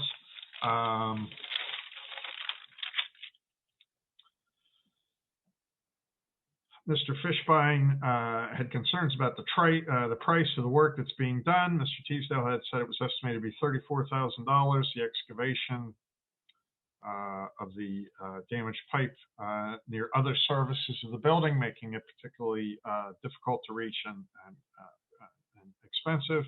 The pipe could be rerouted, but that would be very costly. There is a leak at the Cedar Brook building that is not old, and this is a construction or design issue. Mr. Teasdale looking at what needs to be fixed. If it is a design issue, he is not sure. Insurance is working with him and facilities. This is the floor, the damaged floor at Cedar Brook. I apologize. Mr. Schultz had a question about internet bandwidth. Can it handle all of the needs of our students as students return for the hybrid model and bringing their laptops? Mr. Teasdale reported that this was an issue for Mr. Barone. The last agenda item was School Dude update. School Dude is a tracking software that was put in place a few years ago that allows the district and Mr. Teasdale and his staff specifically to track all requests for service and repairs in the buildings. School Dude online portal for work orders submitted. Scheduled meetings are held with the staff to review existing work orders. Maintenance staff meeting was held recently to discuss with the team the importance of the work order system and entering work orders in a timely manner. Since the meeting, there have been significant increase in data entry, plus old work orders are being completed, and these are being removed from the log. The staff is using tablets so that they're able to do this data entry as they finish the work, as opposed to returning to a desktop computer at some point when all the data may not be entered in a timely manner. Currently, all schools are placing building work orders through the designated staff members. In time, there's a desire to set up a system so that all designated staff are able to enter work orders into the system. Mr. Cohen had a question about having staff get access to school dates. Good, but a concern about duplicate reports. Mr. Teasdale reported that dupes are deleted as they are entered. This is a good piece of software. Mr. Fishbein, second shift super should help ensure that work gets done. This was what I have. Mr. Teasdale went through a couple of slides showing the school date and how the numbers are being reduced as the work orders as they're closed out. He also showed with us some mapping to show what the areas that had the greatest requests and need for maintenance. And that concluded the meeting. The next meeting of facilities will be on March 2nd, 7 p.m. And that concludes my report. Thank you. Liaison group, Mr. Cohen. Thank you. The liaison group met on January 25th at 8 a.m. First time discussed was the Temple Tyler property sale. The property has been sold to a religious nonprofit that is indicated intends to use it for educational purposes. Program, that's a grant program that's run by the County Planning Commission and gives grants for programs to make some improvements, and conversation about the township possibly applying either individually or in cooperation with the township. The township is supposed to be exploring those application opportunities. Next, conversation about the township proposed stormwater fee. Very briefly, the township is investigating this. It was talked about in their PFM audit for ways to try to increase revenue and to modernize some of the township operations. And this would be for a dedicated fee based for on impervious surface largely that would go to pay for stormwater improvement and management within the township. Next, there was a question about the tax abatement information session for the school board. And the tax abatement is a program where the township is trying to revise it, and that would apply to certain commercial and industrial properties, whereby the cost of the improvements would not lead to the property being reassessed higher, in a sense where the higher reassessment would not be applied for higher taxes over a period of time. Next, there was a conversation about traffic safety around school buildings with schools reopening, and about getting township cooperation with crossing guards and also police, and also with communicating to parents and citizens in general about schools reopening. Next, there was a brief conversation about shared administrative space, and that would be for the township and school district. This has come up periodically over the years as the township and school district both have needs to modernize, identify new space, about potential to cooperate on identifying are there ways to co-locate that space. Next, a conversation about hybrid reopening. Next, a conversation about land development updates, including the comprehensive plan the township is just starting to do, and that's to look and plan for the township going forward. Next, about the enclave of Curlin Farms, excuse me.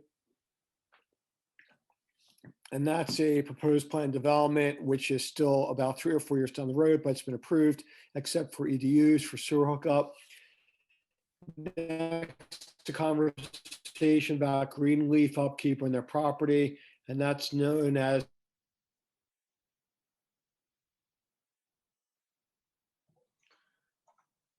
Mr. Cohen, your internet seems to be unstable. terms of You the want to try development. to sign off and sign on again? Can you hear me? I'm sorry, I'm back. Can you hear me? Oh, yes, I can. I apologize. Where did I drop off? I'll try to recap briefly. Green leaf property maintenance was what I last heard. Thank you. I apologize. Thank you. Next, about Ashburn Meadows, a former Ashburn Country Club site. About that site, gas and water lines have been installed. Foundations are being built for model homes. The model homes and the houses should be for sale starting this spring. Next, Cheltenham Communities That Care. This is an older program that has been dormant for a number of years. It's been revived, and Mr. England has been involved with them in the past, and they're working with Mr. Kaufman to basically identify ways for the school district to cooperate to support their services, which is focusing on youth in the township. Next, an update briefly on township contract negotiations, and that they're starting up shortly with Public Works and then police and office staff, and the police are up first for contract negotiations.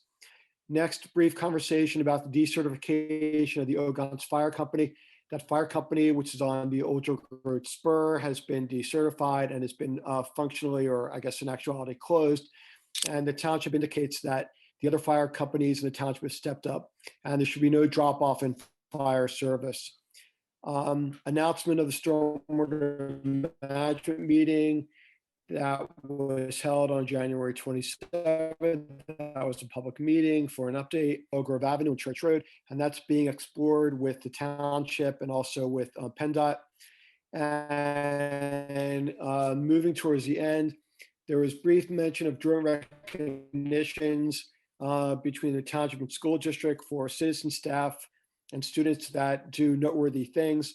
And there was joint agreement that that should occur more often when opportunities present themselves. And the next liaison group meeting is scheduled for February 22nd at 8 a.m. That completes my report. Thank you, Mr. Cohen. Moving on to the policy committee. Mr. Schultz.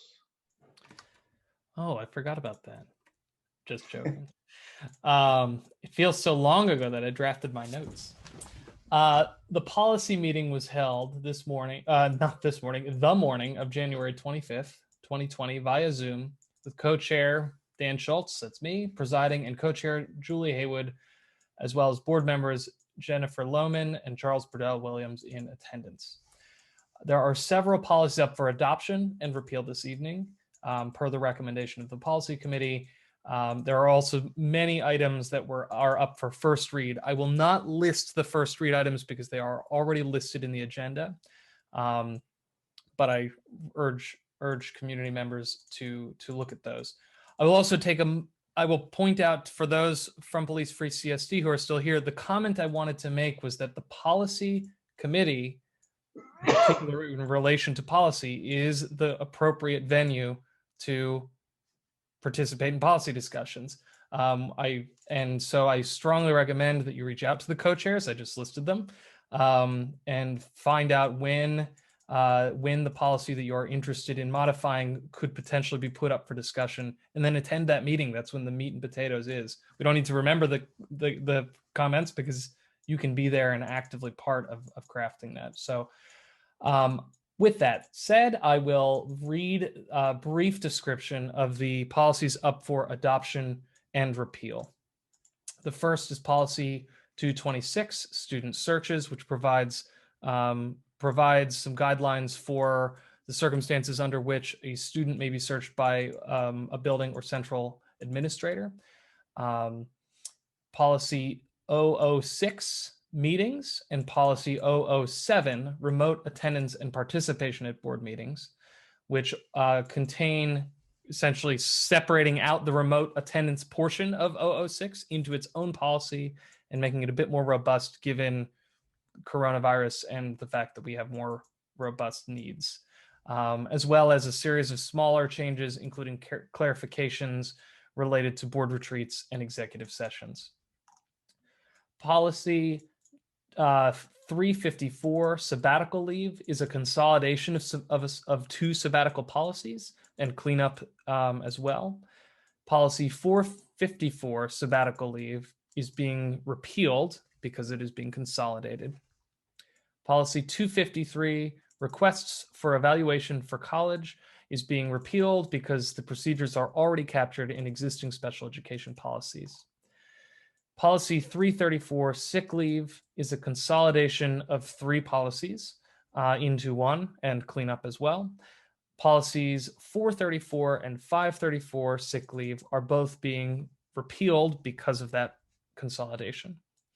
Policy 311, suspension and furlough/layoffs, is being renamed to reduction in staff, and it is being cleaned up and consolidated as well. Policy 411 and 511 were also titled suspension and furlough/layoffs, and they are being repealed because of the consolidation. Policy 310 and 410, abolishing a position, are being repealed because they are now being addressed in the new policy 311. Policy 318, attendance expectations, is another consolidation policy, and I will clarify this is for attendance of employees, not students. Policy 418, 518, penalties for tardiness, are being repealed because they are being consolidated and renumbered into attendance expectations. Disciplinary procedures, policy 317, is another consolidation policy that is again focused on disciplinary procedures for staff, not for students. And policy 417 and 517, disciplinary procedures, are being repealed due to that consolidation. The next policy committee meeting will be held on Thursday, February 18th at 8 a.m. via Zoom. And I believe I need a motion for the new policy adoptions and repeals as I just described / as listed. I move for approval of those policies as listed for adoption and those policies as presented for consolidation and repeal. Thank you, Ms. Haywood. That's first. Is there a second? Second, Charles Burdell Williams. Thank you, Mr. Burdell Williams. All in, any board comment? Seeing none, all in favor? Aye. Aye. Aye. Any opposed? The motion passes. That concludes my report. Thank you. I am up next with the Communication Committee report. There were 2 agenda items on the Communications Committee meeting of January 28th, 2021. After a roll call and approval of the minutes, we spoke first about an update on the communications efforts of the administration to keep people informed about what is going on with reopening. And one of the things that the best summary of all of those communications and place to find them is at Road to #2 reopening on the school district website. The communications, as we reviewed in the meeting, are frequent and robust, and they're all collected right there on Road to Reopening. And we discussed how we might improve on some of those communications, but that they're coming fast and furious. And the next item on the agenda was actually the presentation about how we ought to conduct board meetings going forward during COVID.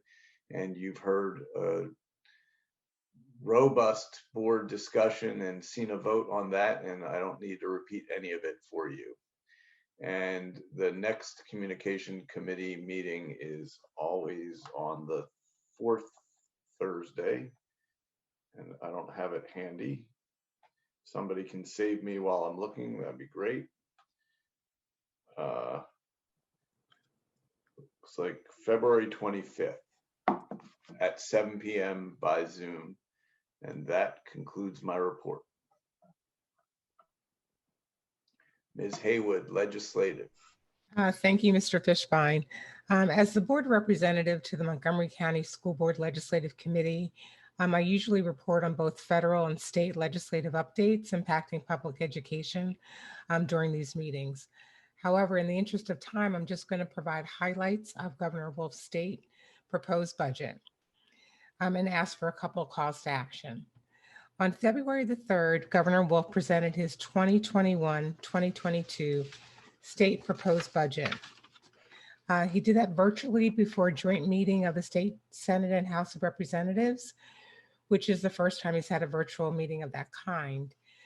His budget address was also live streamed and was available for public viewing. This evening, I will just focus on the portions of the governor's budget proposal that include significant funding increases for education, minimum teacher salaries, and charter school reform. With respect to basic education, the governor proposed more than $1.3 billion investment in basic education funding, directing all existing state-level basic education funding through the fair funding formula, which includes a $1.15 billion adjustment so that no school is negatively affected. The governor also proposes an additional $200 million investment in basic education funding to allow all districts to continue to invest in student achievement. These dollars also would run through the fair funding formula. Under this proposal, as it relates to Cheltenham, we would be positively impacted, and if funding were at the level that is proposed by Governor Wolf, that's an if, we would hypothetically receive for 2021, 2022, a little over $7.6 million from the state for basic education funding. For special education, there's proposed $200 million increase in the special education funding formula. Again, under the governor's proposal, Cheltenham School District would receive $3.1 million as proposed for 2021-2022. And that equates to an 18.76% increase over funding for last year. As it relates to early childhood education, the governor proposes $25 million for pre-K counts and $5 million for the Head Start supplemental program. In terms of attracting and retaining teachers, the governor is proposing a minimum teacher salary to start at $45,000 per year. The most widespread change that was proposed by the governor was with respect to charter school law reform. And the proposed changes would really are estimated to be have a $229 million impact per year in funding for special education charter schools. And it would really provide a level playing field for how we fund charter schools. The governor included some talking points on with respect to charter school reform, a few of which I'll just highlight this evening.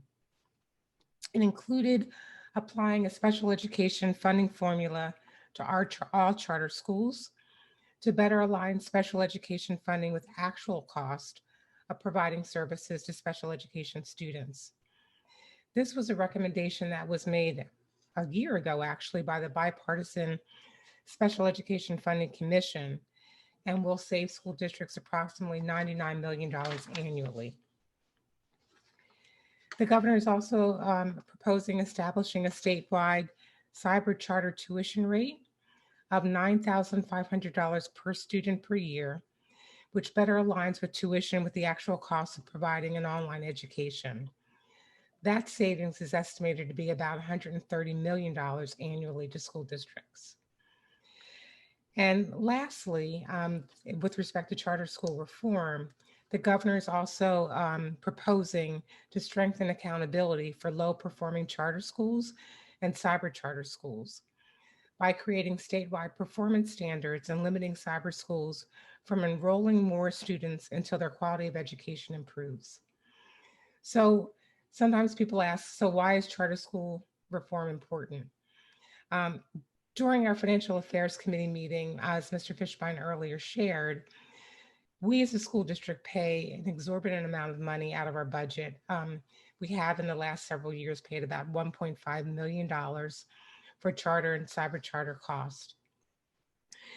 What's expected in terms of estimated actual costs this year because of COVID-19 and many students going to charters and cyber charter schools, we're looking at potentially incurring costs of $2.5 million potentially. So with the proposals that Governor Wolf has in line with charter school reform, that would really kind of level the playing field and would provide additional money back to the school district. For example, when you look at our current cost for paying cyber charters and charter schools for our general education students to go there, it costs us $19,000 per student. For a special education student, we're talking about, and this number is like really mind-boggling, $41,000 per student on average for Cheltenham. When we look at our surrounding school districts, that's an exorbitant amount of money that we spend or we pay charter schools to educate our special education students and basic education students.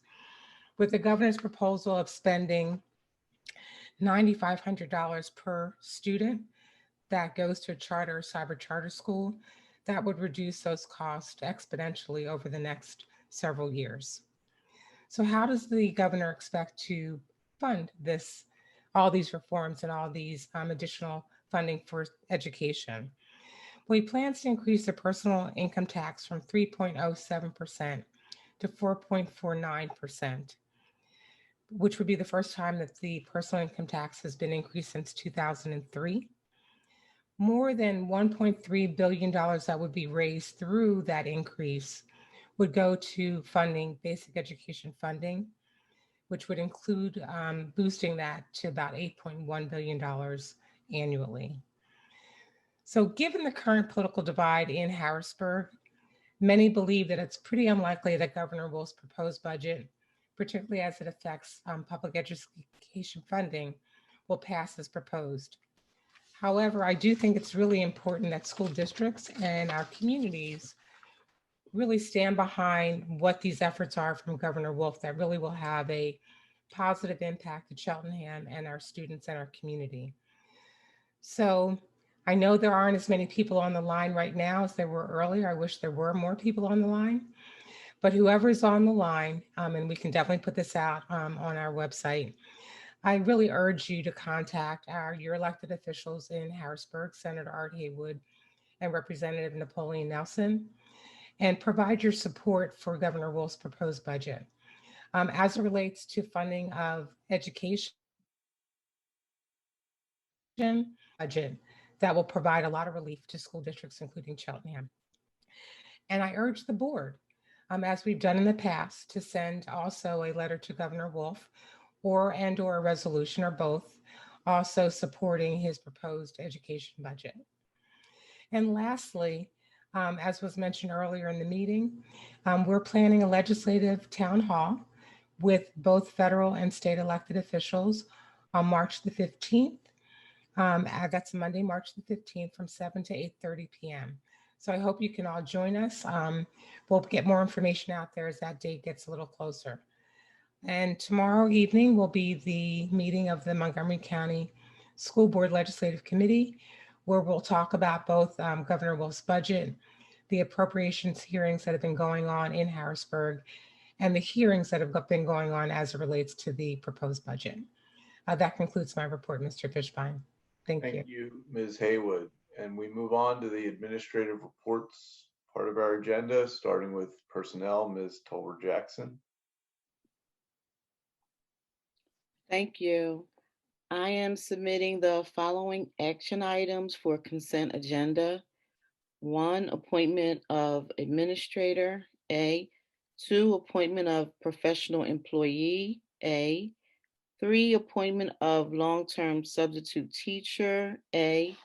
4, appointment of support staff, A through F. 5, approval of leadership stipend positions.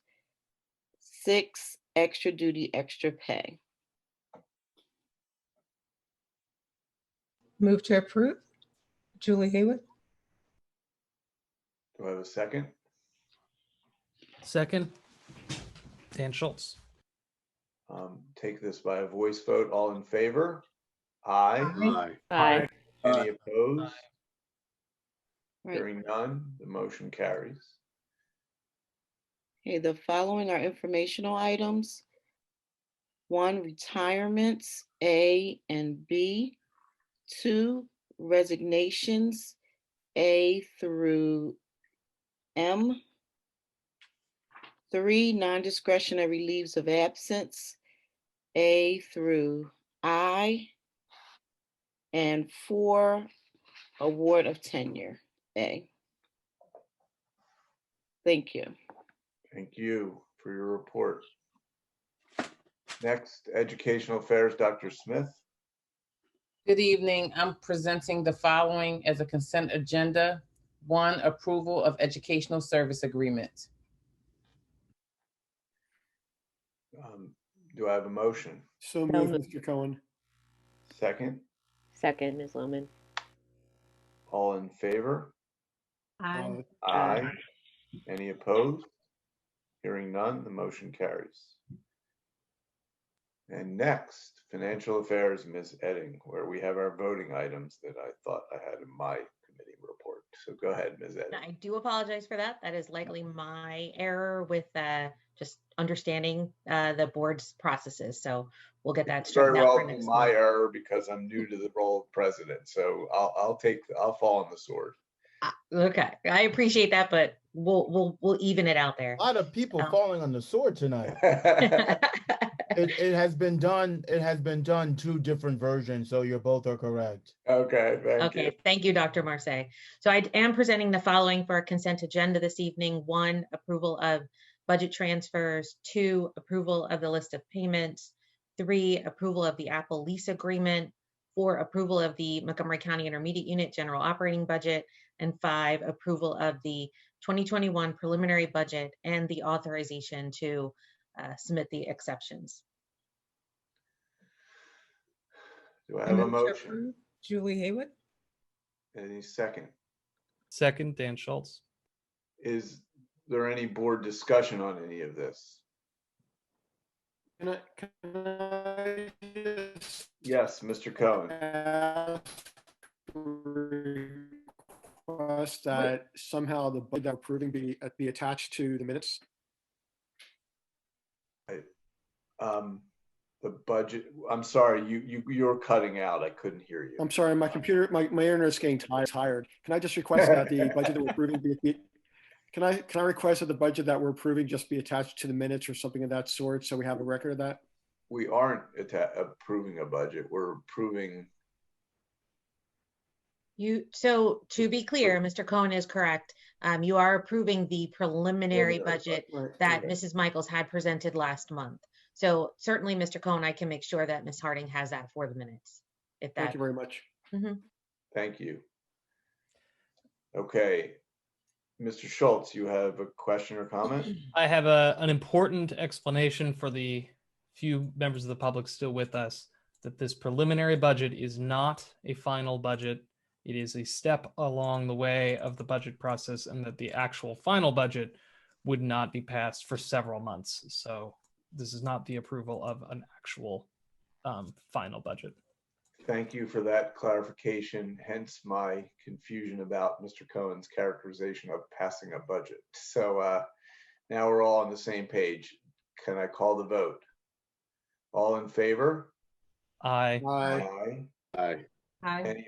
Aye. Any opposed? Hearing none, the motion carries.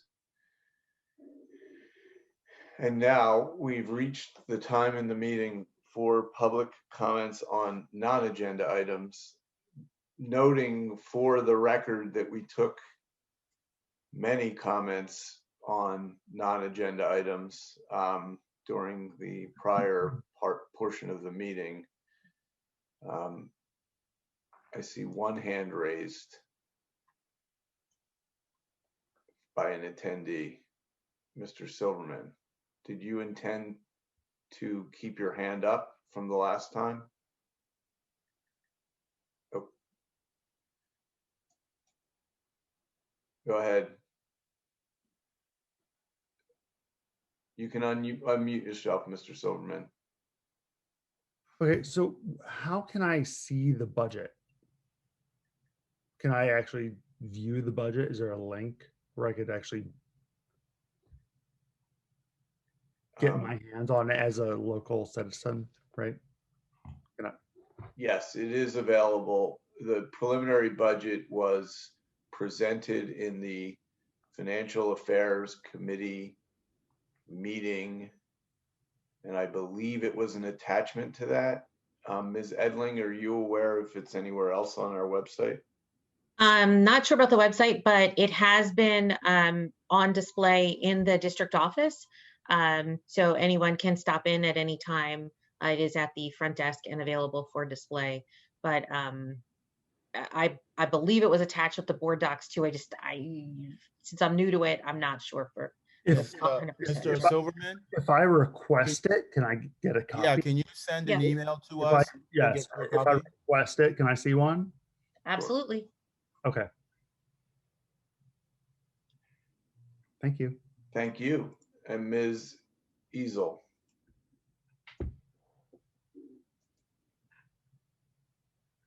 Hello. I would just like, since Dr. Marseille will be making the decision about going virtual, going back to virtual, could you allow him to give some time if he wanted to address any of the comments or questions about that topic that were addressed by the community during our session before? I think that not all of the, I mean, whatever he feels was pertinent, just to give us some idea, because he's going to be making the decision. By the time we come back to the next legislature meeting, the decision will have been made, correct? I agree with that, Ms. Ezel, and sorry if I'm mispronouncing your name. That's fine. There will be a communication following this, in the next day or two for sure. But if Dr. Marseille, if you want to address that really quickly, that would be fine. Is the question is when I'm going to make the decision or the process? No, I mean, I know you were writing some stuff down about stuff that people said or said to you or asked some questions to you. Did you feel there was anything that you needed to address from the comments and questions that people made about that?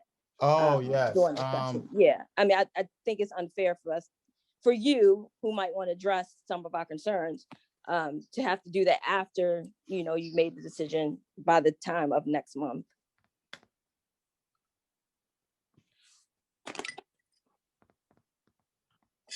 There's, I'm trying to get on the same page with you. I wrote, when we had community questions, I wrote down questions individuals had.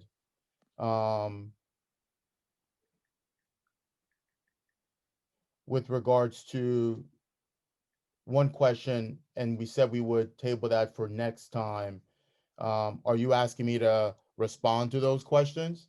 Just did you feel that there were any that need to respond to tonight, versus waiting till next month? Since you're making that decision, that's the only thing. I mean, some of the questions will probably be irrelevant. There was not. There was a question about monitors, and have we looked into getting monitors to support the lack of staff in the building.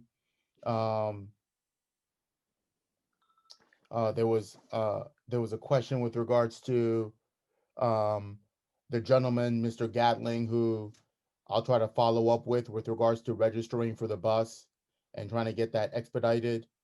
So question about the fiscal report of the district for 2021. One of our students asked a question from Police Free CSD with regards to why police officers are parked in our property the first couple of days across the district. That is, I was just talking about the virtual questions, because I know there was not any. Okay, I know there was a question about what was the qualifications for a person to be able to come in and sit with the students. I'll look into that. There are certification requirements. There are clearances that need to be made with respects to that. There is a level of expertise on working with children. That's fine. Yeah. Thank you, Ms. Easel. And seeing no other hands raised, we will conclude the public comments section. Response to prior public questions, I believe there were not any. The future meetings are as listed. I noticed that the financial affairs and education and facilities isn't on there. Is that an oversight or just noticing it now? Yes, my apologies. That is an oversight. And what day are they? They should be the 9th, I believe. Second. Sorry? Okay. We already had them, Mr. Fishbein, for February. Financial affairs. It's March 2nd. The next one is March 2nd March and March 2nd. 9th. Before the next legislative meeting, it's March 2nd. Thank you. That was what I was looking for. Okay. And with that, will be added to this agenda. Do I have a motion to adjourn? So move, Charles Riddell Williams. Second, Julie Haywood. All in favor? Aye. Aye. Opposed? Hearing none. We're out before midnight. Congratulations.